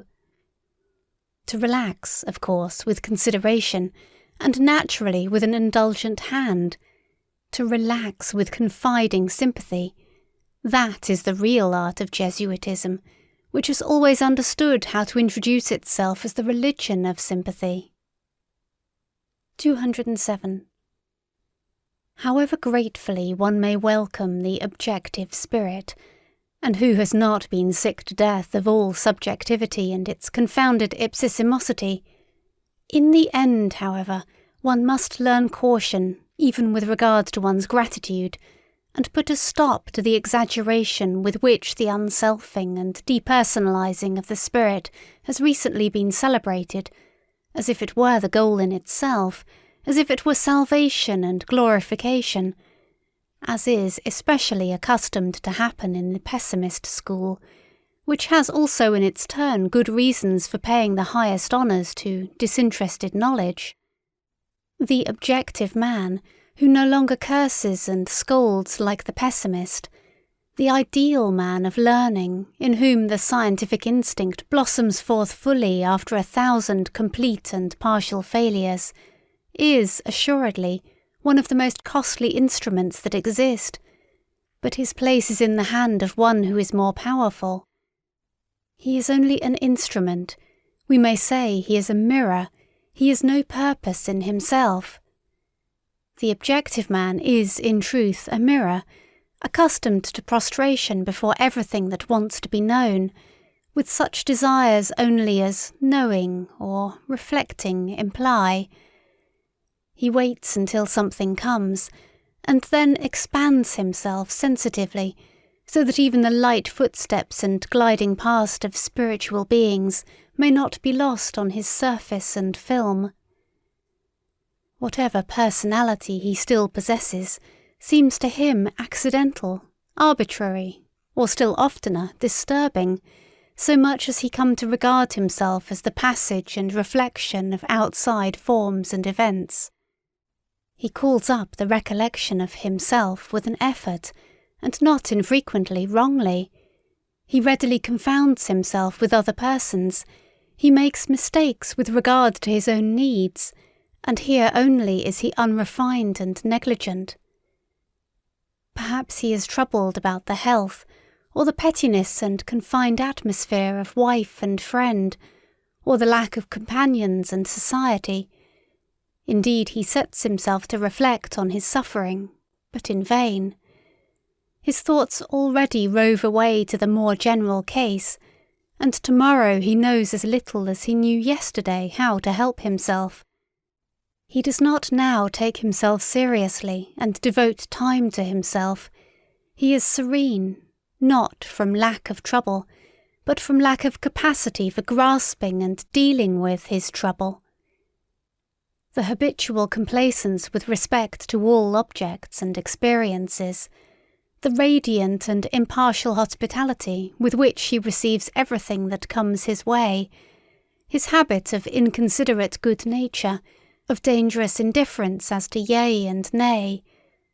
Alas, there are enough of cases in which he has to atone for these virtues of his, and as man generally, he becomes far too easily the caput mortuum of such virtues. Should one wish love or hatred from him, I mean love and hatred as God, woman and animal understand them, he will do what he can and furnish what he can. But one must not be surprised if it should not be much, if he should show himself just at this point to be false, fragile, questionable and deteriorated. His love is constrained, his hatred is artificial and rather un tour de force, a slight ostentation and exaggeration. He is only genuine so far as he can be objective. Only in his serene totality is he still nature and natural. His mirroring and eternally self-polishing soul no longer knows how to affirm, no longer how to deny. He does not command, neither does he destroy.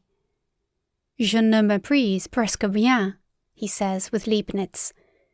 Let us not overlook nor undervalue the presque. Neither is he a model man. He does not go in advance of anyone, nor after either. He places himself generally too far off to have any reason for espousing the cause of either good or evil. If he has been so long confounded with the philosopher, with the Caesarean trainer and dictator of civilization, he has had far too much honour, and what is most essential in him has been overlooked. He is an instrument, something of a slave, though certainly the sublimest sort of slave, but nothing in himself, presque rien. The objective man is an instrument, a costly, easily injured, easily tarnished, measuring instrument and mirroring apparatus, which is to be taken care of and respected, but he is no goal, no outgoing nor upgoing, no complementary man in whom the rest of existence justifies itself, no termination, and still less a commencement, an engendering or primary cause, nothing hardy, powerful, self-centred, that wants to be master, but rather only a soft, inflated, delicate, movable potter's form, that must wait for some kind of content and frame to shape itself thereto. For the most part a man without frame and content, a selfless man. Consequently also nothing for women, in parenthesis. 208. When a philosopher nowadays makes known that he is not a sceptic, I hope that has been gathered from the foregoing description of the objective spirit, people all hear it impatiently. They regard him on that account with some apprehension. They would like to ask so many, many questions. Indeed, among timid hearers, of whom there are now so many, he is henceforth said to be dangerous. With his repudiation of scepticism, it seems to them as if they heard some evil threatening sound in the distance, as if a new kind of explosive were being tried somewhere, a dynamite of the spirit, perhaps a newly discovered Russian neoline, a pessimism boni voluntatis, that not only denies, means denial, but, dreadful thought, practices denial. Against this kind of goodwill, a will to the veritable, actual negation of life, there is, as is generally acknowledged nowadays, no better soporific and sedative than scepticism, the mild, pleasing, lulling poppy of scepticism, and Hamlet himself is now prescribed by the doctors of the day as an antidote to the spirit and its underground noises. Are not our ears already full of bad sounds? Say the sceptics, as lovers of repose, and almost as a kind of safety police. This subterranean neigh is terrible. Be still, ye pessimistic moles. The sceptic, in effect, that delicate creature, is far too easily frightened. His conscience is schooled so as to start at every nay, and even at every sharp, decided yea, and feels something like a bite thereby. Yea and nay, they seem to him opposed to morality. He loves, on the contrary, to make a festival to his virtue by a noble aloofness, while perhaps he says with Montaigne, "What do I know?" Or with Socrates, "I know that I know nothing." Or, "Here I do not trust myself, no door is open to me." Or, "Even if the door were open, why should I enter immediately?" Or, "What is the use of any hasty hypotheses? It might quite well be in good taste to make no hypotheses at all. Are you absolutely obliged to straighten at once what is crooked? To stuff every hole with some kind of oakum? Is there not time enough for that? Has not the time leisure? O ye demons, can ye not at all wait? The uncertain also has its charms. The Sphinx too is a Circe, and Circe too is a philosopher. Thus does a sceptic console himself, and in truth he needs some consolation. For scepticism is the most spiritual expression of a certain many-sided physiological temperament, which in ordinary language is called nervous debility and sickliness. It arises whenever races or classes, which have long been separated, decisively and suddenly blend with one another. In the new generation, which has inherited, as it were, different standards and valuations in its blood, everything is disquiet, derangement, doubt, and tentative. The best powers operate restrictively. The very virtues prevent each other growing and becoming strong. Equilibrium, ballast, and perpendicular stability are lacking in body and soul. That, however, which is most diseased and degenerated in such nondescripts is the will. They are no longer familiar with independence of decision, or the courageous feeling of pleasure in willing. They are doubtful of the freedom of the will, even in their dreams. Our present-day Europe, the scene of a senseless, precipitate attempt at a radical blending of classes, and, consequently, of races, is therefore sceptical in all its heights and depths, sometimes exhibiting the mobile scepticism which springs impatiently and wantonly from branch to branch, sometimes with gloomy aspect, like a cloud overcharged with interrogative signs, and often sick unto death of its will. Paralysis of will, where do we not find this cripple sitting nowadays? And yet how bedecked oftentimes, how seductively ornamented. There are the finest gala dresses and disguises for this disease, and that, for instance, most of what places itself nowadays in the showcases as objectiveness, the scientific spirit, l'art pour l'art, and pure voluntary knowledge, is only decked out scepticism and paralysis of will. I am ready to answer for this diagnosis of the European disease. The disease of the will is diffused unequally over Europe. It is worst and most varied where civilization has longest prevailed. It decreases according as the barbarian still, or again, asserts his claims under the loose drapery of Western culture. It is, therefore, in the France of today, as can be readily disclosed and comprehended, that the will is most infirm, and France, which has always had a masterly aptitude for converting even the portentous crises of its spirit into something charming and seductive, now manifests emphatically its intellectual ascendancy over Europe by being the school and exhibition of all the charms of scepticism. The power to will and to persist, moreover, in a resolution is already somewhat stronger in Germany, and again in the north of Germany it is stronger than in central Germany. It is considerably stronger in England, Spain, and Corsica, associated with phlegm in the former and with hard skulls in the latter, not to mention Italy, which is too young yet to know what it wants, and must first show whether it can exercise will.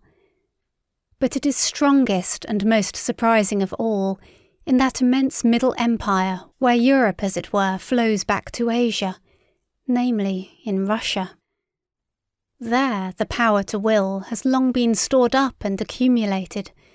There the will, uncertain whether to be negative or affirmative, waits threateningly to be discharged, to borrow their pet phrase from our physicists. Perhaps not only Indian wars and complications in Asia would be necessary to free Europe from its greatest danger, but also internal subversion, the shattering of the empire into small states, and above all the introduction of parliamentary imbecility, together with the obligation of everyone to read his newspaper at breakfast. I do not say this as one who desires it. In my heart I should rather prefer the contrary. I mean such an increase in the threatening attitude of Russia that Europe would have to make up its mind to become equally threatening, namely, to acquire one will, by means of a new caste to rule over the continent, a persistent, dreadful will of its own that can set its aims thousands of years ahead, so that the long-spun-out comedy of its petty statism and its dynastic as well as its democratic many-willedness might finally be brought to a close. The time for petty politics is past. The next century will bring the struggle for the dominion of the world, the compulsion to great politics. 209. As to how far the new warlike age, on which we Europeans have evidently entered, may perhaps favour the growth of another and stronger kind of scepticism, I should like to express myself preliminarily merely by a parable, which the lovers of German history will already understand. That unscrupulous enthusiast for big, handsome grenadiers, who, as King of Prussia, brought into being a military and sceptical genius, and therewith, in reality, the new and now triumphantly emerged type of German, the problematic, crazy father of Frederick the Great, had, on one point, the very knack and lucky grasp of the genius. He knew what was then lacking in Germany, the want of which was 100 times more alarming and serious than any lack of culture and social form. His ill will to the young Frederick resulted from the anxiety of a profound instinct. Men were lacking, and he suspected, to his bitterest regret, that his own son was not man enough. There, however, he deceived himself, but who would not have deceived himself in his place? He saw his son lapsed to atheism, to the esprit, to the pleasant frivolity of clever Frenchmen. He saw in the background the great bloodsucker, the spider, scepticism. He suspected the incurable wretchedness of a heart no longer hard enough either for evil or good, and of a broken will that no longer commands, is no longer able to command. Meanwhile, however, there grew up in his son that new kind of harder and more dangerous scepticism. Who knows to what extent it was encouraged just by his father's hatred and the icy melancholy of a will condemned to solitude? The scepticism of daring manliness, which is closely related to the genius for war and conquest, and made its first entrance into Germany in the person of the great Frederick. This scepticism despises, and nevertheless grasps. It undermines and takes possession. It does not believe, but it does not thereby lose itself. It gives the spirit a dangerous liberty, but it keeps strict guard over the heart. It is the German form of scepticism, which, as a continued Fredericianism, risen to the highest spirituality, has kept Europe for a considerable time under the dominion of the German spirit and its critical and historical distrust. Owing to the insuperably strong and tough masculine character of the great German philologists and historical critics, who, rightly estimated, were also all of them artists of destruction and dissolution, a new conception of the German spirit gradually established itself, in spite of all romanticism in music and philosophy, in which the leaning towards masculine scepticism was decidedly prominent, whether, for instance, as fearlessness of gaze, as courage and sternness of the dissecting hand, or as resolute will to dangerous voyages of discovery, to spiritualized North Pole expeditions under barren and dangerous skies. There may be good grounds for it when warm-blooded and superficial humanitarians cross themselves before this spirit, cet esprit fataliste, ironique, mephistophelique, as Michelet calls it, not without a shudder. But if one would realize how characteristic is this fear of the man in the German spirit, which awakened Europe out of its dogmatic slumber, let us call to mind the former conception which had to be overcome by this new one, and that it is not so very long ago that a masculinized woman could dare, with unbridled presumption, to recommend the Germans to the interest of Europe as gentle, good-hearted, weak-willed and poetical fools.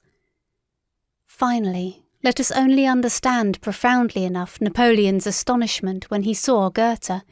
It reveals what had been regarded for centuries as the German spirit. Voilà un homme. That was as much as to say, but this is a man, and I only expected to see a German. 210. Supposing, then, that in the picture of the philosophers of the future, some trait suggests the question whether they must not perhaps be sceptics in the last-mentioned sense, something in them would only be designated thereby, and not they themselves.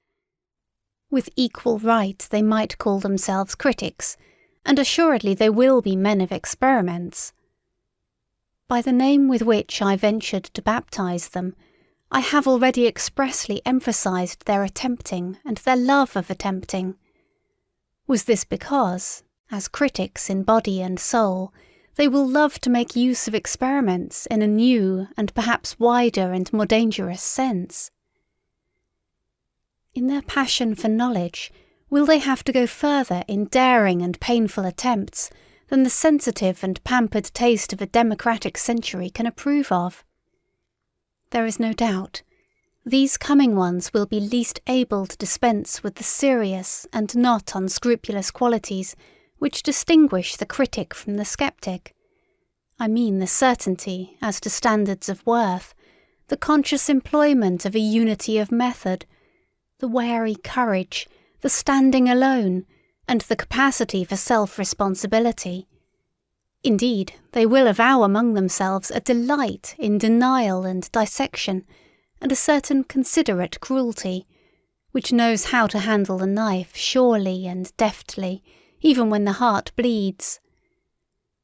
They will be sterner, and perhaps not always to themselves only, than humane people may desire.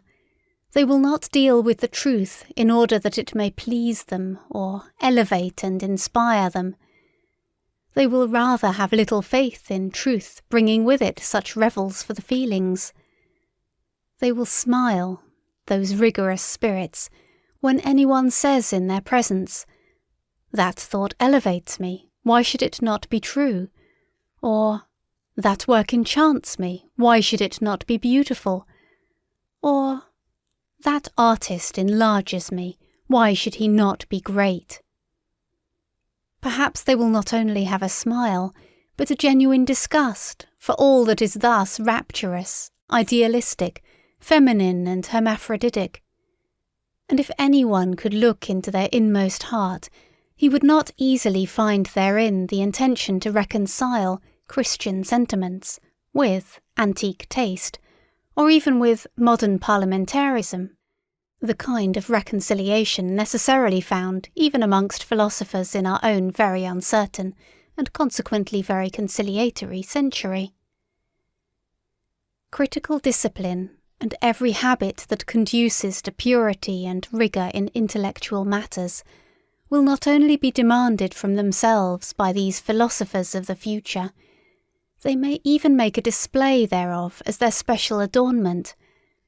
Nevertheless, they will not want to be called critics on that account.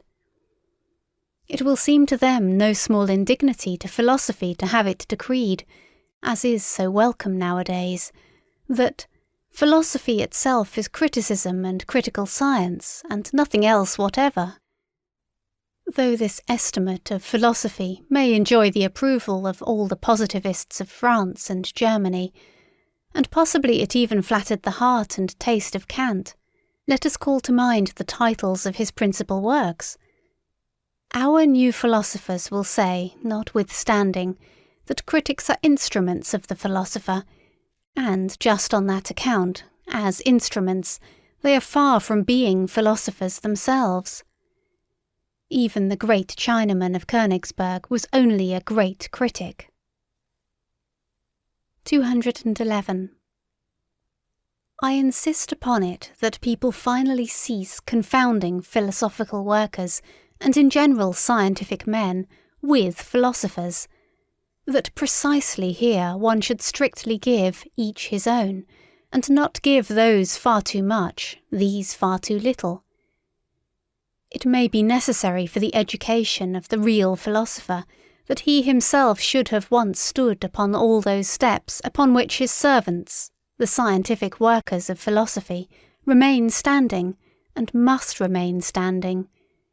He himself must perhaps have been critic and dogmatist and historian, and besides, poet and collector and traveller, and riddle reader and moralist and seer, and free spirit, and almost everything, in order to traverse the whole range of human values and estimations, and that he may be able, with a variety of eyes and consciences, to look from a height to any distance, from a depth up to any height, from a nook into any expanse. But all these are only preliminary conditions for his task. This task itself demands something else. It requires him to create values. The philosophical workers, after the excellent pattern of Kant and Hegel, have to fix and formalize some great existing body of valuations, that is to say, former determinations of value, creations of value, which have become prevalent, and are for a time called truths, whether in the domain of the logical, the political, moral, or the artistic. It is for these investigators to make whatever has happened and been esteemed hitherto conspicuous, conceivable, intelligible, and manageable, to shorten everything long, even time itself, and to subjugate the entire past. An immense and wonderful task, in the carrying out of which all refined pride, all tenacious will can surely find satisfaction.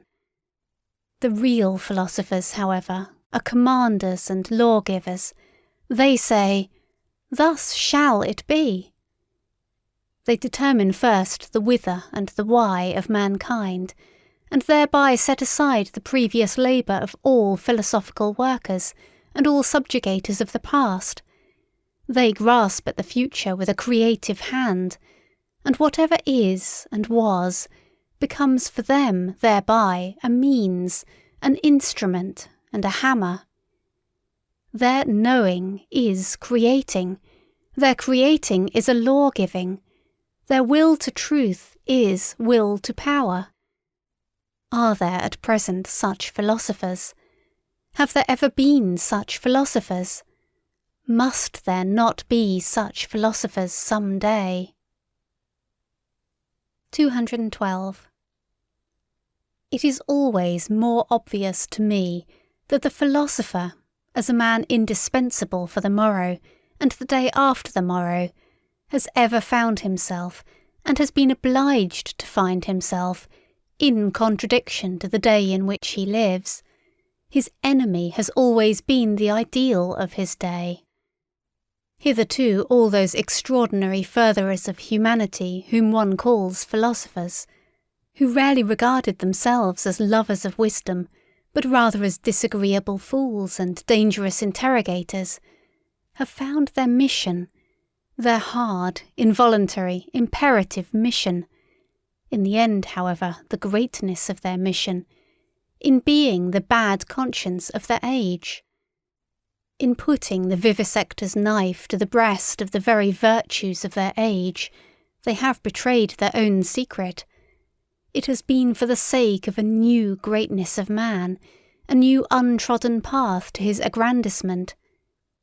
They have always disclosed how much hypocrisy, indolence, self-indulgence and self-neglect, how much falsehood was concealed under the most venerated types of contemporary morality, how much virtue was outlived. They have always said, "We must remove hence to where you are least at home." In face of a world of modern ideas, which would like to confine everyone in a corner, in a speciality, a philosopher, if there could be philosophers nowadays, would be compelled to place the greatness of man, the conception of greatness, precisely in his comprehensiveness and multifariousness, in his all-roundness. He would even determine worth and rank according to the amount and variety of that which a man could bear and take upon himself, according to the extent to which a man could stretch his responsibility. Nowadays the taste and virtue of the age weaken and attenuate the will. Nothing is so adapted to the spirit of the age as weakness of will.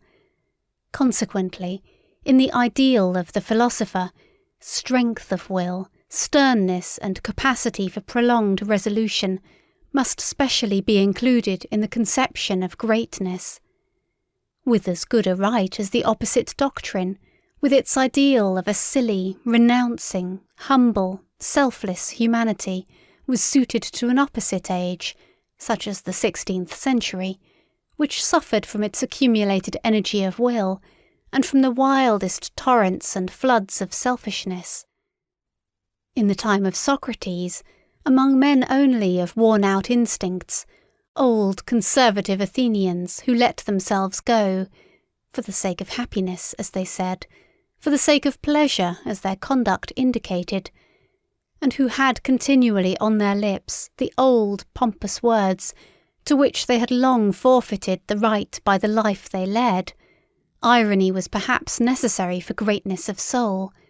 The wicked Socratic assurance of the old physician and plebeian, who cut ruthlessly into his own flesh, as into the flesh and heart of the noble, with a look that said plainly enough, "Do not dissemble before me, here we are equal." At present, on the contrary, when throughout Europe the herding animal alone attains to honours, and dispenses honours, when equality of right can too readily be transformed into equality in wrong, I mean to say into general war against everything rare, strange and privileged, against the higher man, the higher soul, the higher duty, the higher responsibility, the creative plenipotence and lordliness.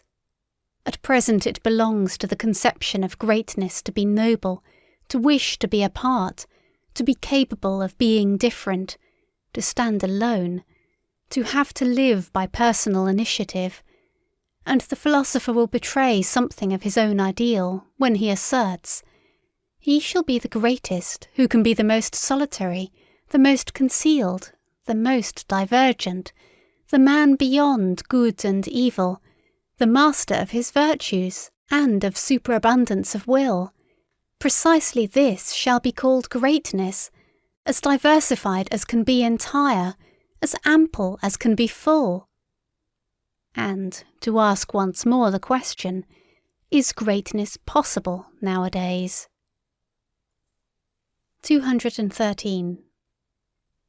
It is difficult to learn what a philosopher is, because it cannot be taught. One must know it by experience, or one should have the pride not to know it. The fact that at present people all talk of things of which they cannot have any experience is true more especially and unfortunately as concerns the philosopher and philosophical matters. The very few know them, are permitted to know them, and all popular ideas about them are false. Thus, for instance, the truly philosophical combination of a bold, exuberant spirituality, which runs at presto pace, and a dialectic rigour and necessity which makes no false step, is unknown to most thinkers and scholars from their own experience, and therefore, should anyone speak of it in their presence, it is incredible to them. They conceive of every necessity as troublesome, as a painful compulsory obedience and state of constraint. Thinking itself is regarded by them as something slow and hesitating, almost as a trouble, and often enough as worthy of the sweat of the noble, but not at all as something easy and divine, closely related to dancing and exuberance. To think, and to take a matter seriously, arduously, that is one and the same thing to them. Such only has been their experience. Artists have here perhaps a finer intuition, they who know only too well that precisely when they no longer do anything arbitrarily and everything of necessity, their feeling of freedom, of subtlety, of power, of creatively fixing, disposing and shaping, reaches its climax. In short, that necessity and freedom of will are then the same thing with them. There is, in fine, a gradation of rank in psychical states, to which the gradation of rank in the problems corresponds, and the highest problems repel ruthlessly everyone who ventures too near them, without being predestined for their solution by the loftiness and power of his spirituality. Of what use is it for nimble, everyday intellects, or clumsy, honest mechanics and empiricists, to press, in their plebeian ambition, close to such problems, and, as it were, into this holy of holies, as so often happens nowadays? But coarse feet must never tread upon such carpets. This is provided for in the primary law of things. The doors remain closed to those intruders, though they may dash and break their heads thereon. People have always to be born to a higher station, or, more definitely, they have to be bred for it. A person has only a right to philosophy, taking the word in its higher significance, in virtue of his descent. The ancestors, the blood, decide here also. Many generations must have prepared the way for the coming of the philosopher. Each of his virtues must have been separately acquired, nurtured, transmitted and embodied. Not only the bold, easy, delicate course and current of his thoughts, but above all the readiness for great responsibilities, the majesty of ruling glance and contemning look, the feeling of separation from the multitude with their duties and virtues, the kindly patronage and defence of whatever is misunderstood and calumniated, be it God or devil, the delight and practice of supreme justice, the art of commanding, the amplitude of will, the lingering eye which rarely admires, rarely looks up, rarely loves. End of chapter 6. 7th chapter. Our Virtues. 214. Our virtues? It is probable that we too have still our virtues, though naturally they are not those sincere and massive virtues on account of which we hold our grandfathers in esteem and also at a little distance from us. We Europeans of the day after tomorrow, we firstlings of the 20th century, with all our dangerous curiosity, our multifariousness and art of disguising, our mellow and seemingly sweetened cruelty in sense and spirit, we shall presumably, if we should have virtues, have those only which have come to agree best with our most secret and heartfelt inclinations, with our most ardent requirements. Well then, let us look for them in our labyrinths, where, as we know, so many things lose themselves, so many things get quite lost. And is there anything finer than to search for one's own virtues? Is it not almost to believe in one's own virtues? But this believing in one's own virtues, is it not practically the same as what was formerly called one's good conscience, that long, respectable pigtail of an idea which our grandfathers used to hang behind their heads, and, often enough, also behind their understandings. It seems, therefore, that however little we may imagine ourselves to be old-fashioned and grandfatherly respectable in other respects, in one thing we are nevertheless the worthy grandchildren of our grandfathers, we last Europeans with good consciences. We also still wear their pigtail. Ah, if you only knew how soon, so very soon, it will be different. 215. As in the stellar firmament, there are sometimes two suns which determine the path of one planet, and in certain cases suns of different colours shine around a single planet, now with red light, now with green, and then simultaneously illumine and flood it with motley colours. So we modern men, owing to the complicated mechanism of our firmament, are determined by different moralities. Our actions shine alternately in different colours, and are seldom unequivocal, and there are often cases, also, in which our actions are motley coloured. 216. To love one's enemies. I think that has been well learnt. It takes place thousands of times at present on a large and small scale. Indeed, at times, the higher and sublimer thing takes place. We learn to despise when we love, and precisely when we love best. All of it, however, unconsciously, without noise, without ostentation, with the shame and secrecy of goodness, which forbids the utterance of the pompous word and the formula of virtue. Morality as attitude is opposed to our taste nowadays. This is also an advance, as it was an advance in our fathers that religion as an attitude finally became opposed to their taste, including the enmity and Voltairean bitterness against religion, and all that formerly belonged to freethinker pantomime. It is the music in our conscience, the dance in our spirit, to which Puritan litanies, moral sermons, and goody-goodness won't chime. 217. Let us be careful in dealing with those who attach great importance to being credited with moral tact and subtlety in moral discernment.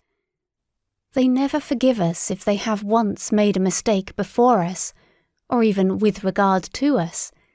They inevitably become our instinctive calumniators and detractors, even when they still remain our friends. Blessed are the forgetful, for they get the better even of their blunders. 218. The psychologists of France, and where else are there still psychologists nowadays, have never yet exhausted their bitter and manifold enjoyment of the bêtise bourgeoise, just as though, in short, they betray something thereby. Flaubert, for instance, the honest citizen of Rouen, neither saw, heard, nor tasted anything else in the end. It was his mode of self-torment and refined cruelty. As this is growing wearisome, I would now recommend for a change something else for your delight, namely the unconscious astuteness with which good, fat, honest mediocrity always behaves towards loftier spirits and the tasks they have to perform, the subtle, barbed, Jesuitical astuteness, which is 1,000 times subtler than the taste and understanding of the middle class in its best moments, subtler even than the understanding of its victims, a repeated proof that instinct is the most intelligent of all kinds of intelligence which have hitherto been discovered. In short, you psychologists, study the philosophy of the rule in its struggle with the exception. There you have a spectacle fit for gods and godlike malignity. Or, in plainer words, practice vivisection on good people, on the homo bonae voluntatis, on yourselves. 219. The practice of judging and condemning morally is the favourite revenge of the intellectually shallow on those who are less so. It is also a kind of indemnity for them being badly endowed by nature, and finally it is an opportunity for acquiring spirit and becoming subtle. Malice spiritualizes. They are glad in their inmost heart that there is a standard according to which those who are over-endowed with intellectual goods and privileges are equal to them. They contend for the equality of all before God, and almost need the belief in God for this purpose. It is among them that the most powerful antagonists of atheism are found. If anyone were to say to them, "A lofty spirituality is beyond all comparison with the honesty and respectability of a merely moral man," it would make them furious. I should take care not to say so. I would rather flatter them with my theory that lofty spirituality itself exists only as the ultimate product of moral qualities, that it is a synthesis of all qualities attributed to the merely moral man, after they have been acquired singly through long training and practice, perhaps during a whole series of generations. That lofty spirituality is precisely the spiritualizing of justice, and the beneficent severity which knows that it is authorized to maintain gradations of rank in the world, even among things, and not only among men. 220. Now that the praise of the disinterested person is so popular, one must, probably not without some danger, get an idea of what people actually take an interest in, and what are the things generally which fundamentally and profoundly concern ordinary men, including the cultured, even the learned, and perhaps philosophers also, if appearances do not deceive. The fact thereby becomes obvious that the greater part of what interests and charms higher natures, and more refined and fastidious tastes, seems absolutely uninteresting to the average man, if, notwithstanding, he perceive devotion to these interests, he calls it désintéressé, and wonders how it is possible to act disinterestedly. There have been philosophers who could give this popular astonishment a seductive and mystical, other-world expression, perhaps because they did not know the higher nature by experience. Instead of stating the naked and candidly reasonable truth that disinterested action is very interesting, and interested action, provided that... And love? What? Even an action for love's sake shall be unegoistic. But you fools. And the praise of the self-sacrificer? But whoever has really offered sacrifice knows that he wanted and obtained something for it, perhaps something from himself, for something from self, that he relinquished here in order to have more there, perhaps in general to be more, or even feel himself more. But this is a realm of questions and answers in which a more fastidious spirit does not like to stay. For here truth has to stifle her yawns so much when she is obliged to answer. And after all, truth is a woman. One must not use force with her. 221. It sometimes happens, said a moralistic pedant and trifle retailer, that I honour and respect an unselfish man, not, however, because he is unselfish, but because I think he has a right to be useful to another man at his own expense.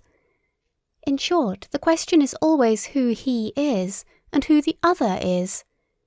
For instance, in a person created and destined for command, self-denial and modest retirement, instead of being virtues, would be the waste of virtues, so it seems to me.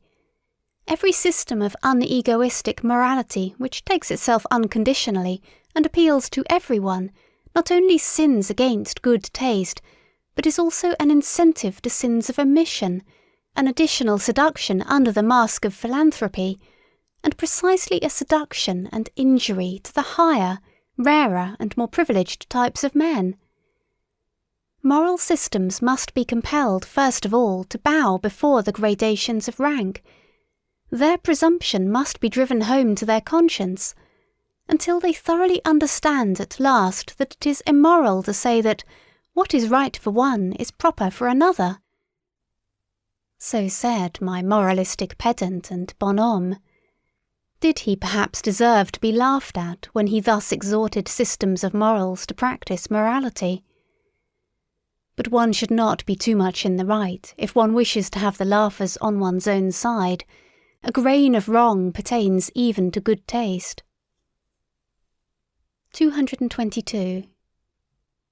Wherever sympathy, fellow suffering, is preached nowadays, and if I gather rightly, no other religion is any longer preached, let the psychologist have his ears open.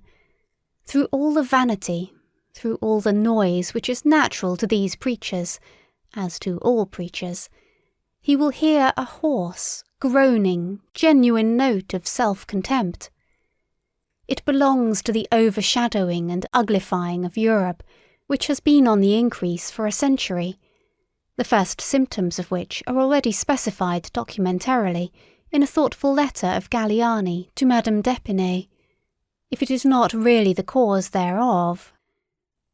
The man of modern ideas, the conceited ape, is excessively dissatisfied with himself, this is perfectly certain. He suffers, and his vanity wants him only to suffer with his fellows. 223. The hybrid European, a tolerably ugly plebeian, taken all in all, absolutely requires a costume. He needs history as a storeroom of costumes. To be sure, he notices that none of the costumes fit him properly. He changes and changes. Let us look at the 19th century with respect to these hasty preferences and changes in its masquerades of style, and also with respect to its moments of desperation on account of nothing suiting us. It is in vain to get ourselves up as romantic or classical or Christian or Florentine or Barocco or national, in moribus et artibus. It does not clothe us. But the spirit, especially the historical spirit, profits even by this desperation. Once and again a new sample of the past or of the foreign is tested, put on, taken off, packed up, and above all studied. We are the first studious age, in puncto, of costumes. I mean as concerns morals, articles of belief, artistic tastes and religions. We are prepared as no other age has ever been for a carnival in the grand style, for the most spiritual festival laughter and arrogance, for the transcendental height of supreme folly and Aristophanic ridicule of the world. Perhaps we are still discovering the domain of our invention just here, the domain where even we can still be original, probably as parodists of the world's history, and as God's merry andrews. Perhaps, though nothing else of the present have a future, our laughter itself may have a future. 224. The historical sense, or the capacity for divining quickly the order of rank of the valuations according to which a people, a community, or an individual has lived. The divining instinct for the relationships of these valuations, for the relation of the authority of the valuations to the authority of the operating forces. This historical sense, which we Europeans claim as our speciality, has come to us in the train of the enchanting and mad semi-barbarity into which Europe has been plunged by the democratic mingling of classes and races. It is only the 19th century that has recognized this faculty as its sixth sense. Owing to this mingling, the past of every form and mode of life, and of cultures which were formerly closely contiguous and superimposed on one another, flows forth into us modern souls. Our instincts now run back in all directions. We ourselves are a kind of chaos. In the end, as we have said, the spirit perceives its advantage therein. By means of our semi-barbarity in body and in desire, we have secret access everywhere, such as a noble age never had. We have access above all to the labyrinth of imperfect civilizations, and to every form of semi-barbarity that has at any time existed on earth. And in so far as the most considerable part of human civilization hitherto has just been semi-barbarity, the historical sense implies almost the sense and instinct for everything, the taste and tongue for everything, whereby it immediately proves itself to be an ignoble sense. For instance, we enjoy Homer once more. It is perhaps our happiest acquisition that we know how to appreciate Homer, whom men of distinguished culture, as the French of the 17th century, like Saint-Evremond, who reproached him for his esprit vaste, and even Voltaire, the last echo of the century, cannot and could not so easily appropriate, whom they scarcely permitted themselves to enjoy. The very decided yea and nay of their palate, their promptly ready disgust, their hesitating reluctance with regard to everything strange, their horror of the bad taste even of lively curiosity, and in general the averseness of every distinguished and self-sufficing culture to avow a new desire, a dissatisfaction with its own condition, or an admiration of what is strange. All this determines and disposes them unfavourably, even towards the best things of the world, which are not their property, or could not become their prey. And no faculty is more unintelligible to such men than just this historical sense, with its truckling plebeian curiosity. The case is not different with Shakespeare. That marvellous Spanish, Moorish, Saxon synthesis of taste, over whom an ancient Athenian of the circle of Aeschylus would have half killed himself with laughter or irritation. But we accept precisely this wild motleynesss, this medley of the most delicate, the most coarse, and the most artificial, with a secret confidence and cordiality.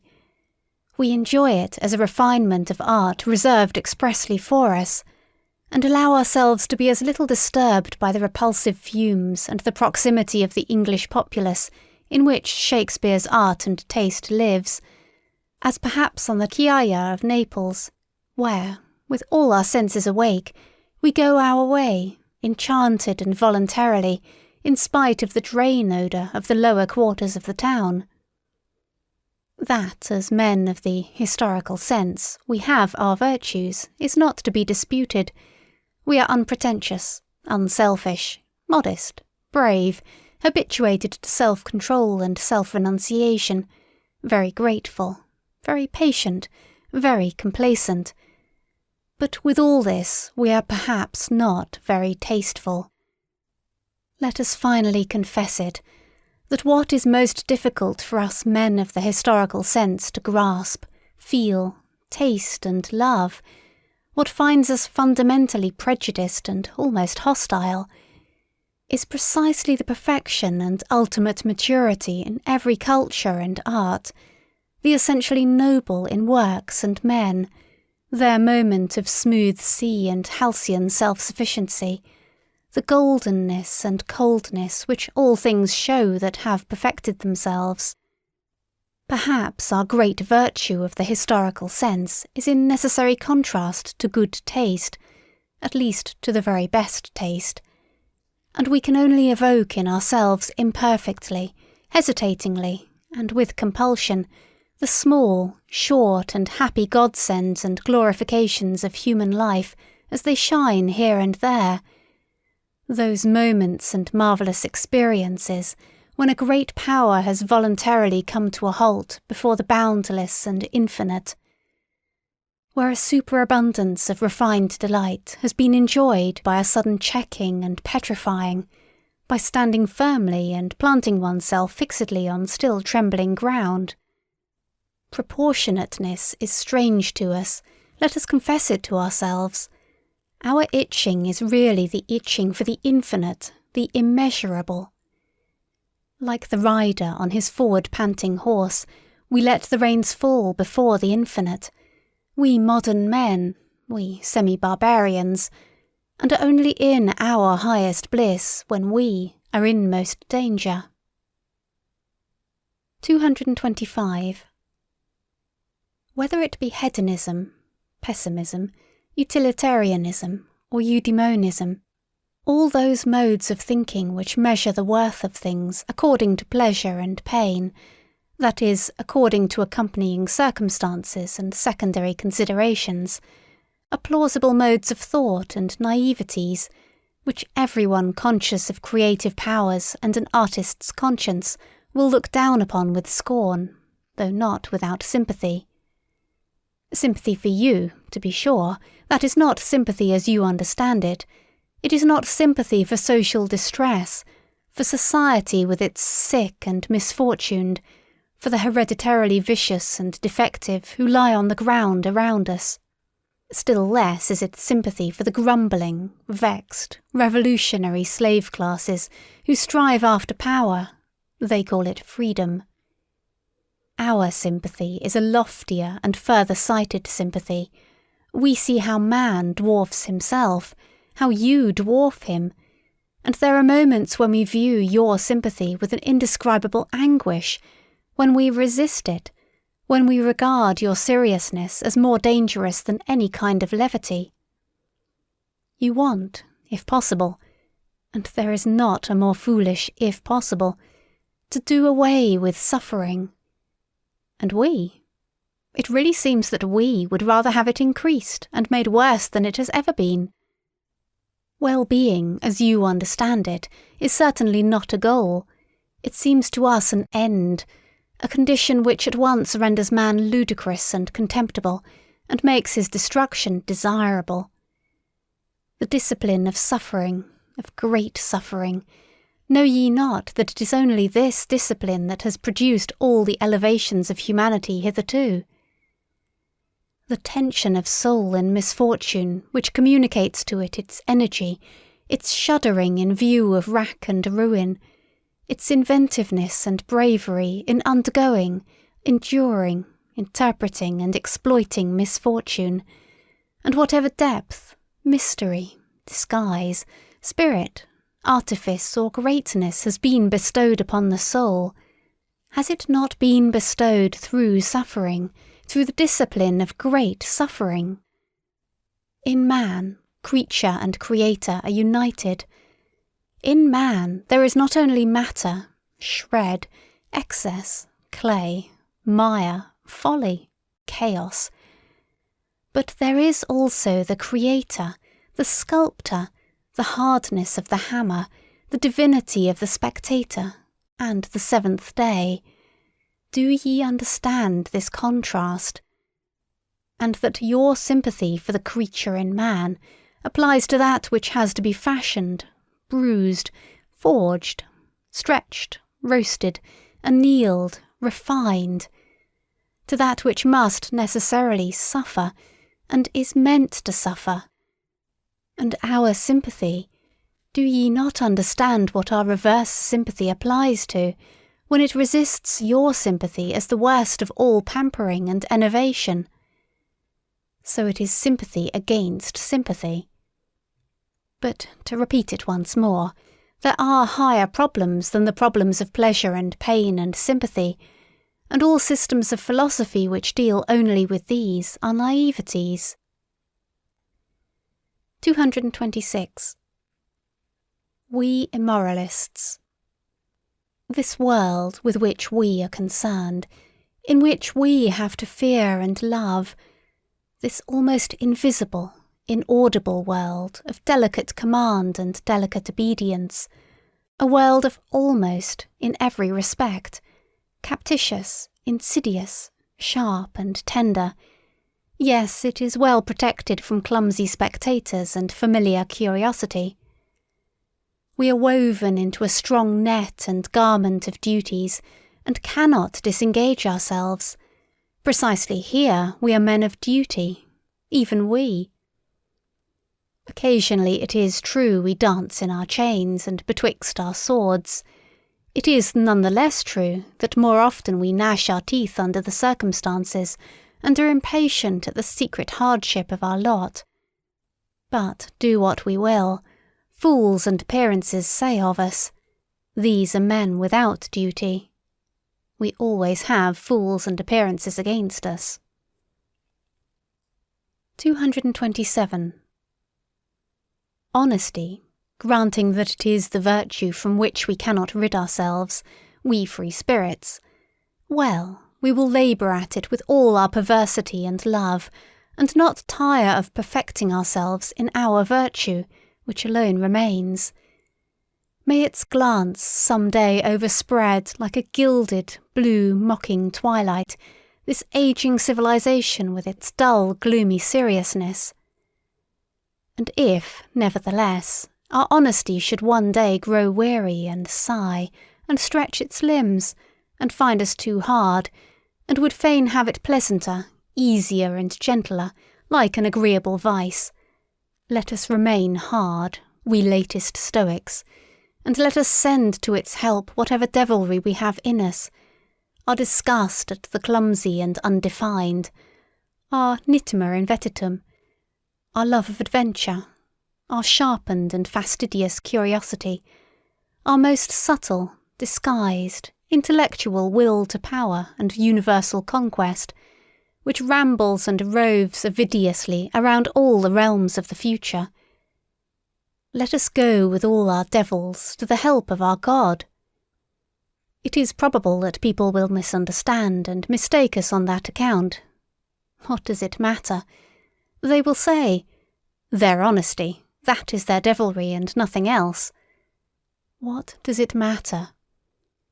And even if they were right, have not all gods hitherto been such sanctified, rebaptized devils? And after all, what do we know of ourselves? And what the spirit that leads us wants to be called? It is a question of names. And how many spirits we harbour? Our honesty, we free spirits, let us be careful lest it become our vanity, our ornament and ostentation, our limitation, our stupidity. Every virtue inclines to stupidity, every stupidity to virtue. Stupid to the point of sanctity, they say in Russia. Let us be careful lest out of pure honesty we do not eventually become saints and bores. Is not life 100 times too short for us to bore ourselves? One would have to believe in eternal life in order to. 228. I hope to be forgiven for discovering that all moral philosophy hitherto has been tedious and has belonged to the soporific appliances, and that virtue, in my opinion, has been more injured by the tediousness of its advocates than by anything else. At the same time, however, I would not wish to overlook their general usefulness. It is desirable that as few people as possible should reflect upon morals, and consequently it is very desirable that morals should not some day become interesting. But let us not be afraid. Things still remain today as they have always been. I see no one in Europe who has, or discloses, an idea of the fact that philosophizing concerning morals might be conducted in a dangerous, captious and ensnaring manner, that calamity might be involved therein. Observe, for example, the indefatigable, inevitable English utilitarians, how ponderously and respectably they stalk along, a Homeric metaphor expresses it better, in the footsteps of Bentham, just as he had already stalked in the footsteps of the respectable Helvetius. No, he was not a dangerous man, Helvetius, se senator poco curante, to use an expression of Galliani. No new thought, nothing of the nature of a finer tuning or better expression of an old thought, not even a proper history of what has previously been thought on the subject.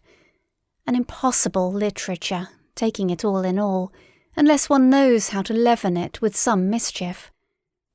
In effect, the old English vice called cant, which is moral Tartuffism, has insinuated itself also into these moralists, whom one must certainly read with an eye to their motives if one must read them, concealed this time under the new form of the scientific spirit. Moreover, there is not absent from them a secret struggle with the pangs of conscience, from which a race of former Puritans must naturally suffer in all their scientific tinkering with morals. Is not a moralist the opposite of a Puritan? That is to say, as a thinker who regards morality as questionable, as worthy of interrogation, in short, as a problem. Is moralizing not immoral? In the end, they want all English morality to be recognized as authoritative, inasmuch as mankind, or the general utility, or the happiness of the greatest number, no, the happiness of England will be best served thereby. They would like, by all means, to convince themselves that the striving after English happiness, I mean after comfort and fashion, and in the highest instance a seat in Parliament, is at the same time the true path of virtue. In fact, that in so far as there has been virtue in the world hitherto, it has just consisted in such striving. Not one of those ponderous, conscience-stricken, herding animals, who undertake to advocate the cause of egoism as conducive to the general welfare, wants to have any knowledge or inkling of the facts that the general welfare is no ideal, no goal, no notion that can be at all grasped, but is only a nostrum, that what is fair to one may not at all be fair to another, that the requirement of one morality for all is really a detriment to higher men, in short, that there is a distinction of rank between man, and consequently between morality and morality. They are an unassuming and fundamentally mediocre species of men, these utilitarian Englishmen, and, as already remarked, in so far as they are tedious, one cannot think highly enough of their utility. One ought even to encourage them, as has been partially attempted in the following rhymes. Hail, ye worthies, barrow-wheeling, longer better, aye, revealing, stiffer eye in head and knee, unenraptured, never jesting, mediocre everlasting, sans génie et sans esprit. 229. In these later ages, which may be proud of their humanity, there still remains so much fear, so much superstition of the cruel wild beast, the mastering of which constitutes the very pride of these humaner ages, that even obvious truths, as if by the agreement of centuries, have long remained unuttered, because they have the appearance of helping the finally slain wild beast back to life again. I perhaps risk something when I allow such a truth to escape. Let others capture it again and give it so much milk of pious sentiment to drink, that it will lie down quiet and forgotten in its old corner. One ought to learn anew about cruelty and open one's eyes. One ought at last to learn impatience, in order that such immodest gross errors, as, for instance, have been fostered by ancient and modern philosophers with regard to tragedy, may no longer wander about virtuously and boldly. Almost everything that we call higher culture is based upon the spiritualizing and intensifying of cruelty. This is my thesis. The wild beast has not been slain at all. It lives. It flourishes. It has only been transfigured. That which constitutes the painful delight of tragedy is cruelty. That which operates agreeably in so-called tragic sympathy, and at the basis even of everything sublime, up to the highest and most delicate thrills of metaphysics, obtains its sweetness solely from the intermingled ingredient of cruelty. What the Roman enjoys in the arena, the Christian in the ecstasies of the cross, the Spaniard at the sight of the faggot and stake, or of the bullfight, the present-day Japanese who presses his way to the tragedy, the workman of the Parisian suburbs who has a homesickness for bloody revolutions, the Wagnerian who, with unhinged will, undergoes the performance of Tristan and Isolde. What all these enjoy, and strive with mysterious ardour to drink in, is the philtre of the great Circe, cruelty.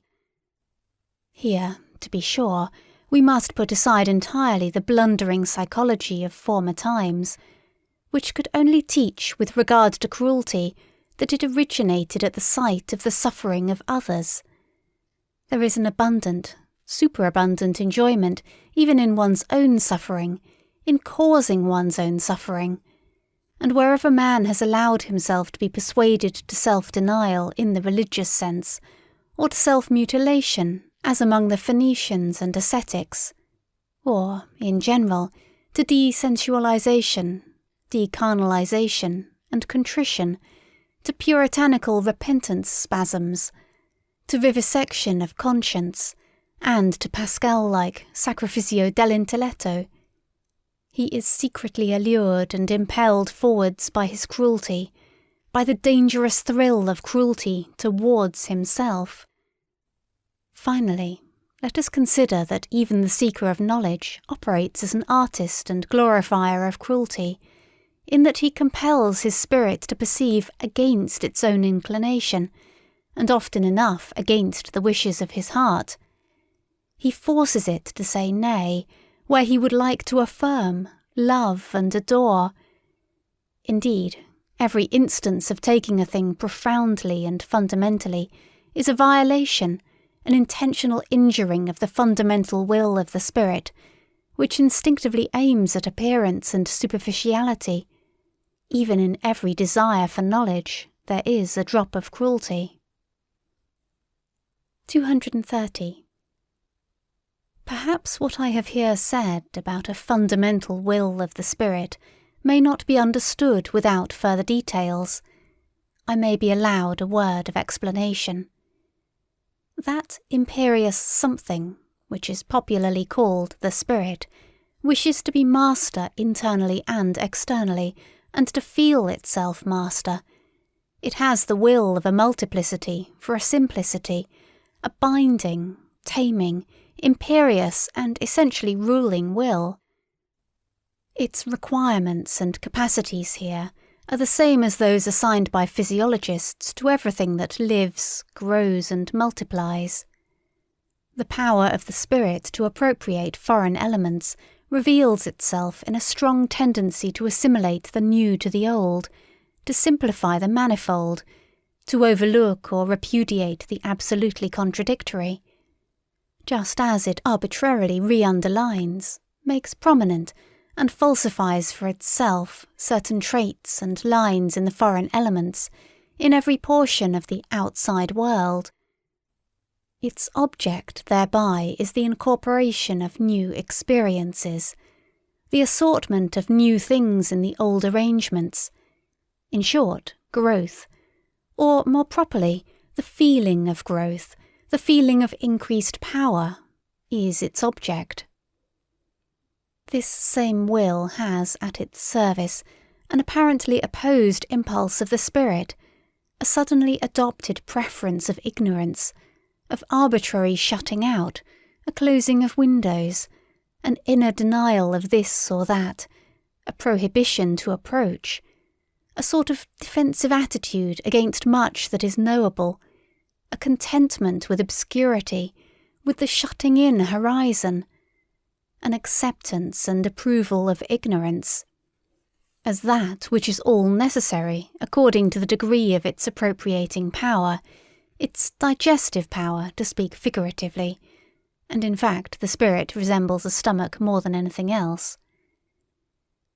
Here also belong an occasional propensity of the spirit to let itself be deceived, perhaps with a waggish suspicion that it is not so and so, but is only allowed to pass as such, a delight in uncertainty and ambiguity, an exulting enjoyment of arbitrary, out-of-the-way narrowness and mystery, of the too near, of the foreground, of the magnified, the diminished, the misshapen, the beautified, an enjoyment of the arbitrariness of all these manifestations of power. Finally, in this connection, there is the not unscrupulous readiness of the spirit to deceive other spirits and dissemble before them, the constant pressing and straining of a creating, shaping, changeable power. The spirit enjoys therein its craftiness and its variety of disguises. It enjoys also its feeling of security therein. It is precisely by its protean arts that it is best protected and concealed. Counter to this propensity for appearance, for simplification, for a disguise, for a cloak, in short, for an outside, for every outside is a cloak, there operates the sublime tendency of the man of knowledge, which takes, and insists on taking things profoundly, variously and thoroughly, as a kind of cruelty of the intellectual conscience and taste which every courageous thinker will acknowledge in himself, provided, as it ought to be, that he has sharpened and hardened his eye sufficiently long for introspection, and is accustomed to severe discipline and even severe words. He will say, "There is something cruel in the tendency of my spirit." Let the virtuous and amiable try to convince him that it is not so. In fact, it would sound nicer if, instead of our cruelty, perhaps our extravagant honesty were talked about, whispered about and glorified. We free, very free spirits, and some day perhaps such will actually be our posthumous glory. Meanwhile, for there is plenty of time until then, we should be at least inclined to deck ourselves out in such florid and fringed moral verbiage. Our whole former work has just made us sick of this taste and its sprightly exuberance. They are beautiful, glistening, jingling, festive words. Honesty, love of truth, love of wisdom, sacrifice for knowledge, heroism of the truthful. There is something in them that makes one's heart swell with pride. But we anchorites and marmots have long ago persuaded ourselves in all the secrecy of an anchorite's conscience that this worthy parade of verbiage also belongs to the old false adornment, frippery and gold dust of unconscious human vanity, and that even under such flattering colour and repainting, the terrible original text, homo natura, must again be recognized. In effect, to translate man back again into nature, to master the many vain and visionary interpretations and subordinate meanings which have hitherto been scratched and daubed over the eternal original text, homo natura, to bring it about that man shall henceforth stand before man as he now, hardened by the discipline of science, stands before the other forms of nature, with fearless Oedipus eyes and stopped Ulysses ears, deaf to the enticements of old metaphysical bird-catchers who have piped to him far too long. Thou art more, thou art higher, thou hast a different origin. This may be a strange and foolish task, but that it is a task, who can deny? Why did we choose it, this foolish task? Or, to put the question differently, why knowledge at all? Everyone will ask us about this. And thus pressed, we, who have asked ourselves the question 100 times, have not found and cannot find any better answer. 231. Learning alters us. It does what all nourishment does that does not merely conserve, as the physiologist knows. But at the bottom of our souls, quite down below, there is certainly something unteachable, a granite of spiritual fate, of predetermined decision and answer to predetermined chosen questions. In each cardinal problem there speaks an unchangeable "I am this." A thinker cannot learn anew about man and woman, for instance, but can only learn fully. He can only follow to the end of what is fixed about them in himself. Occasionally we find certain solutions of problems which make strong beliefs for us. Perhaps they are henceforth called convictions. Later on, one sees in them only footsteps to self-knowledge, guideposts to the problem which we ourselves are, or, more correctly, to the great stupidity which we embody, our spiritual fate, the unteachable in us, quite down below. In view of this liberal compliment which I have just paid myself, permission will perhaps be more readily allowed me to utter some truths about woman as she is, provided that it is known at the outset how literally they are merely my truths. 232. Woman wishes to be independent, and therefore she begins to enlighten men about woman as she is. This is one of the worst developments of the general uglifying of Europe. For what must these clumsy attempts of feminine scientificality and self-exposure bring to light? Woman has so much cause for shame. In woman there is so much pedantry, superficiality, schoolmasterliness, petty presumption, unbridledness, and indiscretion concealed. Study only woman's behaviour towards children, which has really been best restrained and dominated hitherto by the fear of man. Alas, if ever the eternally tedious in woman, she has plenty of it, is allowed to venture forth, if she begins radically and on principle to unlearn her wisdom and art, of charming, of playing, of frightening away sorrow, of alleviating and taking easily, if she forgets her delicate aptitude for agreeable desires. Female voices are already raised, which, by St. Aristophanes, make one afraid. With medical explicitness it is stated in a threatening manner what woman first and last requires from man.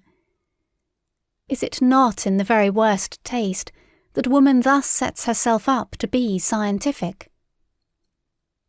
Enlightenment hitherto has fortunately been men's affair, men's gift. We remained therewith among ourselves. And in the end, in view of all that women write about woman, we may well have considerable doubt as to whether woman really desires enlightenment about herself, and can desire it. If woman does not thereby seek a new ornament for herself, I believe ornamentation belongs to the eternally feminine. Why then she wishes to make herself feared. Perhaps she thereby wishes to get the mastery. But she does not want truth. What does woman care for truth? From the very first, nothing is more foreign, more repugnant, or more hostile to woman than truth. Her great art is falsehood. Her chief concern is appearance and beauty. Let us confess it, we men. We honour and love this very art and this very instinct in woman. We who have the hard task, and for our recreation gladly seek the company of beings under whose hands, glances and delicate follies, our seriousness, our gravity and profundity appear almost like follies to us. Finally, I ask the question, did a woman herself ever acknowledge profundity in a woman's mind, or justice in a woman's heart? And is it not true that, on the whole, woman has hitherto been most despised by woman herself, and not at all by us? We men desire that woman should not continue to compromise herself by enlightening us, just as it was man's care and the consideration for woman when the Church decreed, mulier taceat in ecclesia. It was to the benefit of woman when Napoleon gave the too eloquent Madame de Staël to understand, mulier taceat in politicis.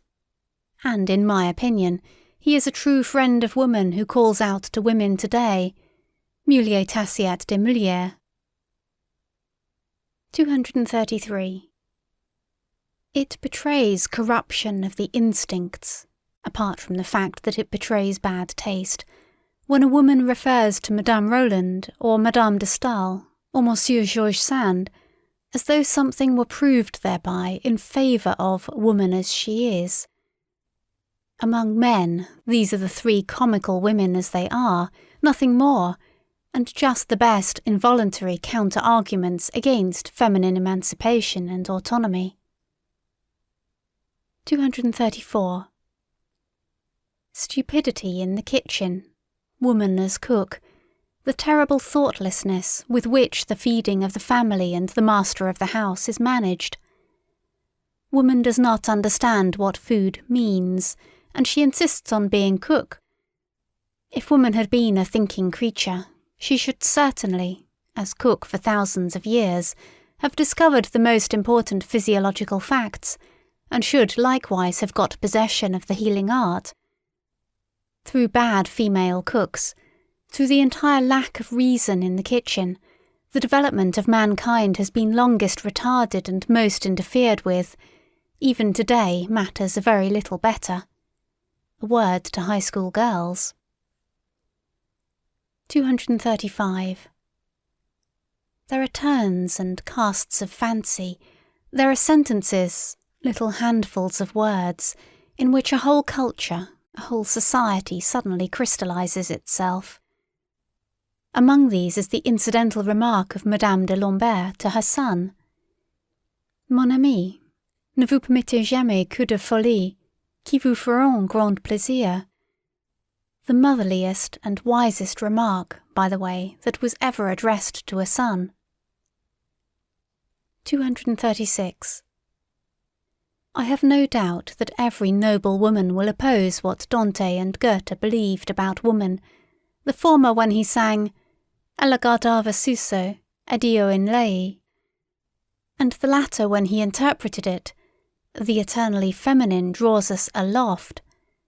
For this is just what she believes of the eternally masculine. 237. 7 apophthegms for women. How the longest ennui flees, when a man comes to our knees. Age, alas, and science stayed, furnish even weak virtue aid. Sombre garb and silence meet, dress for every dame discreet. Whom I thank when in my bliss, God and my good tailoress. Young, a flower-decked cavern home, old, a dragon thence doth roam. Noble title, leg that's fine, man as well, oh were he mine. Speech in brief and sense in mass, slippery for the jenny ass. 237a. Woman has hitherto been treated by men like birds, which, losing their way, have come down among them from an elevation, as something delicate, fragile, wild, strange, sweet and animating, but as something also which must be cooped up to prevent it flying away. 238. To be mistaken in the fundamental problem of man and woman, to deny here the profoundest antagonism and the necessity for an eternally hostile tension, to dream here perhaps of equal rights, equal training, equal claims and obligations, that is a typical sign of shallow-mindedness, and a thinker who has proved himself shallow at this dangerous spot, shallow in instinct, may generally be regarded as suspicious, nay more, as betrayed, as discovered. He will probably prove too short for all fundamental questions of life, future as well as present, and will be unable to descend into any of the depths. On the other hand, a man who has depth of spirit as well as of desires, and has also the depth of benevolence which is capable of severity and harshness, and easily confounded with them, can only think of woman as Orientals do. He must conceive of her as a possession, as confinable property, as a being predestined for service and accomplishing her mission therein. He must take his stand in this matter upon the immense rationality of Asia, upon the superiority of the instinct of Asia, as the Greeks did formerly, those best heirs and scholars of Asia, who, as is well known, with their increasing culture and amplitude of power, from Homer to the time of Pericles, became gradually stricter towards woman, in short, more oriental. How necessary, how logical, even how humanely desirable this was, let us consider for ourselves. 239. The weaker sex has in no previous age been treated with so much respect by men as at present. This belongs to the tendency and fundamental taste of democracy, in the same way as disrespectfulness to old age. What wonder is it that abuse should immediately be made of this respect? They want more, they learn to make claims. The tribute of respect is at last felt to be well-nigh galling. Rivalry for rights, indeed actual strife itself, would be preferred. In a word, woman is losing modesty. And let us immediately add that she is also losing taste. She is unlearning to fear man. But the woman who unlearns to fear sacrifices her most womanly instincts. That woman should venture forward when the fear-inspiring quality in man, or more definitely the man in man, is no longer either desired or fully developed, is reasonable enough and also intelligible enough. What is more difficult to understand is that precisely thereby woman deteriorates. This is what is happening nowadays. Let us not deceive ourselves about it. Wherever the industrial spirit has triumphed over the military and aristocratic spirit, woman strives for the economic and legal independence of a clerk. Woman as clerkess is inscribed on the portal of the modern society which is in course of formation. While she thus appropriates new rights, aspires to be master, and inscribes progress of woman on her flags and banners, the very opposite realizes itself with terrible obviousness. Woman retrogrades. Since the French Revolution, the influence of woman in Europe has declined in proportion as she has increased her rights and claims, and the emancipation of woman, insofar as it is desired and demanded by women themselves, and not only by masculine shallowpates, thus proves to be a remarkable symptom of the increased weakening and deadening of the most womanly instincts. There is stupidity in this movement, an almost masculine stupidity, of which a well-reared woman, who is always a sensible woman, might be heartily ashamed. To lose the intuition as to the ground upon which she can most surely achieve victory, to neglect exercise in the use of her proper weapons, to let herself go before man, perhaps even to the book, where formerly she kept herself in control and in refined, artful humility, to neutralize with her virtuous audacity man's faith in a veiled, fundamentally different ideal in woman, something eternally, necessarily feminine, to emphatically and loquaciously dissuade man from the idea that woman must be preserved, cared for, protected and indulged, like some delicate, strangely wild and often pleasant domestic animal. The clumsy and indignant collection of everything of the nature of servitude and bondage which the position of woman in the hitherto existing order of society has entailed, and still entails, as though slavery were a counter-argument, and not rather a condition of every higher culture, of every elevation of culture. What does all this betoken, if not a disintegration of womanly instincts, a defeminizing? Certainly there are enough of idiotic friends and corrupters of woman amongst the learned asses of the masculine sex, who advise woman to defeminize herself in this manner, and to imitate all the stupidities from which man, in Europe, European manliness, suffers, who would like to lower woman to general culture, indeed even to newspaper reading and meddling with politics.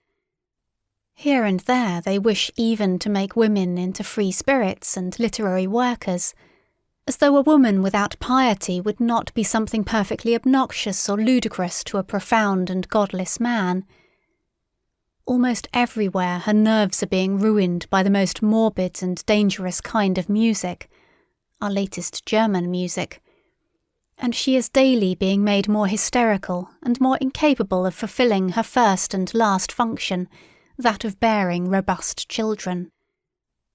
They wish to cultivate her in general still more, and intend, as they say, to make the weaker sex strong by culture, as if history did not teach in the most emphatic manner that the cultivating of mankind and his weakening, that is to say, the weakening, dissipating and languishing of his force of will, have always kept pace with one another, and that the most powerful and influential women in the world, and lastly the mother of Napoleon, had just to thank their force of will, and not their schoolmasters, for their power and ascendancy over men.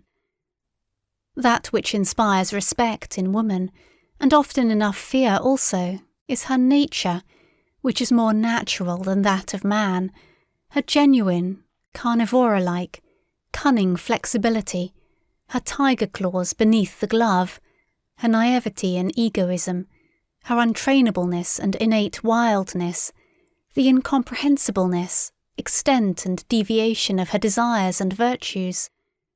That which, in spite of fear, excites one's sympathy for the dangerous and beautiful cat, woman, is that she seems more afflicted, more vulnerable, more necessitous of love, and more condemned to disillusionment than any other creature. Fear and sympathy, it is with these feelings that man has hitherto stood in presence of woman, always with one foot already in tragedy, which rends while it delights. What? And all that is now to be at an end?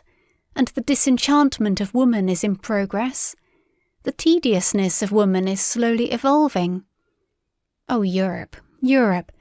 We know the horned animal which was always most attractive to thee, from which danger is ever again threatening thee.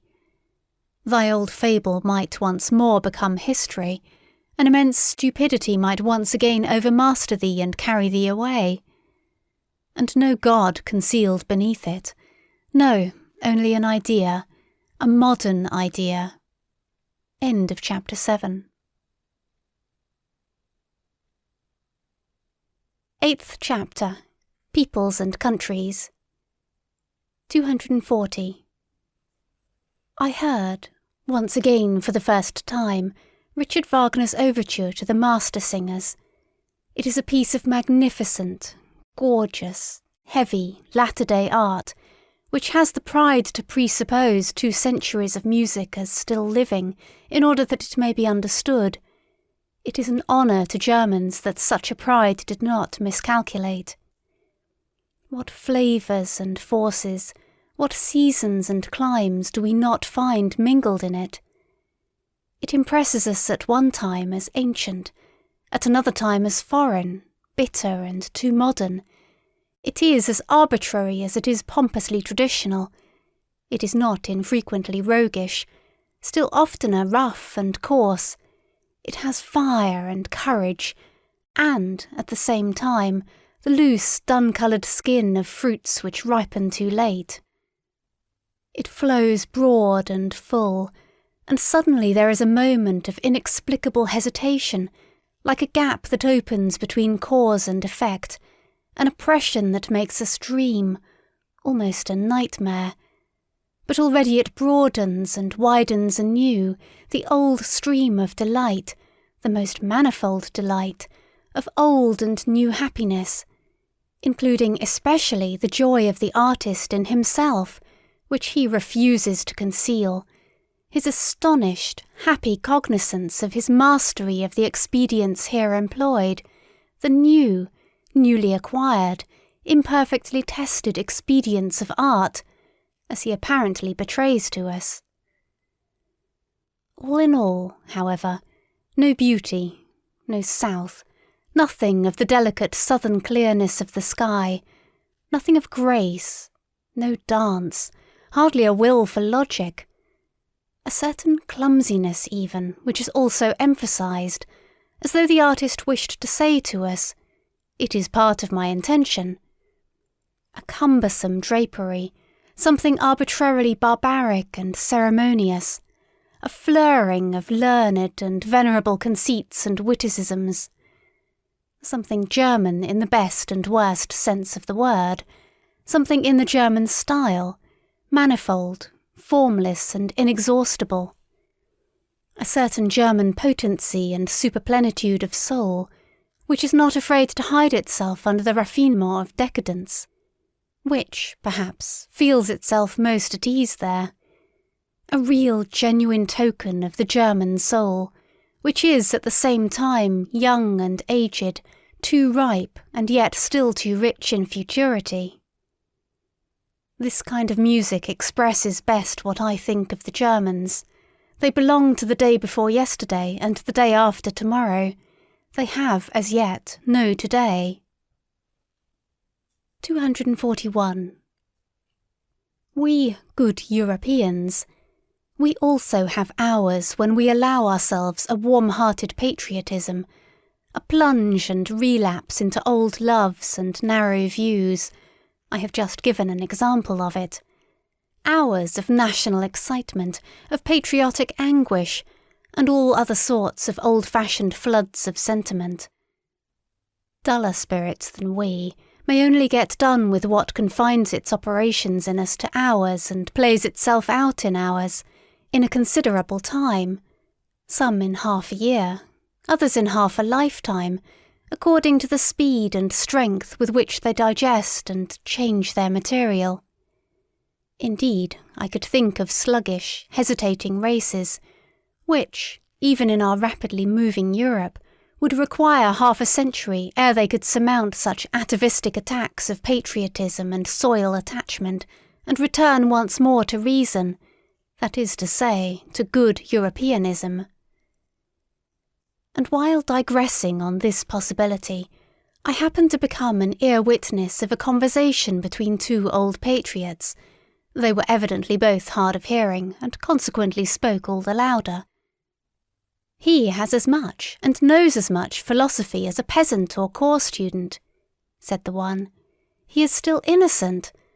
But what does that matter nowadays? It is the age of the masses. They lie on their belly before everything that is massive. And so also in politicis. A statesman who rears up for them a new Tower of Babel, some monstrosity of empire and power, they call great. What does it matter that we more prudent and conservative ones do not meanwhile give up the old belief that it is only the great thought that gives greatness to an action or affair? Supposing a statesman were to bring his people into the position of being obliged henceforth to practice high politics, for which they were by nature badly endowed and prepared, so that they would have to sacrifice their old and reliable virtues out of love to a new and doubtful mediocrity. Supposing a statesman were to condemn his people generally to practice politics, when they have hitherto had something better to do and think about, and when in the depths of their souls they have been unable to free themselves from a prudent loathing of the restlessness, emptiness, and noisy wranglings of the essentially politics-practising nations. Supposing such a statesman were to stimulate the slumbering passions and avidities of his people, were to make a stigma out of their former diffidence and delight in aloofness, an offence out of their exoticism and hidden permanency, were to depreciate their most radical proclivities, subvert their consciences, make their minds narrow and their tastes national. What? A statesman who should do all this, which his people would have to do penance for throughout their whole future, if they had a future. Such a statesman would be great, wouldn't he? Undoubtedly, replied the other old patriot vehemently. Otherwise he could not have done it. It was mad perhaps to wish such a thing. But perhaps everything great has just been mad at its commencement. Misuse of words, cried his interlocutor contradictorily. Strong, strong, strong and mad, not great. The old men had obviously become heated as they thus shouted their truths in each other's faces. But I, in my happiness and apartness, considered how soon a stronger one will become master of the strong, and also that there is a compensation for the intellectual superficializing of a nation, namely in the deepening of another. 242. Whether we call it civilization, or humanizing, or progress, which now distinguishes the European, whether we call it simply, without praise or blame, by the political formula, the democratic movement in Europe, behind all the moral and political foregrounds pointed to by such formulas, an immense physiological process goes on, which is ever extending, the process of the assimilation of Europeans, their increasing detachment from the conditions under which, climatically and hereditarily, united races originate, their increasing independence of every definite milieu, that for centuries would fain inscribe itself with equal demands on soul and body, that is to say, the slow emergence of an essentially supranational and nomadic species of man, who possesses, physiologically speaking, a maximum of the art and power of adaptation as his typical distinction. This process of the evolving European, which can be retarded in its tempo by great relapses, but will perhaps just gain and grow thereby in vehemence and depth. The still raging storm and stress of national sentiment pertains to it, and also the anarchism which is appearing at present. This process will probably arrive at results on which its naive propagators and panegyrists, the apostles of modern ideas, would least care to reckon. The same new conditions under which, on average, a levelling and mediocrising of man will take place, a useful, industrious, variously serviceable and clever herd animal like man, are in the highest degree suitable to give rise to exceptional men of the most dangerous and attractive qualities.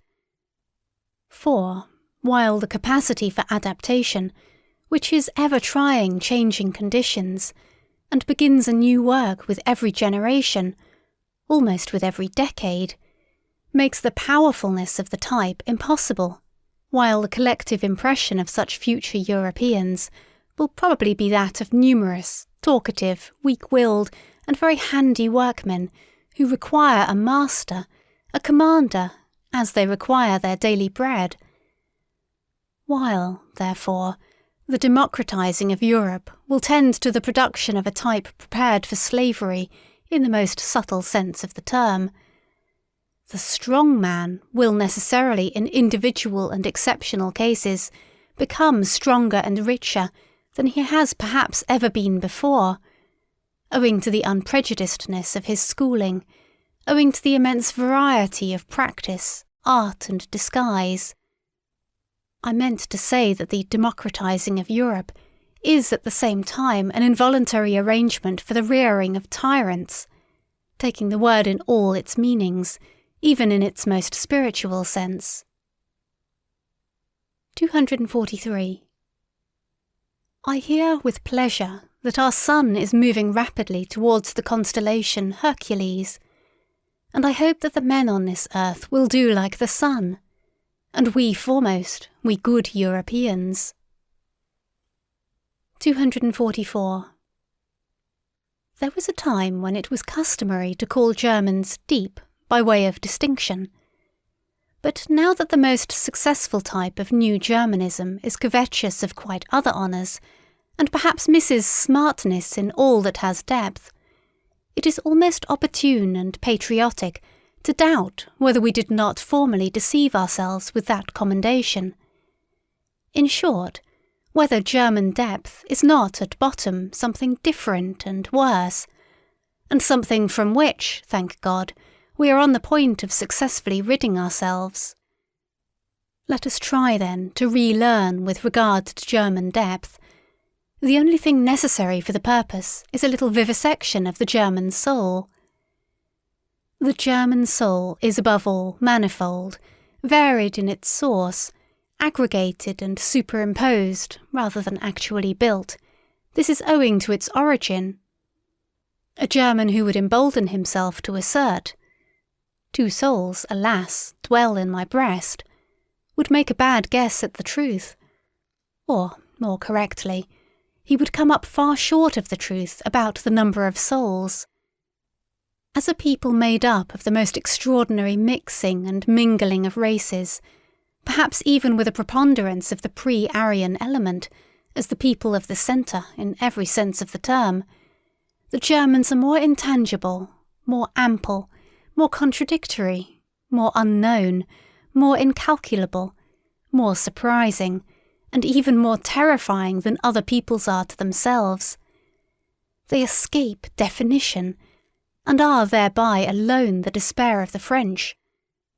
It is characteristic of the Germans that the question, "What is German?" never dies out among them. Kotzebue certainly knew his Germans well enough. "We are known," they cried jubilantly to him, but Sand also thought he knew them.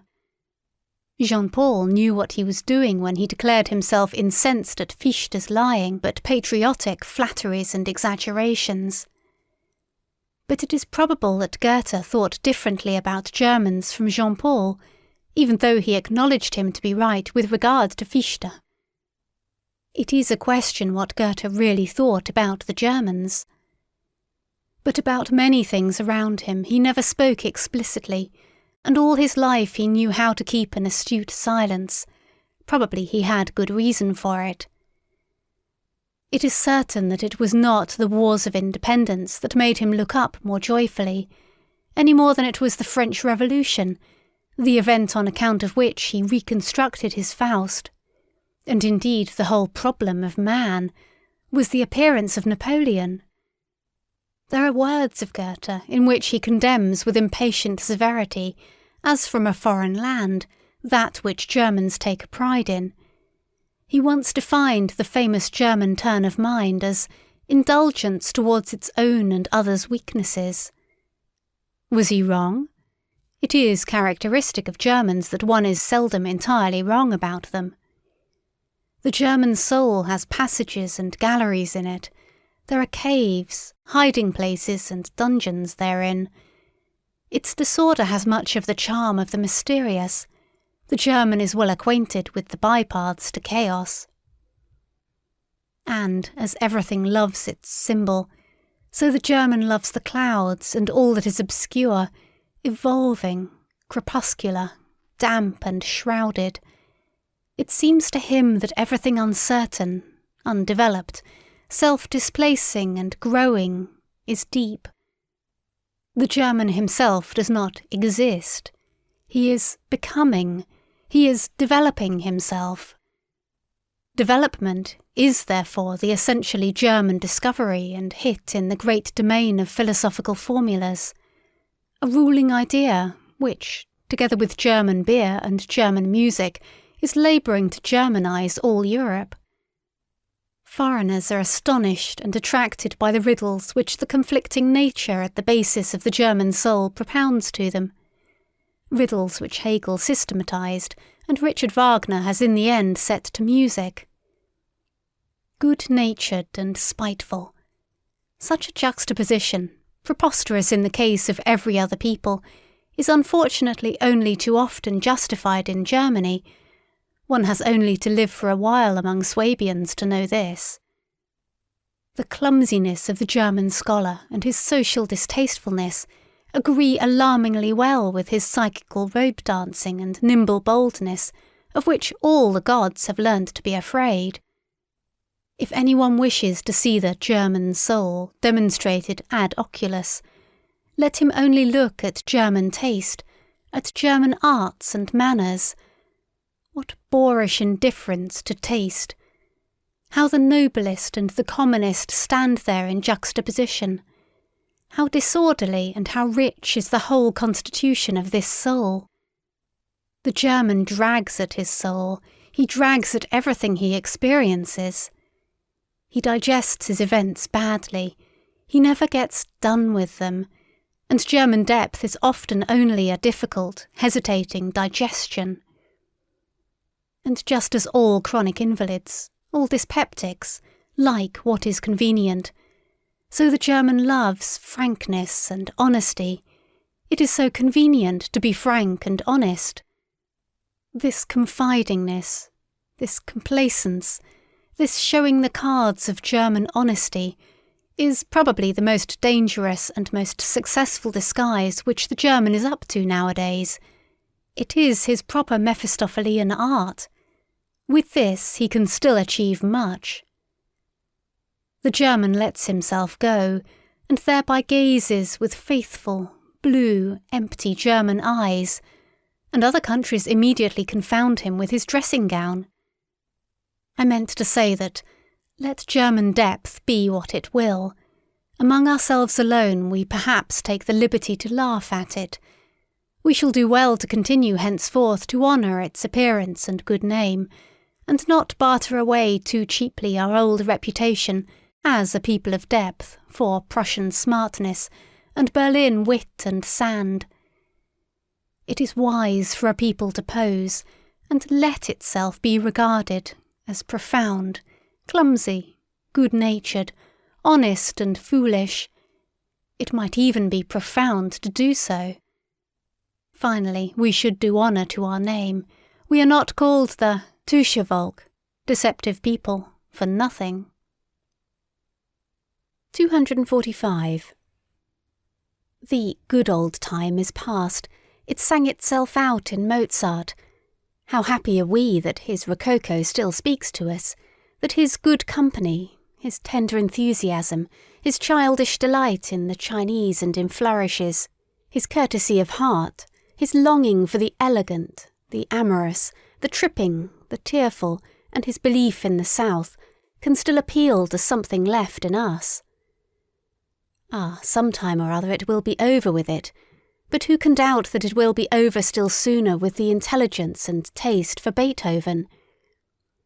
For he was only the last echo of a break and transition in style, and not, like Mozart, the last echo of a great European taste which had existed for centuries. Beethoven is the intermediate event between an old mellow soul that is constantly breaking down and a future over-young soul that is always coming. There is spread over his music the twilight of eternal loss and eternal extravagant hope, the same light in which Europe was bathed when it dreamed with Rousseau, when it danced round the tree of liberty of the Revolution, and finally almost fell down in adoration before Napoleon. But how rapidly does this very sentiment now pale? How difficult nowadays is even the apprehension of this sentiment? How strangely does the language of Rousseau, Schiller, Shelley and Byron sound to our ear, in whom collectively the same fate of Europe was able to speak, which knew how to sing in Beethoven.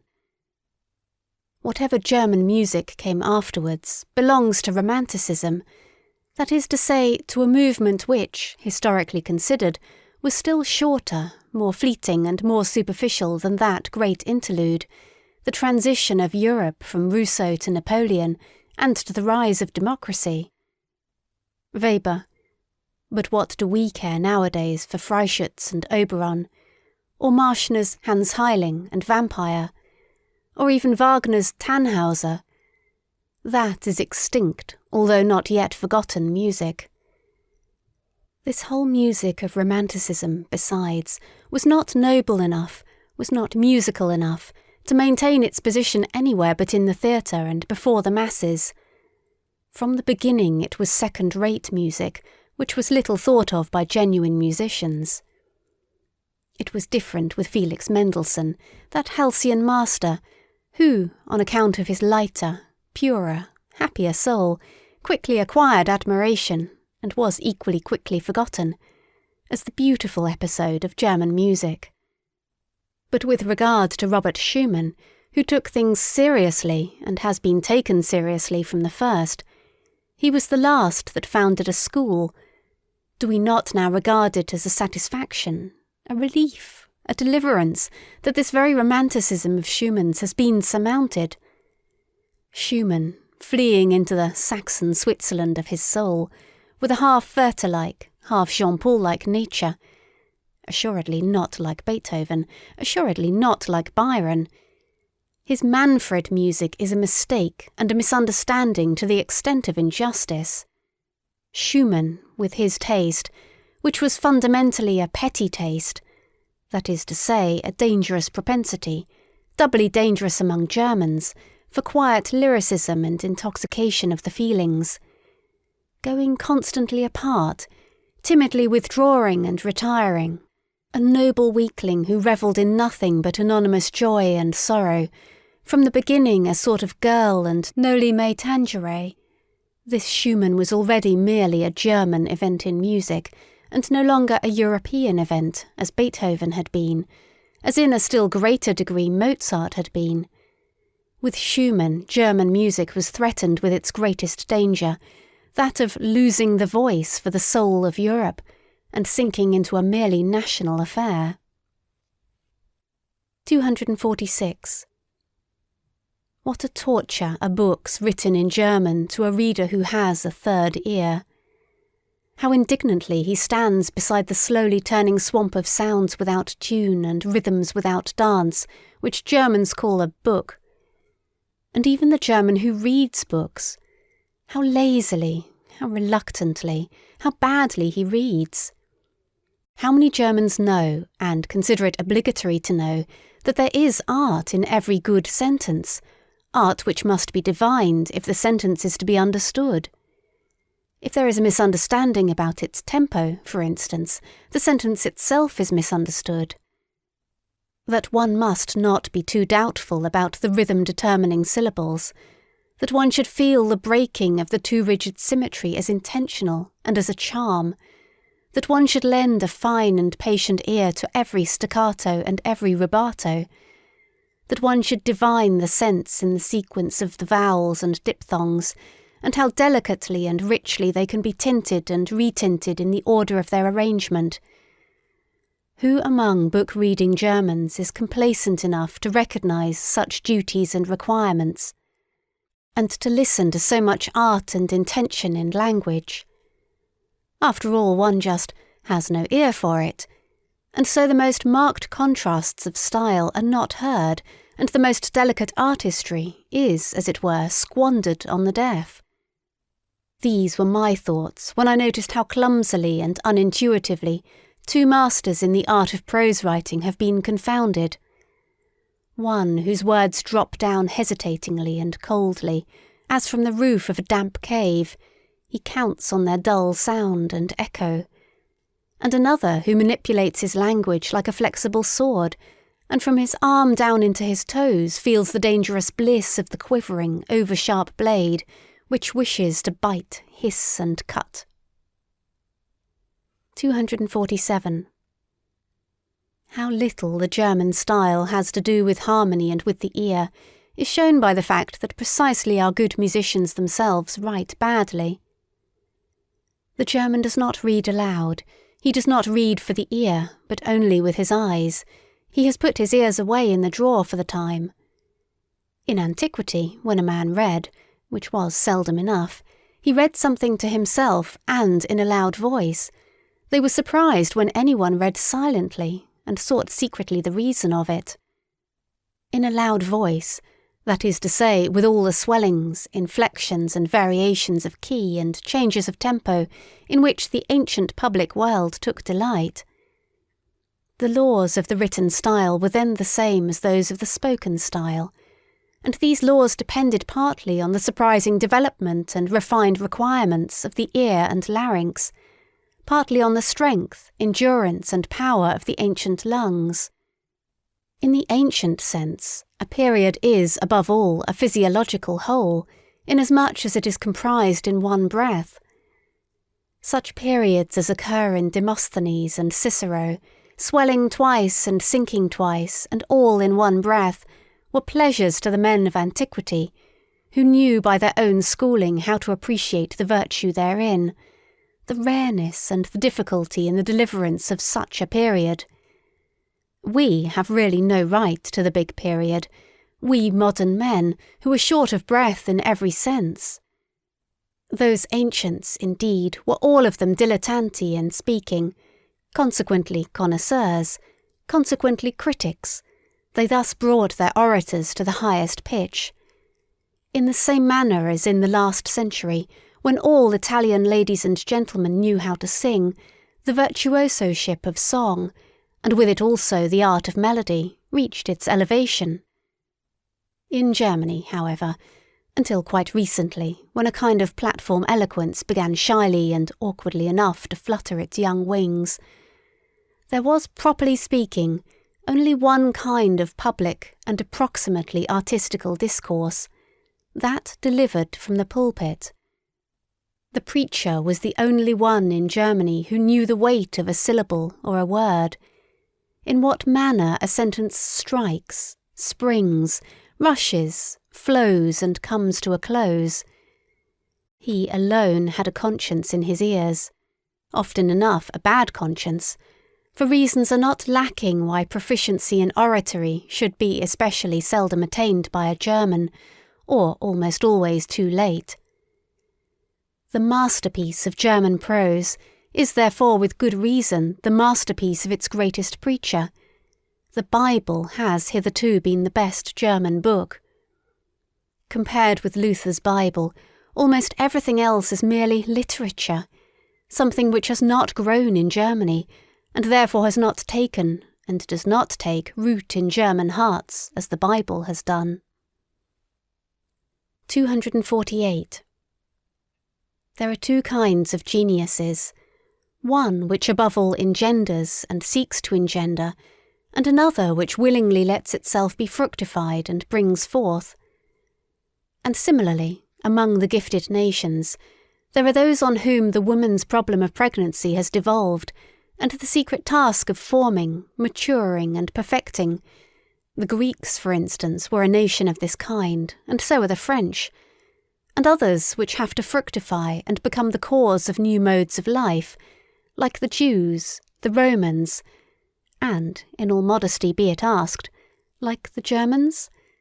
Nations tortured and enraptured by unknown fevers, and irresistibly forced out of themselves, amorous and longing for foreign races, for such as let themselves be fructified, and withal imperious, like everything conscious of being full of generative force, and consequently empowered by the grace of God.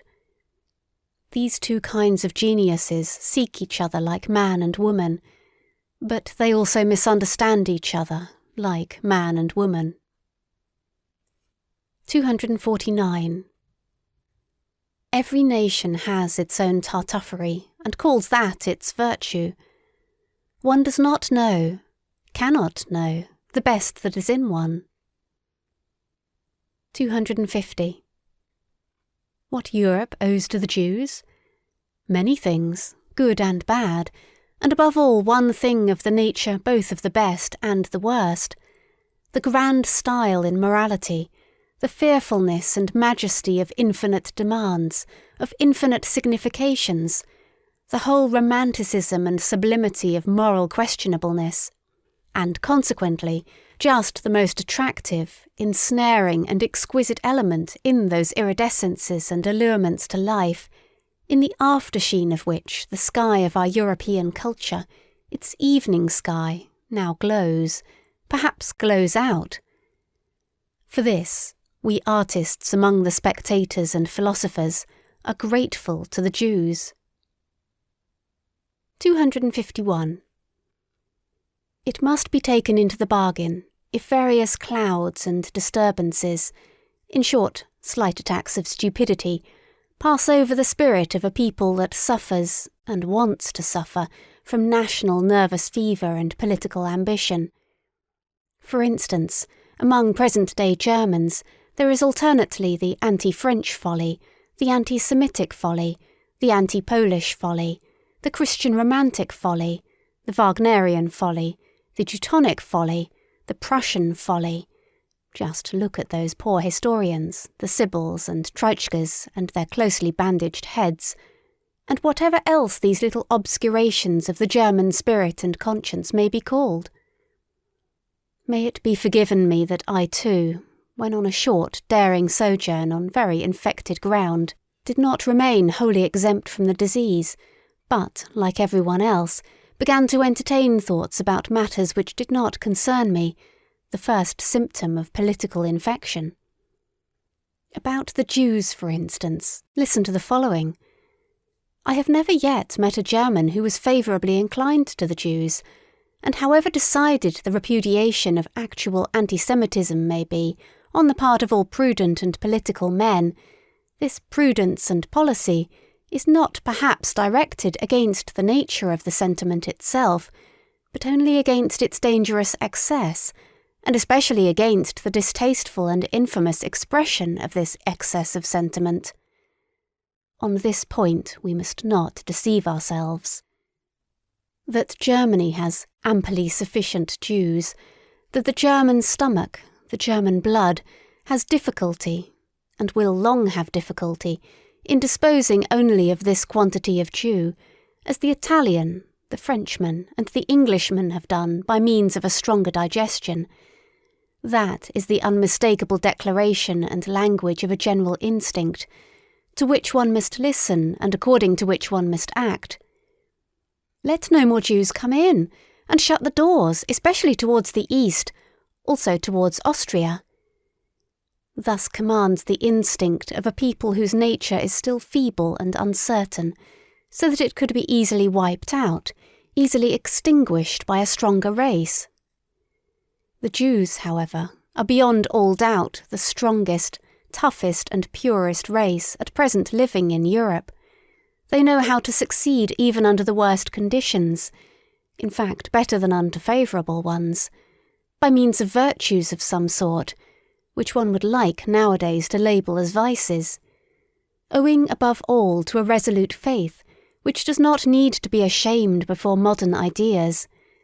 They alter only when they do alter, in the same way that the Russian Empire makes its conquest, as an empire that has plenty of time and is not of yesterday, namely, according to the principle, as slowly as possible.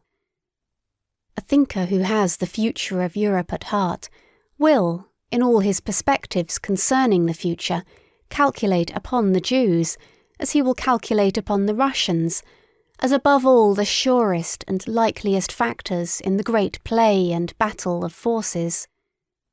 That which is at present called a nation in Europe, and is really rather a res facta than nata, indeed sometimes confusingly similar to a res ficta et picta, is in every case something evolving, young, easily displaced, and not yet a race, much less such a race, or a perennius, as the Jews are. Such nations should most carefully avoid all hot-headed rivalry and hostility. It is certain that the Jews, if they desired, or if they were driven to it, as the anti-Semites seem to wish, could now have the ascendancy, nay, literally the supremacy over Europe. That they are not working and planning for that end is equally certain. Meanwhile, they rather wish and desire, even somewhat importunately, to be insorbed and absorbed by Europe. They long to be finally settled, authorized and respected somewhere, and wish to put an end to the nomadic life, to the wandering Jew, and one should certainly take account of this impulse and tendency, and make advances to it. It possibly betokens a mitigation of the Jewish instincts, for which purpose it would perhaps be useful and fair to banish the anti-Semitic bawlers out of the country.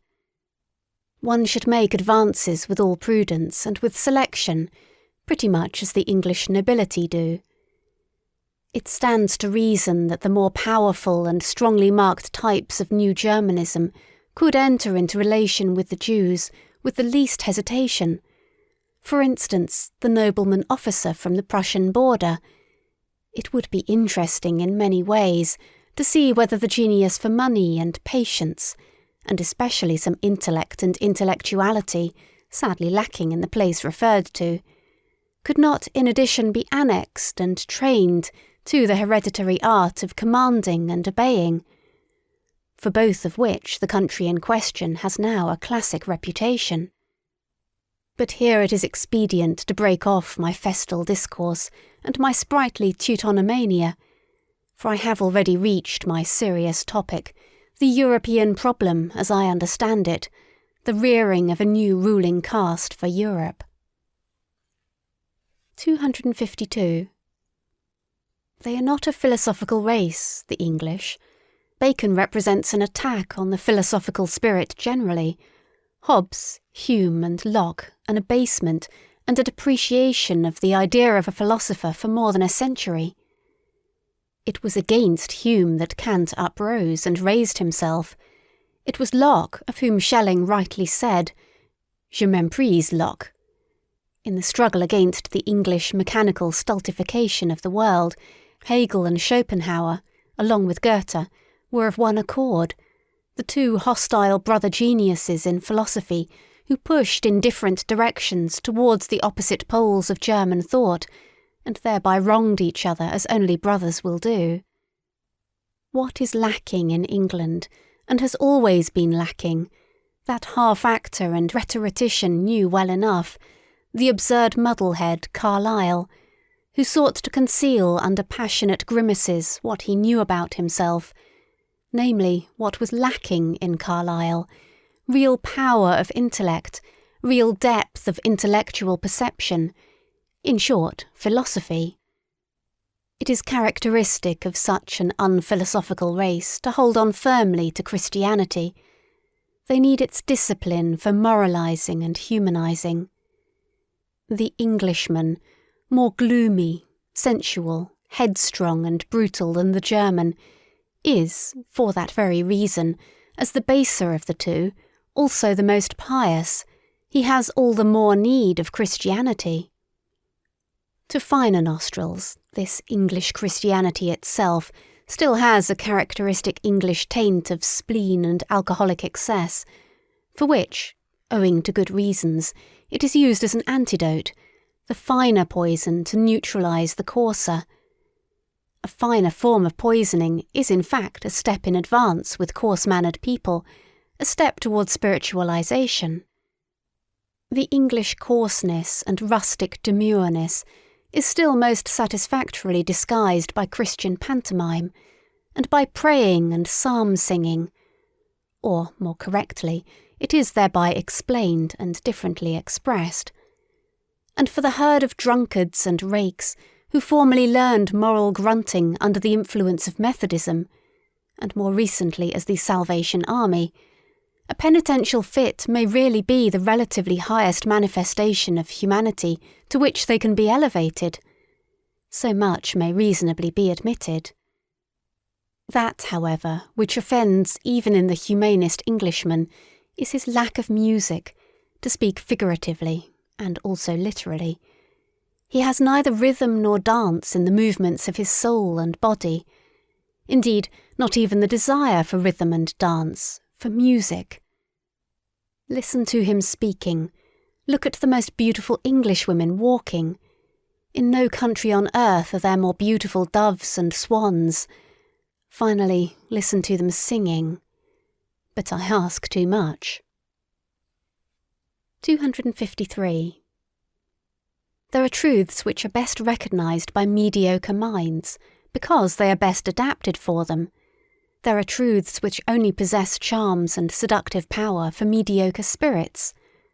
One is pushed to this probably unpleasant conclusion, now that the influence of respectable but mediocre Englishmen, I may mention Darwin, John Stuart Mill, and Herbert Spencer, begins to gain the ascendancy in the middle-class region of European taste. Indeed, who could doubt that it is a useful thing for such minds to have the ascendancy for a time? It would be an error to consider the highly developed and independently soaring minds as specially qualified for determining and collecting many little common facts and deducing conclusions from them. As exceptions, they are rather from the first in no very favourable position towards those who are the rules. After all, they have more to do than merely to perceive. In effect, they have to be something new. They have to signify something new. They have to represent new values. The gulf between knowledge and capacity is perhaps greater and also more mysterious than one thinks. The capable man in the grand style, the creator, will possibly have to be an ignorant person, while on the other hand, for scientific discoveries like those of Darwin, a certain narrowness, aridity and industrious carefulness, in short something English, may not be unfavourable for arriving at them. Finally, let it not be forgotten that the English, with their profound mediocrity, brought about once before a general depression of European intelligence. What is called modern ideas, or the ideas of the 18th century, or French ideas, that, consequently against which the German mind rose up with profound disgust, is of English origin, there is no doubt about it. The French were only the apes and actors of these ideas, their best soldiers, and likewise, alas, their first and profoundest victims. For owing to the diabolical Anglomania of modern ideas, the homme français has in the end become so thin and emaciated that at present one recalls its 16th and 17th centuries, its profound passionate strength, its inventive excellency, almost with disbelief. One must, however, maintain this verdict of historical justice in a determined manner, and defend it against present prejudices and appearances. The European noblesse, of sentiment, taste, and manners, taking the word in every high sense, is the work and invention of France. The European ignobleness, the plebeianism of modern ideas, is England's work and invention. 254. Even at present, France is still the seat of the most intellectual and refined culture of Europe. It is still the high school of taste, but one must know how to find this France of taste. He who belongs to it keeps himself well concealed. They may be a small number in whom it lives and is embodied, besides perhaps being men who do not stand upon the strongest legs, in part fatalists, hypochondriacs, invalids, in part persons overindulged, over-refined, such as have the ambition to conceal themselves. They have all something in common. They keep their ears closed in presence of the delirious folly and noisy spouting of the democratic bourgeois. In fact, a besotted and brutalized France at present sprawls in the foreground. It recently celebrated a veritable orgy of bad taste and, at the same time, of self-admiration at the funeral of Victor Hugo. There is also something else common to them, a predilection to resist intellectual Germanizing, and a still greater inability to do so. In this France of intellect, which is also a France of pessimism, Schopenhauer has, perhaps, become more at home and more indigenous than he has ever been in Germany, not to speak of Heinrich Heine, who has long ago been reincarnated in the more refined and fastidious lyrists of Paris, or of Hegel, who at present, in the form of Taine, the first of living historians, exercises an almost tyrannical influence. As regards Richard Wagner, however, the more French music learns to adapt itself to the actual needs of the homme moderne, the more will it Wagnerize. One can safely predict that, beforehand, it is already taking place sufficiently. There are, however, 3 things which the French can still boast of with pride as their heritage and possession, and as indelible tokens of their ancient intellectual superiority in Europe, in spite of all voluntary or involuntary Germanizing and vulgarizing of taste. Firstly, the capacity for artistic emotion, for devotion to form, for which the expression l'art pour l'art, along with numerous others, has been invented. Such capacity has not been lacking in France for 3 centuries, and owing to its reverence for the small number, it has again and again made a sort of chamber music of literature possible, which is sought for in vain elsewhere in Europe. The second thing whereby the French can lay claim to a superiority over Europe is their ancient, many-sided, moralistic culture, owing to which one finds on an average, even in the petits romanciers of the newspapers and chance boulevardiers de Paris, a psychological sensitiveness and curiosity, of which, for example, one has no conception, to say nothing of the thing itself, in Germany. The Germans lack a couple of centuries of the moralistic work requisite thereto, which, as we have said, France has not grudged. Those who call the Germans naive on that account give them commendation for a defect.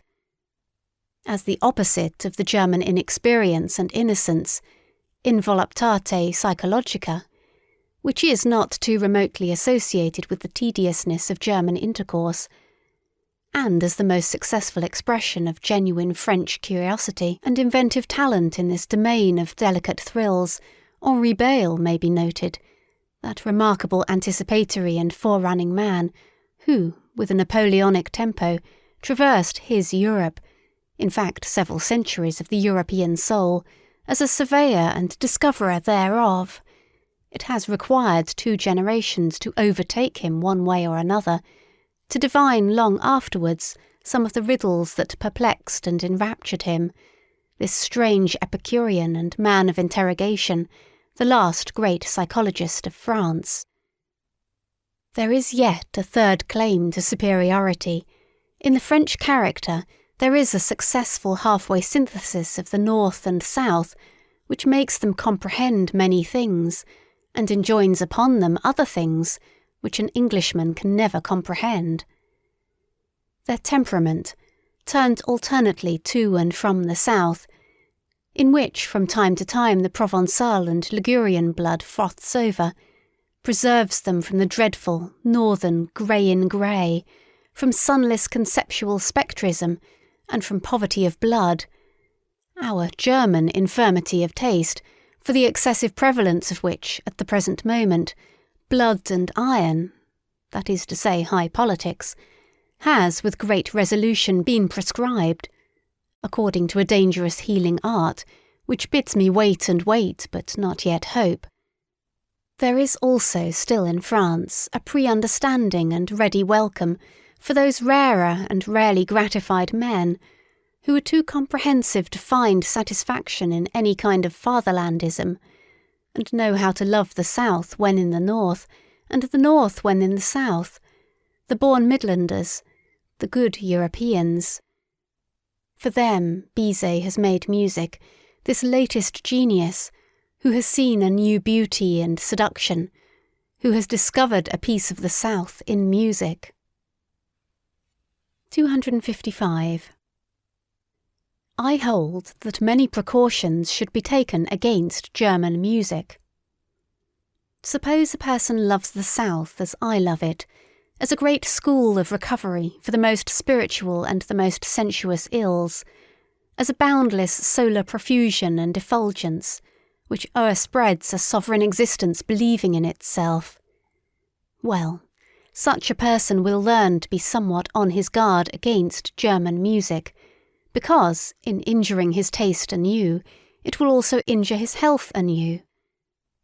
Such a southerner not by origin but by belief, if he should dream of the future of music, must also dream of it being freed from the influence of the North, and must have in his ears the prelude to a deeper, mightier, and perhaps more perverse and mysterious music, a super-German music, which does not fade, pale and die away, as all German music does, at the sight of the blue, wanton sea and the Mediterranean clearness of sky, a super-European music which holds its own even in presence of the brown sunsets of the desert, whose soul is akin to the palm tree, and can be at home and can roam with big, beautiful, lonely beasts of prey.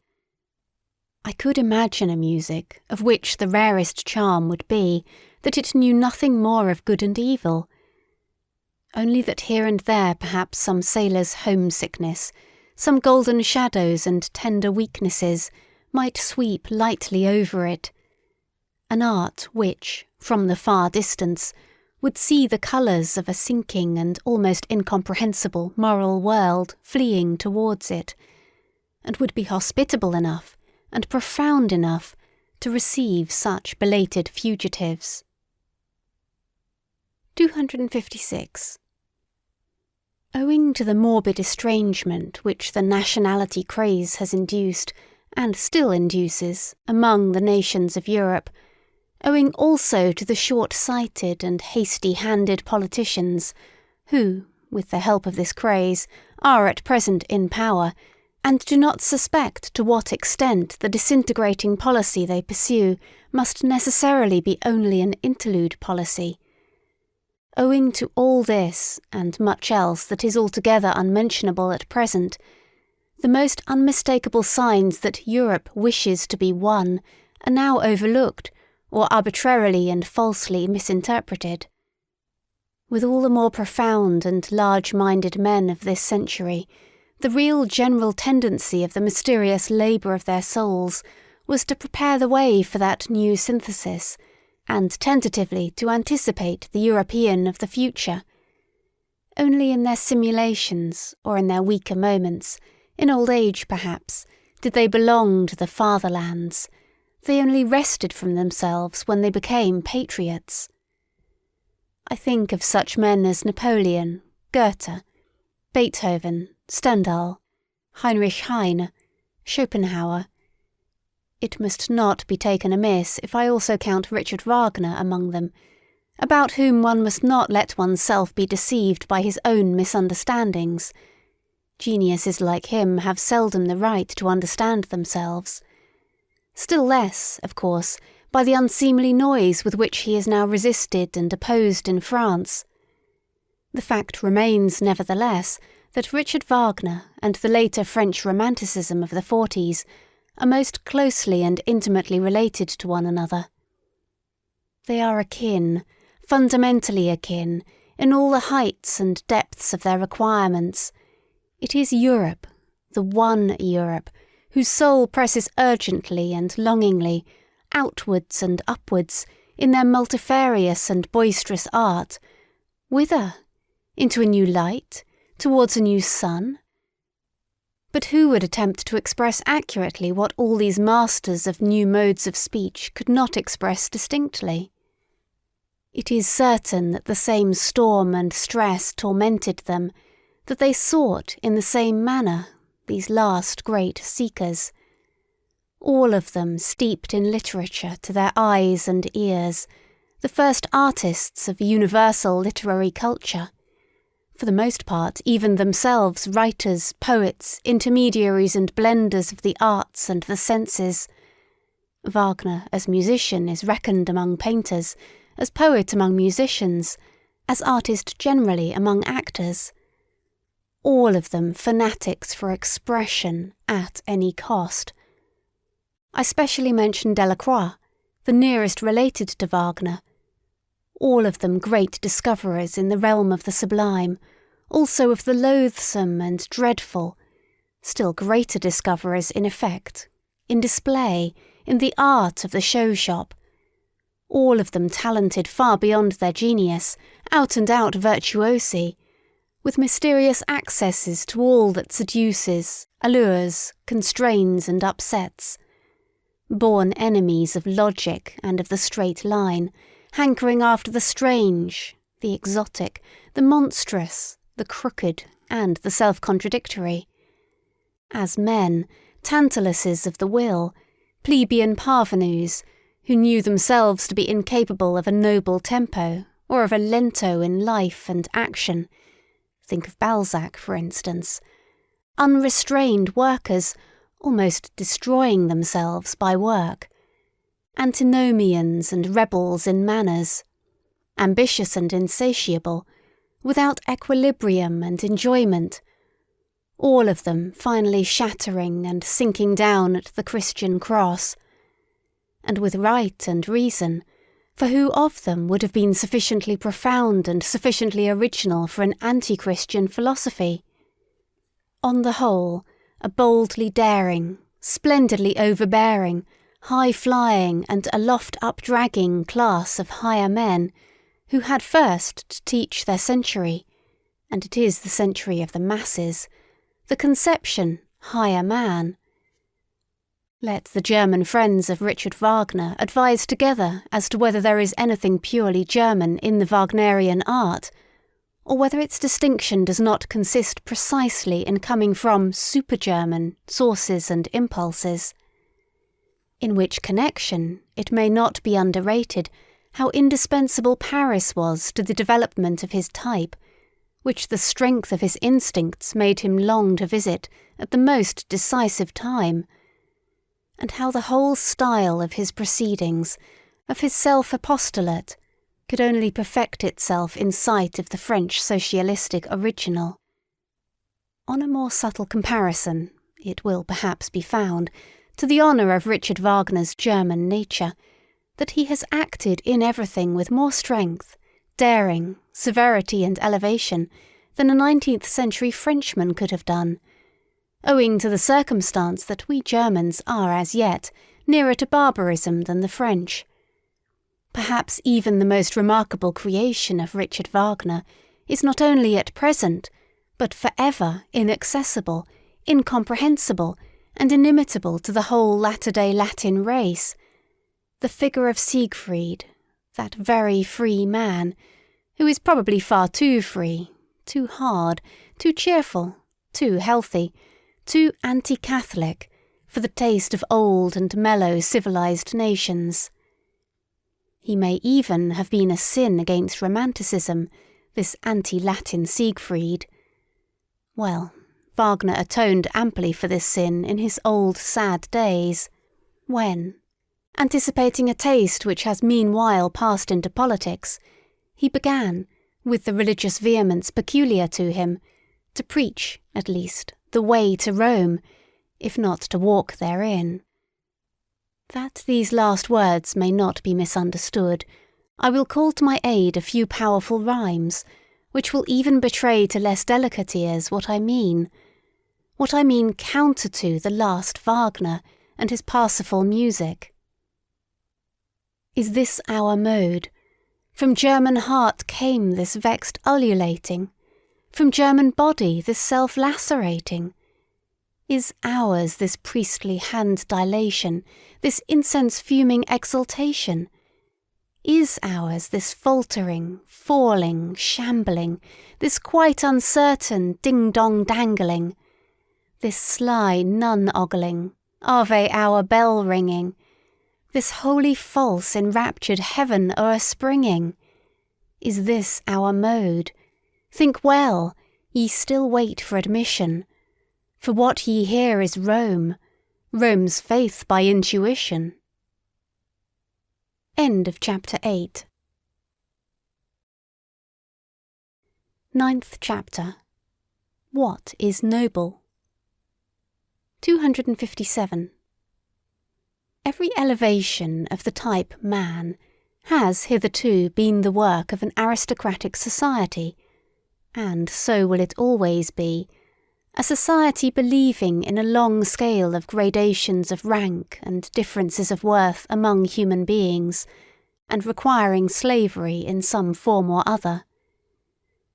Without the pathos of distance, such as grows out of the incarnated difference of classes, out of the constant outlooking and downlooking of the ruling caste on subordinates and instruments, and out of their equally constant practice of obeying and commanding, of keeping down and keeping at a distance, that other, more mysterious pathos could never have arisen, the longing for an ever-new widening of distance within the soul itself, the formation of ever higher, rarer, further, more extended, more comprehensive states, in short, just the elevation of the type man, the continued self-surmounting of man, to use a moral formula in a supermoral sense. To be sure, one must not resign oneself to any humanitarian illusions about the history of the origin of an aristocratic society. That is to say, of the preliminary condition for the elevation of the type man. The truth is hard. Let us acknowledge unprejudicedly how every higher civilization hitherto has originated. Men with a still natural nature, barbarians in every terrible sense of the word, men of prey, still in possession of unbroken strength of will and desire for power, threw themselves upon weaker, more moral, more peaceful races, perhaps trading or cattle-rearing communities, or upon old mellow civilizations in which the final vital force was flickering out in brilliant fireworks of wit and depravity. At the commencement, the noble caste was always the barbarian caste. Their superiority did not consist first of all in their physical, but in their psychical power. They were more complete men, which at every point also implies the same as more complete beasts. 258. Corruption, as the indication that anarchy threatens to break out among the instincts, and that the foundation of the emotions, called life, is convulsed, is something radically different according to the organization in which it manifests itself. When, for instance, an aristocracy like that of France at the beginning of the Revolution flung away its privileges with sublime disgust and sacrificed itself to an excess of its moral sentiments, it was corruption. It was really only the closing act of the corruption which had existed for centuries, by virtue of which that aristocracy had abdicated, step by step, its lordly prerogatives and lowered itself to a function of royalty, in the end even to its decoration and parade dress.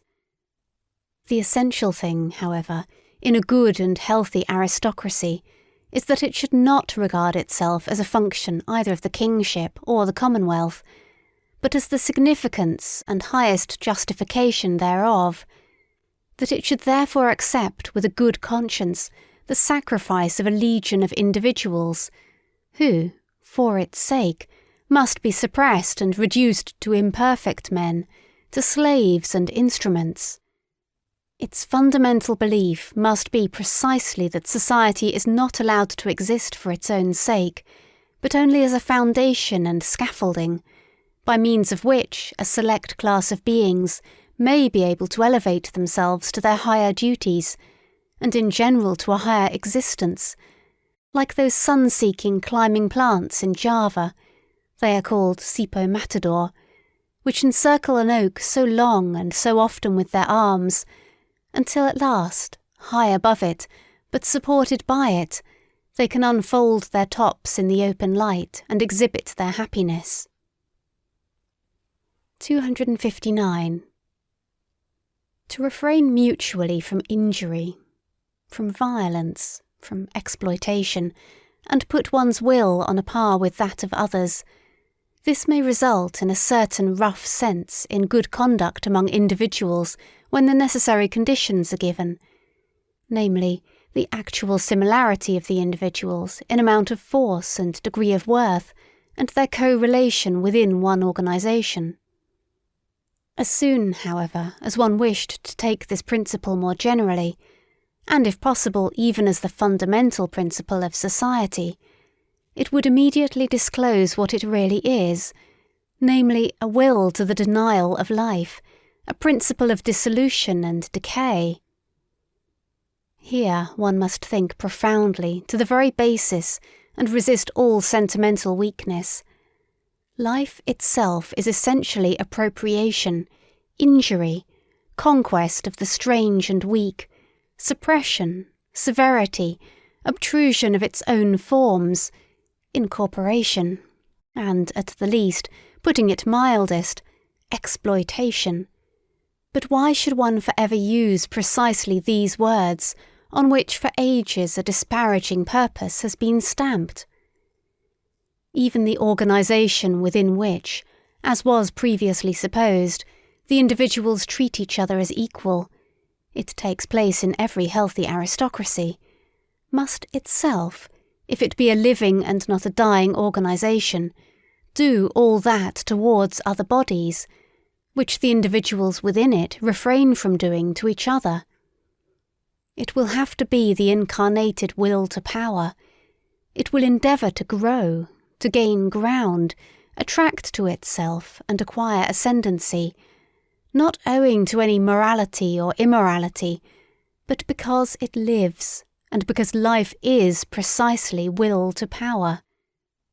On no point, however, is the ordinary consciousness of Europeans more unwilling to be corrected than on this matter. People now rave everywhere, even under the guise of science, about coming conditions of society in which the exploiting character is to be absent.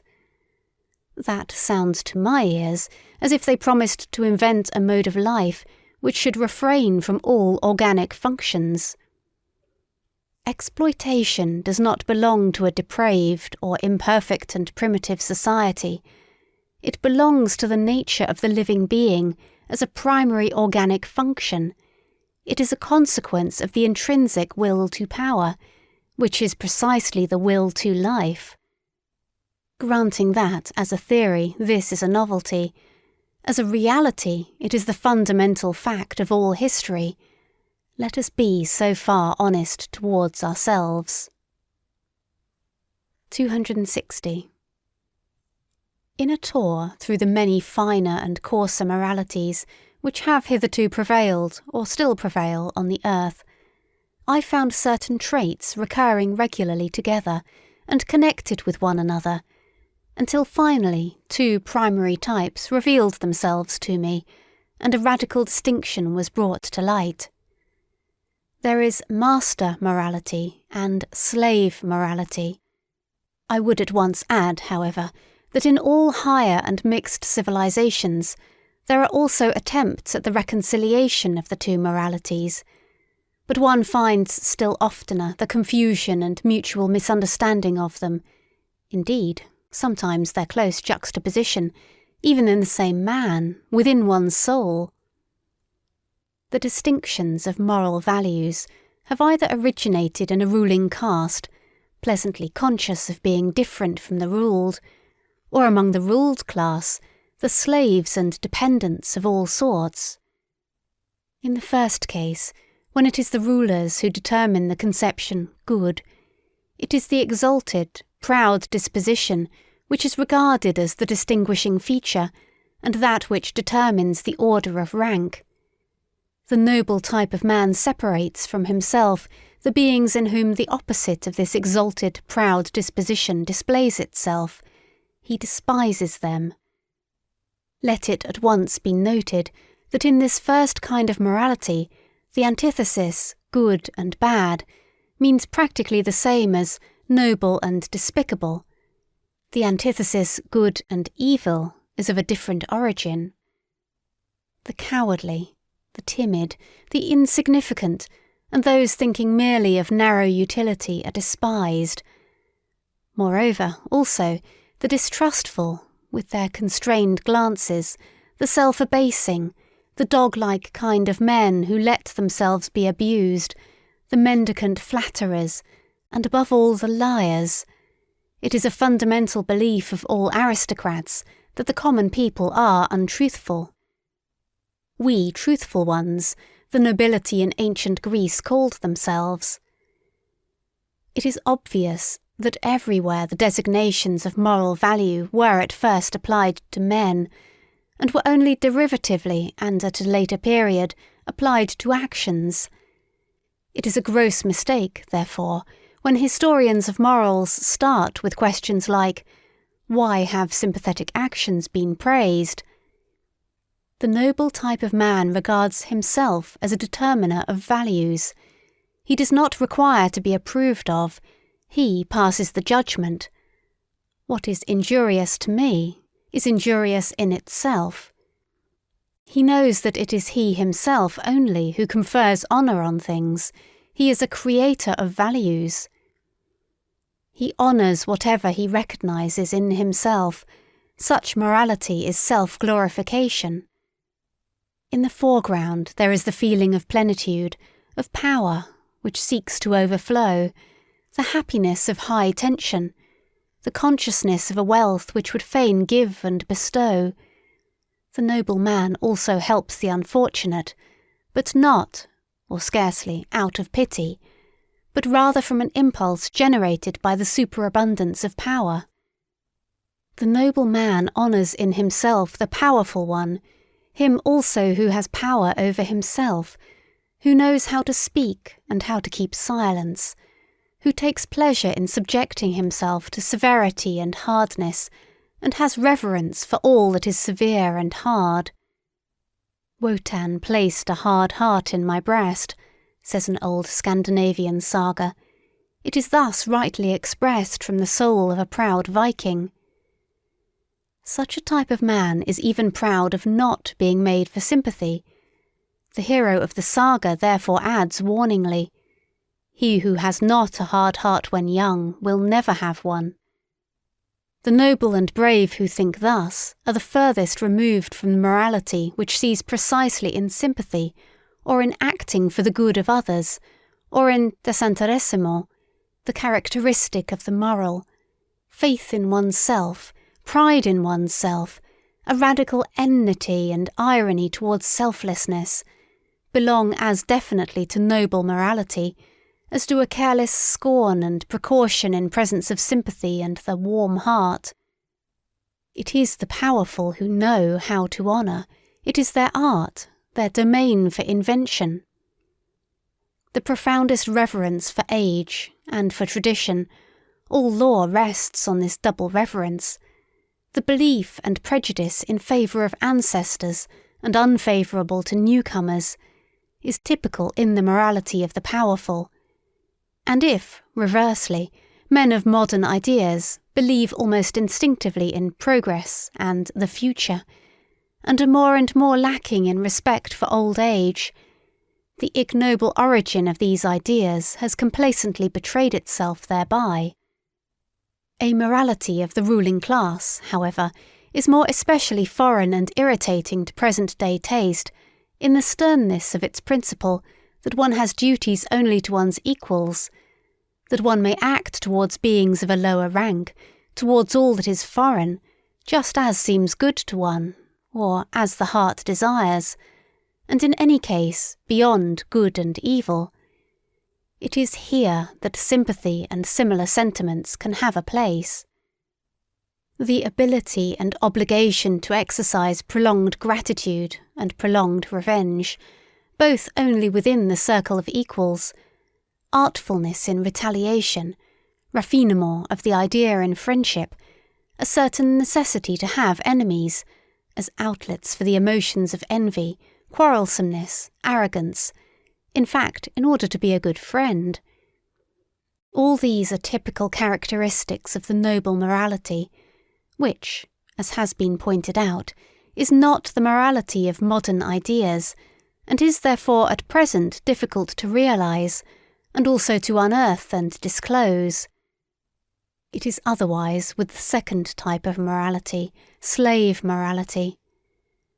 Supposing that the abused, the oppressed, the suffering, the unemancipated, the weary, and those uncertain of themselves should moralise, what will be the common element in their moral estimates? Probably a pessimistic suspicion with regard to the entire situation of man will find expression. Perhaps a condemnation of man, together with his situation. The slave has an unfavourable eye for the virtues of the powerful. He has a scepticism and distrust, a refinement of distrust of everything good that there is honoured. He would fain persuade himself that the very happiness there is not genuine. On the other hand, those qualities which serve to alleviate the existence of sufferers are brought into prominence and flooded with light. It is here that sympathy, the kind helping hand, the warm heart, patience, diligence, humility and friendliness attain to honour. For here these are the most useful qualities, and almost the only means of supporting the burden of existence. Slave morality is essentially the morality of utility. Here is the seat of the origin of the famous antithesis, good and evil. Power and dangerousness are assumed to reside in the evil, a certain dreadfulness, subtlety and strength which do not admit of being despised. According to slave morality, therefore, the evil man arouses fear. According to master morality, it is precisely the good man who arouses fear and seeks to arouse it, while the bad man is regarded as the despicable being. The contrast attains its maximum when, in accordance with the logical consequences of slave morality, a shade of depreciation, it might be slight and well-intentioned, at last attaches itself even to the good man of this morality, because, according to the servile mode of thought, the good man must in any case be the safe man. He is good-natured, easily deceived, perhaps a little stupid, un bonhomme. Everywhere that slave morality gains the ascendancy, language shows a tendency to approximate the significations of the words good and stupid.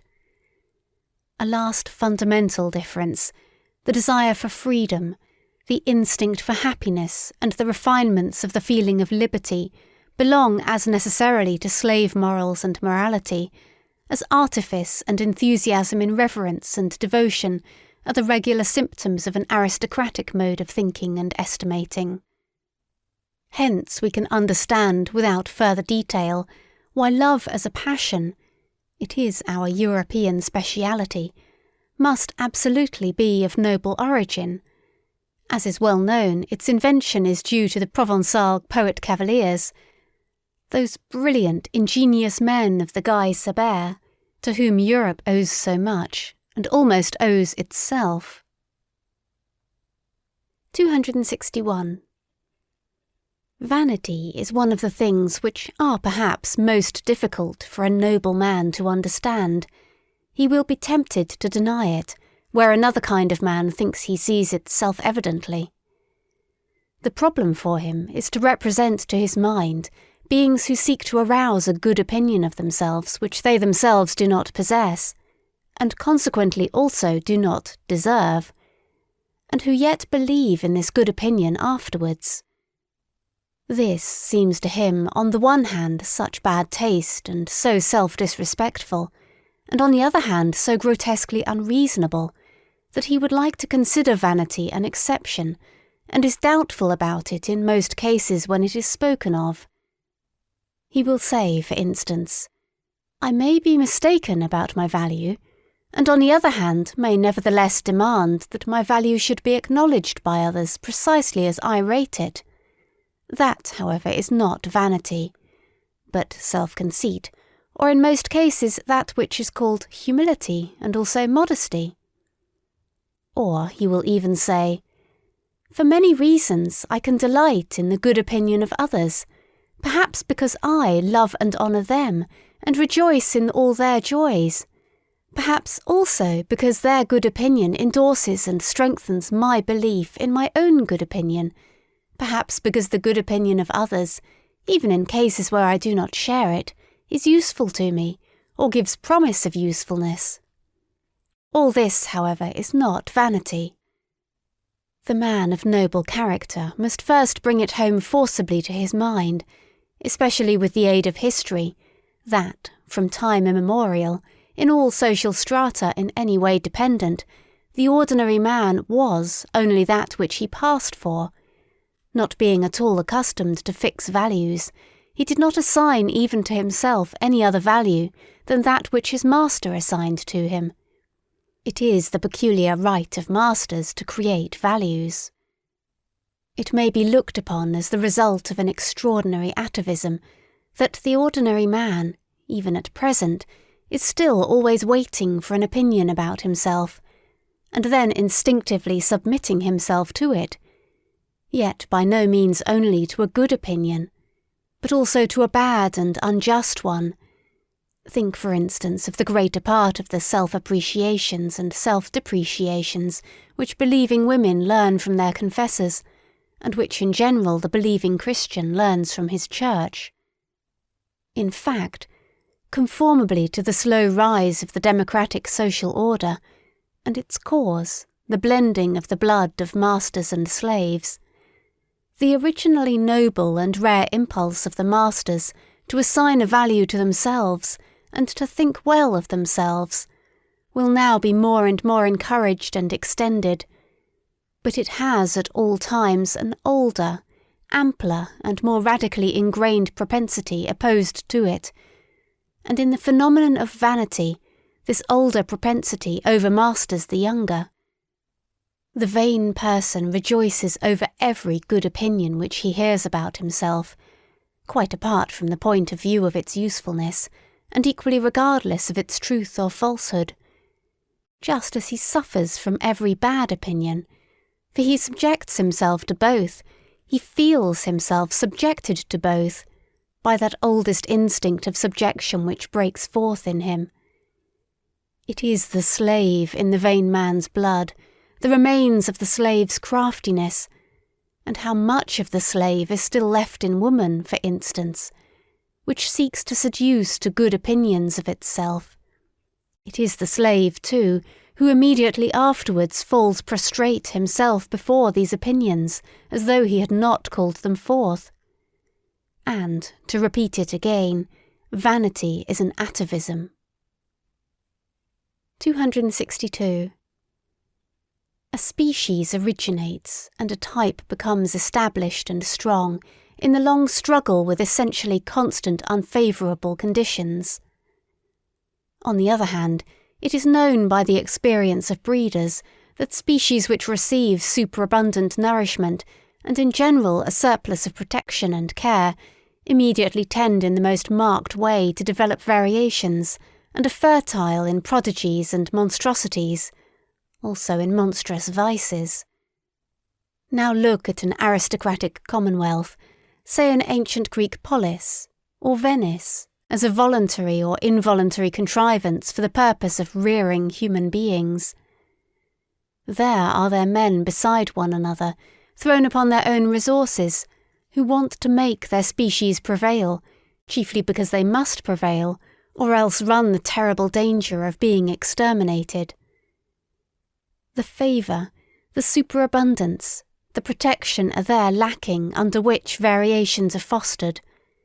The species needs itself as species, as something which, precisely by virtue of its hardness, its uniformity and simplicity of structure, can, in general, prevail and make itself permanent in constant struggle with its neighbours, or with rebellious or rebellion-threatening vassals.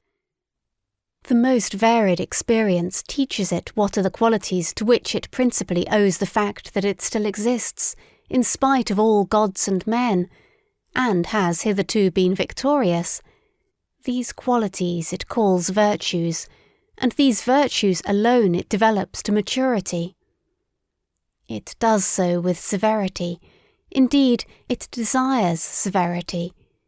Every aristocratic morality is intolerant in the education of youth, in the control of women, in the marriage customs, in the relations of young and old, in the penal laws, which have an eye only for the degenerating.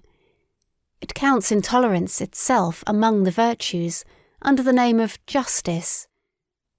A type with few but very marked features, a species of severe, warlike, wisely silent, reserved and reticent men, and, as such, with the most delicate sensibility for the charm and nuances of society, is thus established, unaffected by the vicissitudes of generations. The constant struggle with uniform unfavourable conditions is, as already marked, the cause of a type becoming stable and hard. Finally, however, a happy state of things results, the enormous tension is relaxed, there are perhaps no more enemies among the neighbouring peoples, and the means of life, even of the enjoyment of life, are present in superabundance. With one stroke the bond and constraint of the old discipline severs. It is no longer regarded as necessary, as a condition of existence. If it would continue, it can only do so as a form of luxury, as an archaising taste. Variations, whether they be deviations into the higher, finer and rarer, or deteriorations and monstrosities, appear suddenly on the scene in the greatest exuberance and splendour. The individual dares to be individual and detach himself. At this turning point of history there manifest themselves, side by side and often mixed and entangled together, a magnificent, manifold, virgin forest-like upgrowth and upstriving, a kind of tropical tempo in the rivalry of growth, and an extraordinary decay and self-destruction, owing to the savagely opposing and seemingly exploding egoisms which strive with one another for sun and light, and can no longer assign any limit, restraint or forbearance for themselves by means of the hitherto existing morality. It was this morality itself which piled up the strength so enormously, which bent the bow in so threatening a manner. It is now out of date. It is getting out of date. The dangerous and disquieting point has been reached when the greater, more manifold, more comprehensive life is lived beyond the old morality. The individual stands out and is obliged to have recourse to his own law-giving, his own arts and artifices for self-preservation, self-elevation and self-deliverance. Nothing but new whys, nothing but new hows, no common formulas any longer, misunderstanding and disregard in league with each other, decay, deterioration, and the loftiest desires frightfully entangled, the genius of the race overflowing from all the cornucopias of good and bad, a portentous simultaneousness of spring and autumn, full of new charms and mysteries peculiar to the fresh, still inexhausted, still unwearied corruption.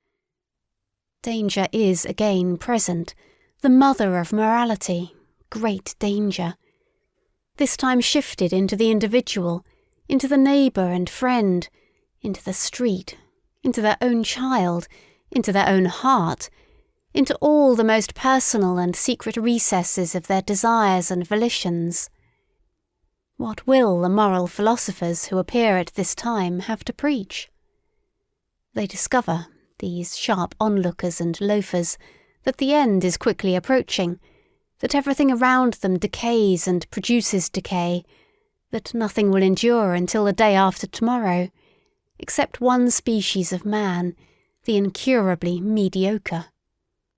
The mediocre alone have a prospect of continuing and propagating themselves. They will be the men of the future, the sole survivors. Be like them, become mediocre, is now the only morality which still has a significance, which still obtains a hearing. But it is difficult to preach this morality of mediocrity. It can never avow what it is and what it desires. It has to talk of moderation and dignity and duty and brotherly love. It will have difficulty in concealing its irony. 263. There is an instinct for rank, which, more than anything else, is already the sign of a high rank. There is a delight in the nuances of reverence, which leads one to infer noble origin and habits. The refinement, goodness, and loftiness of a soul are put to a perilous test when something passes by that is of the highest rank, but is not yet protected by the awe of authority from obtrusive touches and incivilities.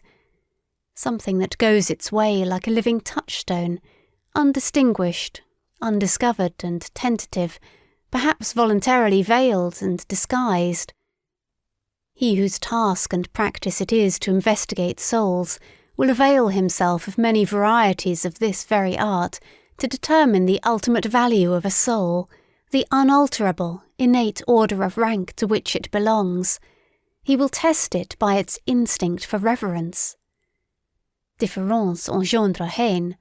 The vulgarity of many a nature spurts up suddenly, like dirty water, when any holy vessel, any jewel from closed shrines, any book bearing the marks of great destiny, is brought before it.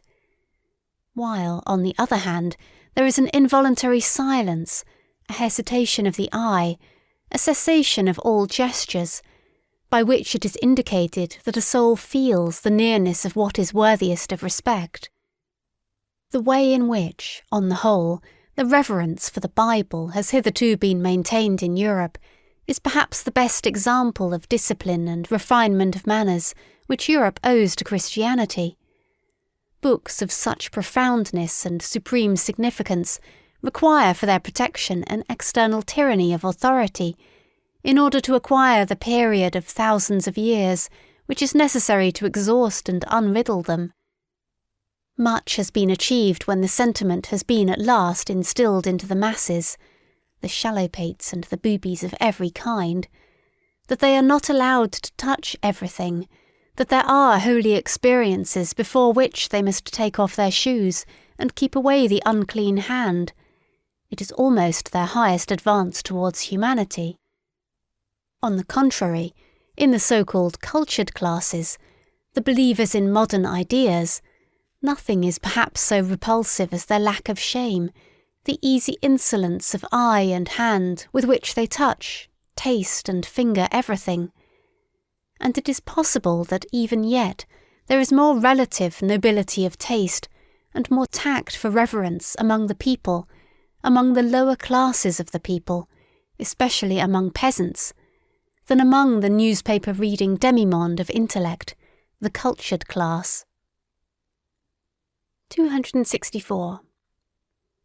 It cannot be effaced from a man's soul what his ancestors have preferably and most constantly done, whether they were perhaps diligent economizers attached to a desk and a cash-box, modest and citizen-like in their desires, modest also in their virtues, or whether they were accustomed to commanding from morning to night, fond of rude pleasures and probably of still ruder duties and responsibilities, or whether, finally, at one time or another, they have sacrificed old privileges of birth and possession in order to live wholly for their faith, for their God, as men of an inexorable and sensitive conscience, which blushes at every compromise.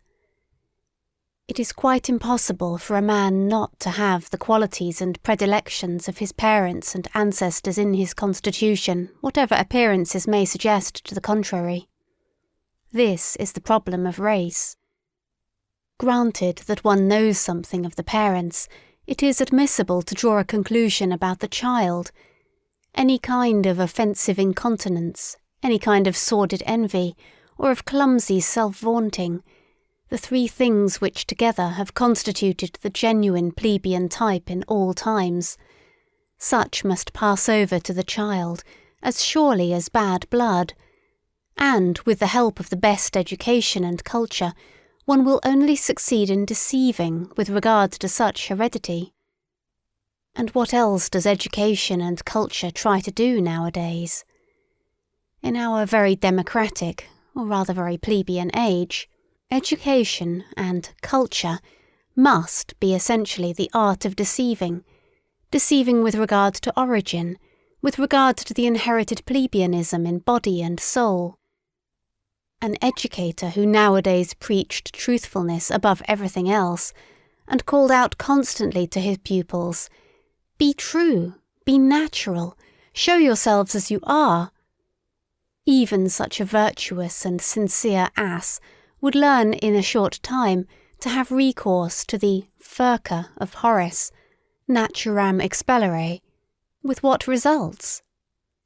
Plebeianism, usque recurret.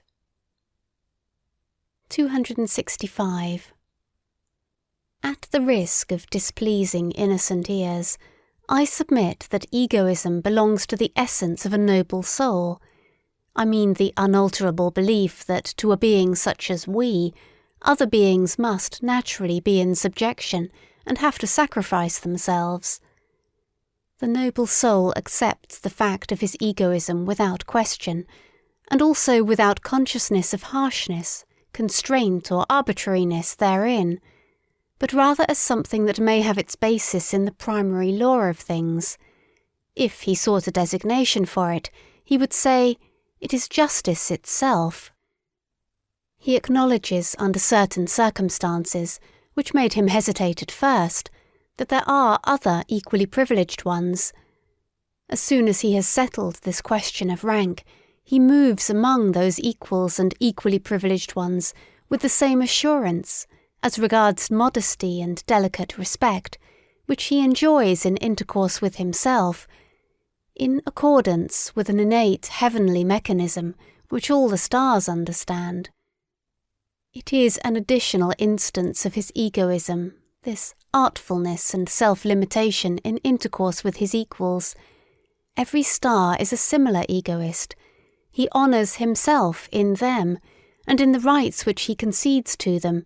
He has no doubt that the exchange of honours and rights, as the essence of all intercourse, belongs also to the natural condition of things. The noble soul gives as he takes, prompted by the passionate and sensitive instinct of requital, which is at the root of his nature. The notion of favour has, inter pares, neither significance nor good repute.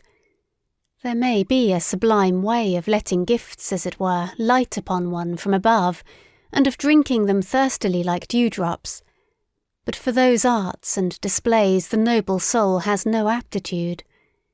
His egoism hinders him here.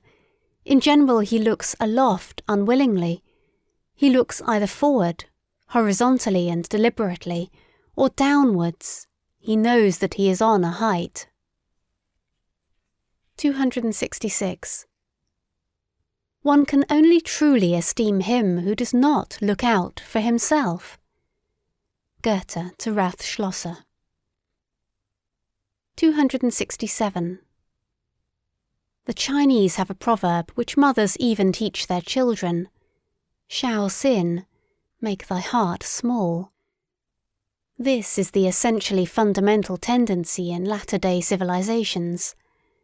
I have no doubt that an ancient Greek, also, would first of all remark the self-dwarfing in us Europeans of today. In this respect alone we should immediately be distasteful to him. 268. What, after all, is ignobleness? Words are vocal symbols for ideas. Ideas, however, are more or less definite mental symbols for frequently returning and concurring sensations, for groups of sensations. It is not sufficient to use the same words in order to understand one another. We must also employ the same words for the same kind of internal experiences. We must, in the end, have experiences in common. On this account, the people of one nation understand one another better than those belonging to different nations, even when they use the same language. Or rather, when people have lived long together under similar conditions, of climate, soil, danger, requirement, toil, there originates therefrom an entity that understands itself, namely a nation. In all souls, a like number of frequently recurring experiences have gained the upper hand over those occurring more rarely. About these matters people understand one another rapidly, and always more rapidly. The history of language is the history of a process of abbreviation. On the basis of this quick comprehension, people always unite closer and closer. The greater the danger, the greater is the need of agreeing quickly and readily about what is necessary, not to misunderstand one another in danger. That is what cannot at all be dispensed with in intercourse. Also in all loves and friendships, one has the experience that nothing of the kind continues when the discovery has been made that in using the same words, one of the two parties has feelings, thoughts, intuitions, wishes or fears different from those of the other. The fear of the eternal misunderstanding, That is the good genius which so often keeps persons of different sexes from too hasty attachments to which sense and heart prompt them, and not some Schopenhauerian genius of the species. Whichever groups of sensations within a soul awaken most readily, begin to speak and give the word of command, these decide as to the general order of rank of its values, and determine ultimately its list of desirable things. A man's estimates of value betray something of the structure of his soul, and wherein it sees its conditions of life, its intrinsic needs. Supposing now that necessity has from all time drawn together only such men as could express similar requirements and similar experiences by similar symbols, it results, on the whole, that the easy communicability of need, which implies ultimately the undergoing only of average and common experiences, must have been the most potent of all the forces which have hitherto operated upon mankind.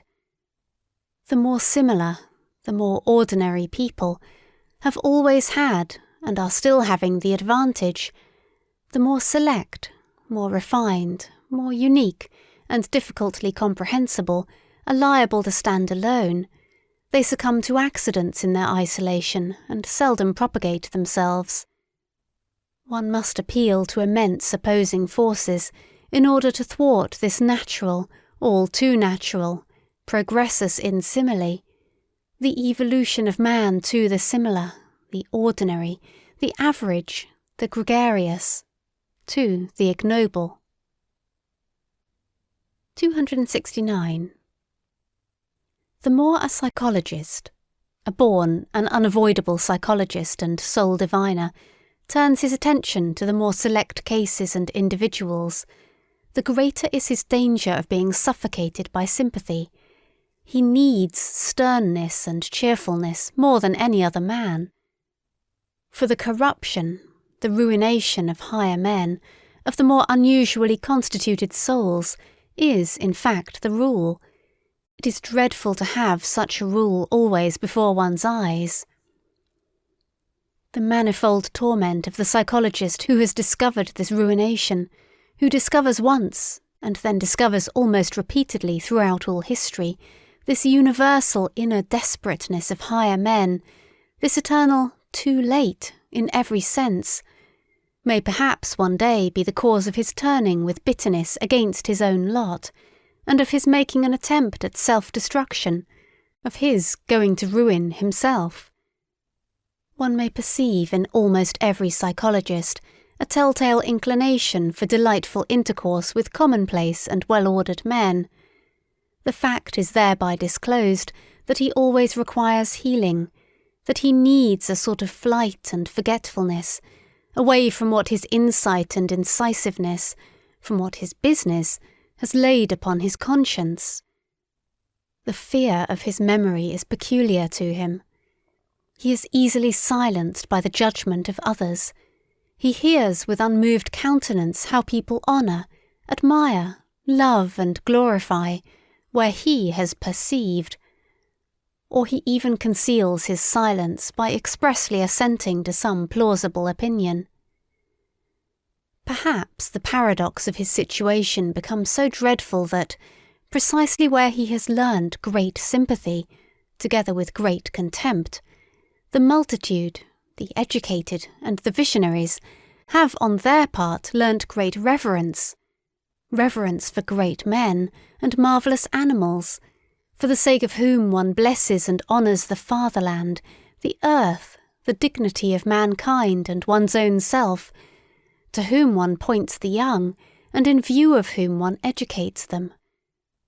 And who knows but in all great instances hitherto just the same happened, that the multitude worshipped a god, and that the god was only a poor sacrificial animal. Success has always been the greatest liar, and the work itself is a success. The great statesman, the conqueror, the discoverer are disguised in their creations until they are unrecognizable. The work of the artist, of the philosopher, only invents him who has created it. It is reputed to have created it. The great men, as they are reverenced, are poor little fictions composed afterwards.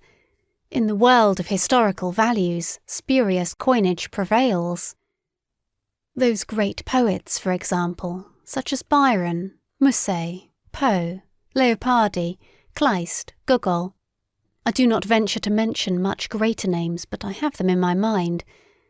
As they now appear, and were perhaps obliged to be, men of the moment, enthusiastic, sensuous and childish, light-minded and impulsive in their trust and distrust, with souls in which usually some flaw has to be concealed, often taking revenge with their works for an internal defilement, often seeking forgetfulness in their soaring from a too true memory, often lost in the mud and almost in love with it, until they become like the will-o'-the-wisps around the swamps, and pretend to be stars.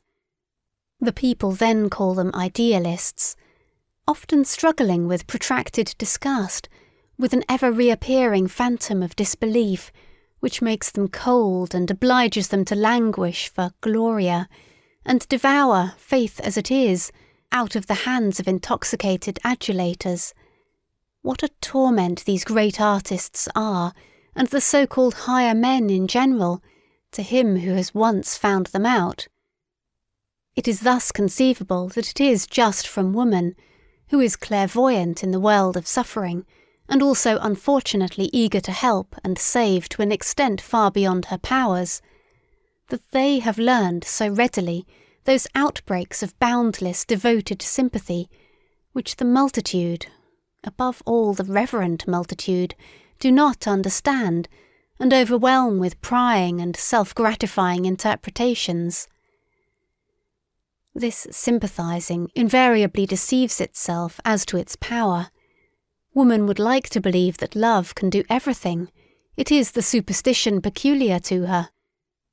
Alas, he who knows the heart finds out how poor, helpless, pretentious and blundering even the best and deepest love is. He finds that it rather destroys than saves. It is possible that under the holy fable and travesty of the life of Jesus, there is hidden one of the most painful cases of the martyrdom of knowledge about love. The martyrdom of the most innocent and most craving heart that never had enough of any human love, that demanded inexorably and frantically to be loved and nothing else, with terrible outbursts against those who refused him their love. The story of a poor soul insatiated and insatiable in love, that had to invent hell to send thither those who would not love him, and that at last, enlightened about human love, had to invent a God who is entire love, entire capacity for love, who takes pity on human love because it is so paltry, so ignorant. He who has such sentiments, he who has such knowledge about love, seeks for death.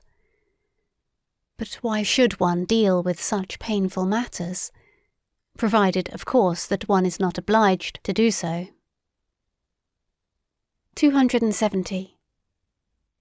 The intellectual haughtiness and loathing of every man who has suffered deeply, it almost determines the order of rank, how deeply men can suffer. The chilling certainty with which he is thoroughly imbued and coloured, that by virtue of his suffering he knows more than the shrewdest and wisest can ever know, that he has been familiar with, and at home in, many distant, dreadful worlds of which you know nothing.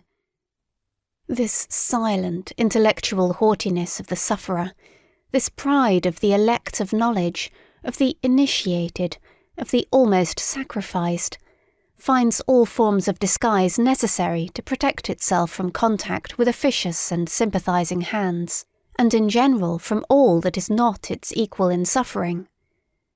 Profound suffering makes noble, it separates. One of the most refined forms of disguise is Epicurism, along with a certain ostentatious boldness of taste, which takes suffering lightly, and puts itself on the defensive against all that is sorrowful and profound. There are gay men who make use of gaiety because they are misunderstood on account of it. They wish to be misunderstood. There are scientific minds who make use of science because it gives a gay appearance, and because scientificalness leads to the conclusion that a person is superficial. They wish to mislead to a false conclusion. There are free, insolent minds which would fain conceal and deny that they are broken, proud, incurable hearts. The cynicism of Hamlet, the case of Galliani. And occasionally folly itself is the mask of an unfortunate over-assured knowledge, from which it follows that it is the part of a more refined humanity to have reverence for the mask, and not to make use of psychology and curiosity in the wrong place. 271. That which separates two men most profoundly is a different sense and grade of purity. What does it matter about all their honesty and reciprocal usefulness? What does it matter about all their mutual goodwill? The fact still remains. They cannot smell each other. The highest instinct for purity places him who is affected with it in the most extraordinary and dangerous isolation, as a saint, for it is just holiness, the highest spiritualization of the indistinct in question. Any kind of cognizance of an indescribable excess in the joy of the bath, any kind of ardour or thirst which perpetually impels the soul out of night into the morning, and out of gloom, out of affliction, into clearness, brightness, depth and refinement. Just as much as such a tendency distinguishes, it is a noble tendency, it also separates. The pity of the saint is pity for the filth of the human, all too human. And there are grades and heights where pity itself is regarded by him as impurity, as filth. 272. Signs of nobility.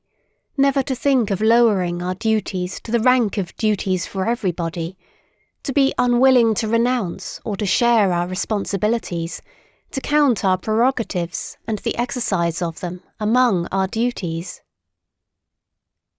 273. A man who strives after great things looks upon everyone whom he encounters on his way either as a means of advance, or a delay and hindrance, or as a temporary resting place. His peculiar lofty bounty to his fellow men is only possible when he attains his elevation and dominates. Impatience, and the consciousness of being always condemned to comedy up to that time, for even strife is a comedy, and conceals the end, as every means does, spoil all intercourse for him. This kind of man is acquainted with solitude, and what is most poisonous in it. 274. The problem of those who wait. Happy chances are necessary, and many incalculable elements, in order that a higher man, in whom the solution of a problem is dormant, may yet take action, or break forth, as one might say, at the right moment. On an average, it does not happen, and in all corners of the earth there are waiting ones sitting, who hardly know to what extent they are waiting, and still less that they wait in vain. Occasionally, too, the waking call comes too late, the chance which gives permission to take action, when their best youth and strength for action have been used up in sitting still. And how many a one, just as he sprang up, has found with horror that his limbs are benumbed and his spirits are now too heavy. It is too late, he has said to himself, and has become self-distrustful and henceforth forever useless. In the domain of genius, may not the Raphael without hands, taking the expression in its widest sense, perhaps not be the exception, but the rule? Perhaps genius is by no means so rare, but rather the 500 hands which it requires in order to tyrannize over the Kairos. The right time, in order to take chance by the forelock. 275. He who does not wish to see the height of a man looks all the more sharply at what is low in him and in the foreground, and thereby betrays himself. 276. In all kinds of injury and loss, the lower and coarser soul is better off than the nobler soul. The dangers of the latter must be greater. The probability that it will come to grief and perish is, in fact, immense, considering the multiplicity of the conditions of its existence. In a lizard, a finger grows again which has been lost. Not so in man. 277. It is too bad. Always the old story.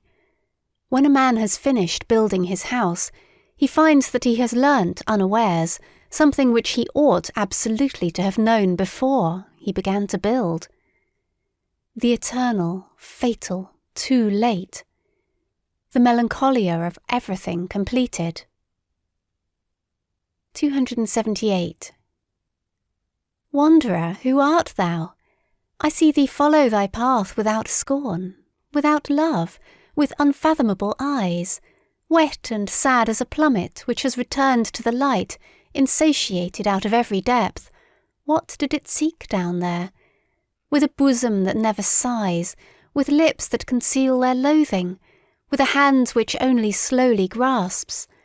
Who art thou? What hast thou done? Rest thee here. This place has hospitality for everyone. Refresh thyself. And whoever thou art, what is it that now pleases thee? What will serve to refresh thee? Only name it. Whatever I have, I offer thee. To refresh me? To refresh me? O thou prying one, what sayest thou? But give me, I pray thee. What? What? Speak out. Another mask. A second mask. 279. Men of profound sadness betray themselves when they are happy. They have a mode of seizing upon happiness as though they would choke and strangle it out of jealousy. Ah, they know only too well that it will flee from them. 280. Bad, bad. What? Does he not go back? Yes, but you misunderstand him when you complain about it. He goes back like everyone who is about to make a great spring. 281. Will people believe it of me? But I insist that they believe it of me. I have always thought very unsatisfactorily of myself and about myself, only in very rare cases, only compulsorily, always without delight in the subject, ready to digress from myself, and always without faith in the result, owing to an unconquerable distrust of the possibility of self-knowledge, which has led me so far as to feel a contradicto in adjecto, even in the idea of direct knowledge which theorists allow themselves. This matter of fact is almost the most certain thing I know about myself. There must be a sort of repugnance in me to believe anything definite about myself. Is there perhaps some enigma therein? Probably, but fortunately nothing for my own teeth. Perhaps it betrays the species to which I belong, but not to myself, as is sufficiently agreeable to me. 282. But what has happened to you? I do not know, he said hesitatingly. Perhaps the harpies have flown over my table. It sometimes happens nowadays that a gentle, sober, retiring man becomes suddenly mad, breaks the plates, upsets the table, shrieks, raves and shocks everybody, and finally withdraws, ashamed and raging at himself. Whither? For what purpose? To famish apart? To suffocate with his memories? To him who has the desires of a lofty and dainty soul, and only seldom finds his table laid and his food prepared, the danger will always be great. Nowadays, however, it is extraordinarily so. Thrown into the midst of a noisy and plebeian age, with which he does not like to eat out of the same dish, he may readily perish of hunger and thirst, or, should he nevertheless finally fall to, of sudden nausea. We have probably all sat at tables to which we did not belong, and precisely the most spiritual of us, who are most difficult to nourish, know the sudden, dangerous dyspepsia which originates from a sudden insight and disillusionment about our food and our messmates, the after-dinner nausea. 283. If one wishes to praise at all, it is a delicate, and at the same time a noble self-control, to praise only where one does not agree. Otherwise, in fact, one would praise one's self, which is contrary to good taste. A self-control, to be sure, which offers excellent opportunity and provocation to constant misunderstanding. To be able to allow oneself this veritable luxury of taste and morality, one must not live among intellectual imbeciles, but rather among men whose misunderstandings and mistakes amuse by their refinement, or one will have to pay dearly for it. He praises me, therefore he acknowledges me to be right. This asinine method of inference spoils half the life of us recluses, for it brings the asses into our neighbourhood and friendship. 284. To live in a vast and proud tranquillity, always beyond. To have, or not to have, one's emotions, one's for and against, according to choice. To lower oneself to them for hours. To seat oneself on them as upon horses, and often as upon asses, for one must know how to make use of their stupidity as well as of their fire. To conserve one's 300 foregrounds, also one's black spectacles, for there are circumstances when nobody must look into our eyes, still less into our motives. And to choose for company that roguish and cheerful vice, politeness, and to remain master of one's 4 virtues, courage, insight, sympathy, and solitude. For solitude is a virtue with us, as a sublime bent and bias to purity, which divines that in the contact of man and man, in society, it must be unavoidably impure. All society makes one somehow, somewhere or sometime, commonplace. 285. The greatest events and thoughts. The greatest thoughts, however, are the greatest events, are longest in being comprehended. The generations which are contemporary with them do not experience such events, they live past them. Something happens there as in the realm of the stars. The light of the furthest stars is longest in reaching man, and before it has arrived man denies that there are stars there. How many centuries does a mind require to be understood? That is also a standard. One also makes a gradation of rank and an etiquette therewith, such as is necessary for mind and for star. 286. Here is the prospect free, the mind exalted. Footnote. Goethe's Faust, Part 2, Act 5, the words of Dr. Marianus. End footnote. But there is a reverse kind of man, who is also upon a height, and has also a free prospect, but looks downwards. 287. What is noble? What does the word noble still mean for us nowadays? How does the noble man betray himself? How is he recognized under this heavy overcast sky of the commencing plebeianism, by which everything is rendered opaque and leaden? It is not his actions which establish his claim. Actions are always ambiguous, always inscrutable. Neither is it his works. One finds nowadays, among artists and scholars, plenty of those who betray by their works that a profound longing for nobleness impels them. But this very need of nobleness is radically different from the needs of the noble soul itself, and is, in fact, the eloquent and dangerous sign of the lack thereof. It is not the works, but the belief which is here decisive, and determines the order of rank, to employ once more an old religious formula, with a new and deeper meaning. It is some fundamental certainty which a noble soul has about itself, something which is not to be sought, is not to be found, and perhaps also is not to be lost. The noble soul has reverence for itself. 288. There are men who are unavoidably intellectual, let them turn and twist themselves as they will, and hold their hands before their treacherous eyes, as though the hand were not a betrayer. It always comes out at last that they have something which they hide, namely intellect.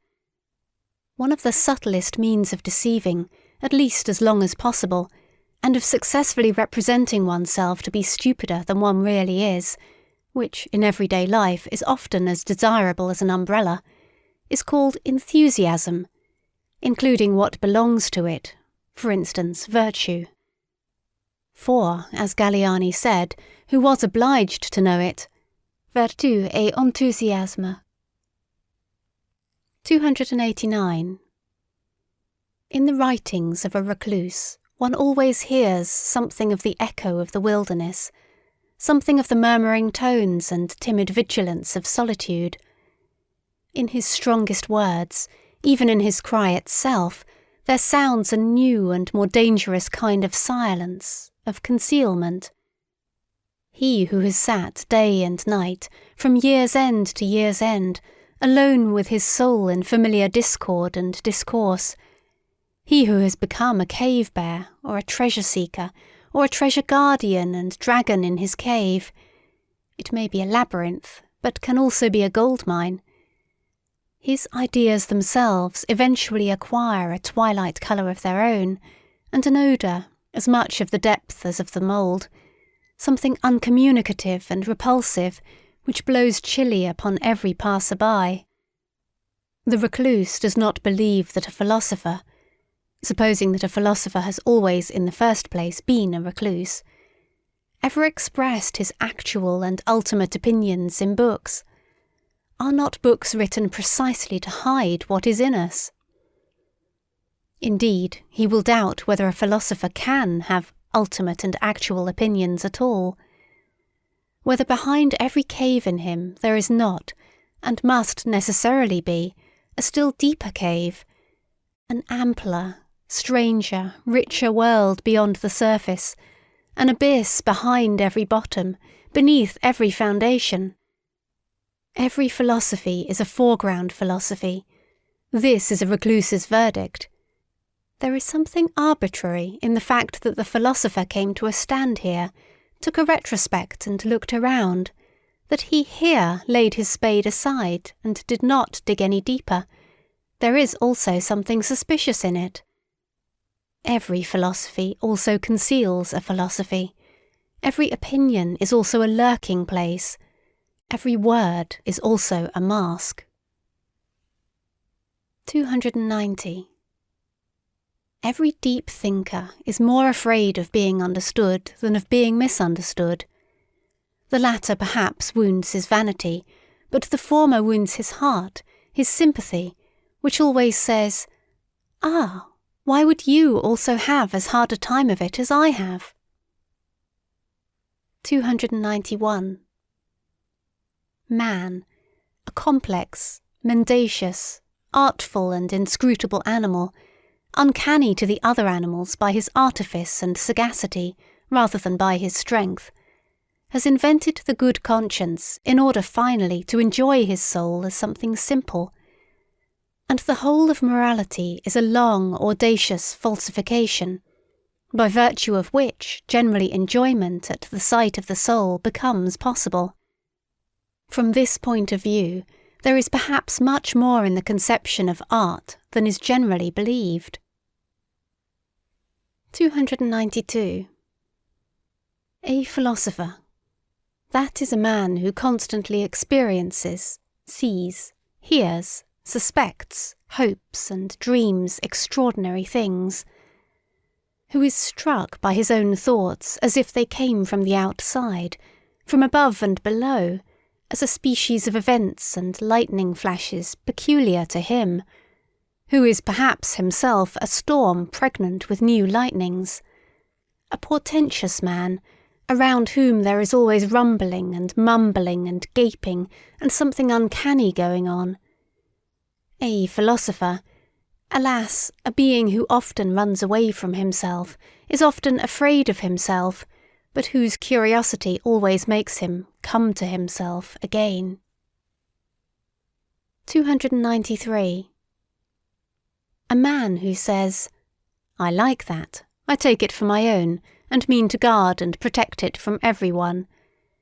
A man who can conduct a case, carry out a resolution, remain true to an opinion, keep hold of a woman, punish and overthrow insolence.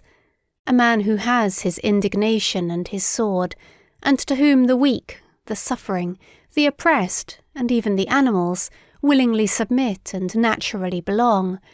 In short, a man who is a master by nature. When such a man has sympathy, well, that sympathy has value.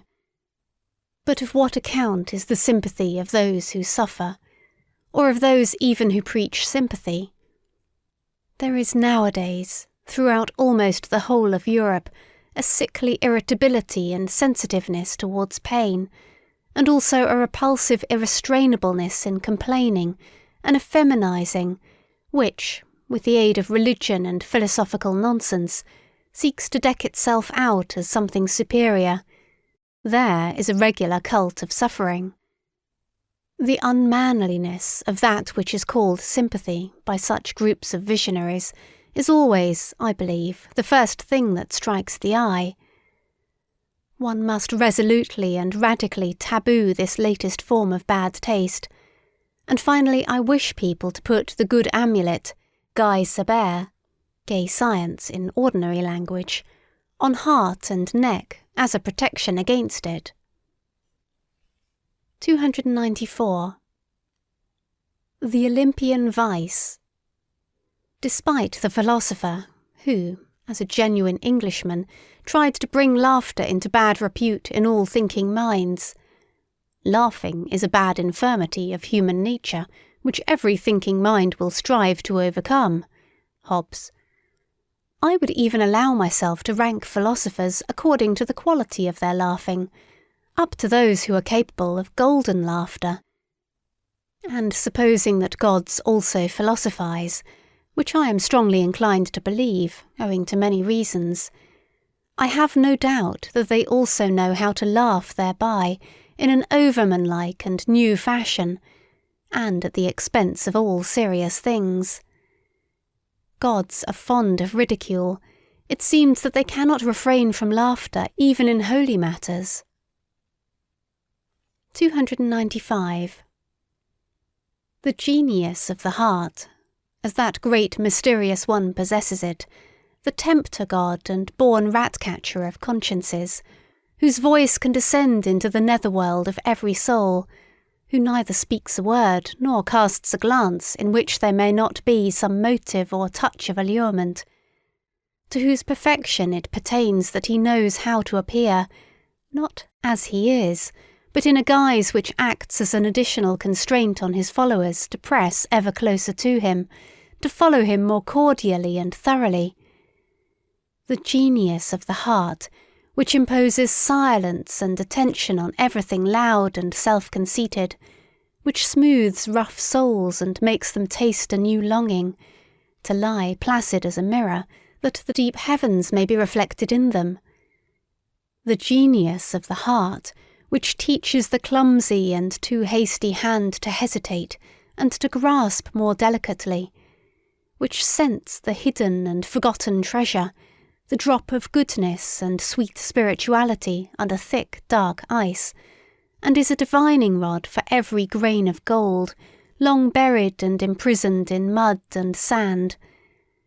The genius of the heart, from contact with which everyone goes away richer, not favoured or surprised, not as though gratified and oppressed by the good things of others, but richer in himself, newer than before, broken up, blown upon and sounded by a thawing wind. More uncertain, perhaps, more delicate, more fragile, more bruised, but full of hopes which as yet lack names, full of a new will and current, full of a new ill-will and countercurrent. But what am I doing, my friends? Of whom am I talking to you? Have I forgotten myself so far that I have not even told you his name? Unless it be that you have already divined of your own accord who this questionable God and Spirit is that wishes to be praised in such a manner. For, as it happens to everyone who from childhood onward has always been on his legs and in foreign lands, I have also encountered on my path many strange and dangerous spirits. Above all, however, and again, the one of whom I have just spoken, in fact, no less a personage than the god Dionysius, the great equivocator and tempter, to whom, as you know, I once offered in all secrecy and reverence my first fruits. The last, as it seems to me, who has offered a sacrifice to him, for I have found no one who could understand what I was then doing. In the meantime, however, I have learned much, far too much, about the philosophy of this god, and, as I said, from mouth to mouth, I, the last disciple and initiate of the god Dionysius, and perhaps I might at last begin to give you, my friends, as far as I am allowed, a little taste of this philosophy. In a hushed voice, as is but seemly, for it has to do with much that is secret, new, strange, wonderful and uncanny. The very fact that Dionysius is a philosopher, and that therefore gods also philosophize, seems to me a novelty which is not uninsnaring, and might perhaps arouse suspicion precisely amongst philosophers. Amongst you, my friends, there is less to be said against it, except that it comes too late and not at the right time. For, as it has been disclosed to me, you are loath nowadays to believe in God and gods. It may happen, too, that in the frankness of my story I must go further than is agreeable to the strict usages of your ears. Certainly the god in question went further, very much further, in such dialogues, and was always many paces ahead of me.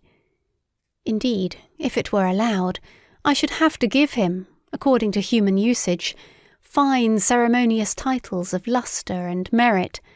I should have to extol his courage as investigator and discoverer, his fearless honesty, truthfulness and love of wisdom. But such a god does not know what to do with all that respectable trumpery and pomp.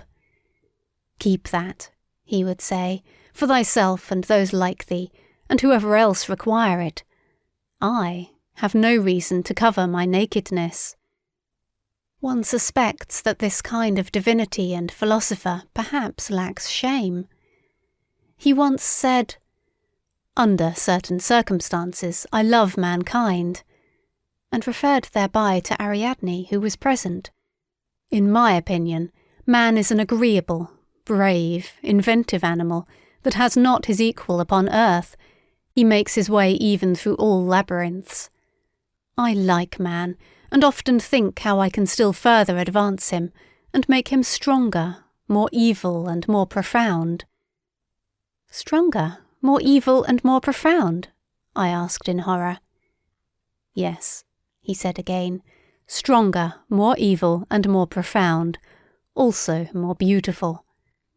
And thereby the tempter god smiled with his halcyon smile, as though he had just paid some charming compliment. One here sees at once that it is not only shame that this divinity lacks, and in general there are good grounds for supposing that in some things the gods could all of them come to us men for instruction. We men are more human. 296. Alas! What are you after all, my written and painted thoughts? Not long ago you were so variegated, young and malicious, so full of thorns and secret spices that you made me sneeze and laugh. And now? You have already doffed your novelty, and some of you, I fear, are ready to become truths, so immortal they look, so pathetically honest, so tedious. And was it ever otherwise? What, then, do we write and paint, we mandarins with Chinese brush, we immortalizers of things which lend themselves to writing? What are we alone capable of painting? Alas! Only that which is just about to fade and begins to lose its odour. Alas! Only exhausted and departing storms and belated yellow sentiments. Alas! Only birds, strayed and fatigued by flight, which now let themselves be captured with the hand, with our hand. We immortalize what cannot live and fly much longer, things only which are exhausted and mellow. And it is only for your afternoon, you, my written and painted thoughts, for which alone I have colours, many colours perhaps, many variegated softenings, and 50 yellows and browns and greens and reds.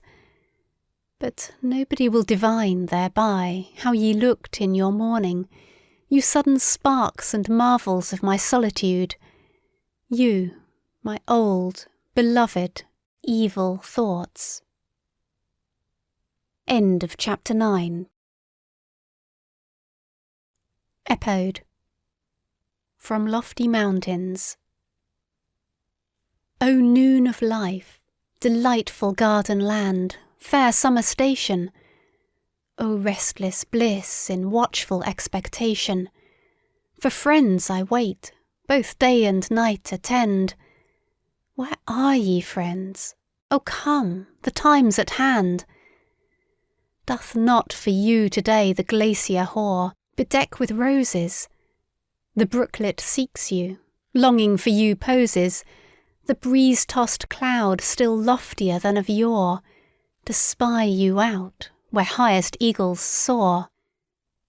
Aloft for you my board is bounteous spread, whose habitation, so nigh both gulf and starry constellation, what sovereign e'er o'er wider realms did tread, my fragrant honey, whom hath it e'er fed? Ye come, my friends, but how I belie your expectation! Ye stop, amazed, better were indignation. I'm he no more, changed gait and face and eye, no more to you the signs a friend imply. Another now, with my first self compared, I self outgrowing, a wrestler also oft self overthrowing. Too oft gainst his own force with war declared, by his own victory wounded and impaired. I sought the place where blew the sharpest air, there chose my dwelling, where no one dwelt, those ice-bare zones repelling, unlearned man and God and curse and prayer, became a ghost, haunting the glaciers bare.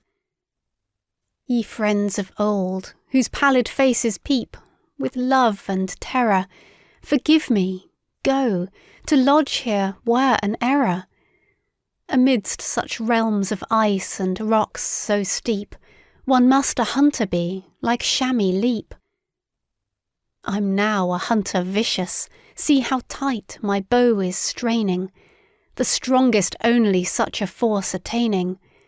But dangerous is now that arrow's might, more than all arrows, hence be safe in flight. Ye go. O heart, enough thou hadst to bear, thy hope remaining, thy doors keep open now, new friends attaining. Let go the old, nor for past memories care. Once young, thou yet hast better youth to spare.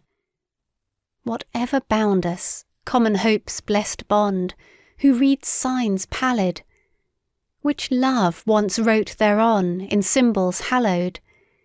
To parchment I compare it, which the hand, unwilling, grasps, it soils and makes a brand.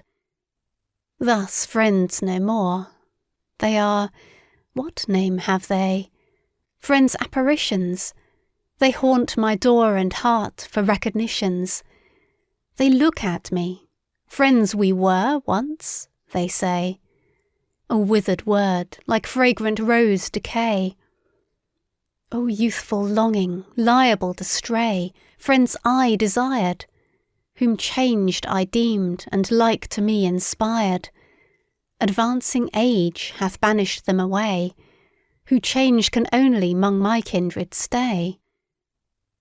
O noon of life, a second youthful land, fair summer station, O restless bliss in watchful expectation, for friends I wait, both day and night attend, for the new friends, O come, the time's at hand. This song is o'er, the longing's sweet refrain ceased with good reason, by charmer's spell, the friend at the right season, the noonday friend, but why should I explain?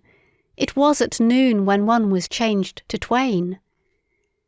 We celebrate, now sure of conquering might, the grandest lustra. The guest of guests arrived, friend Zarathustra. The world now smiles, rent is the veil of night, the marriage of the darkness and the light. End of Epode. End of Beyond Good and Evil, Prelude to a Philosophy of the Future, by Friedrich Nietzsche. Translated by Helen Zimmern. Recording by Corrie Samuel.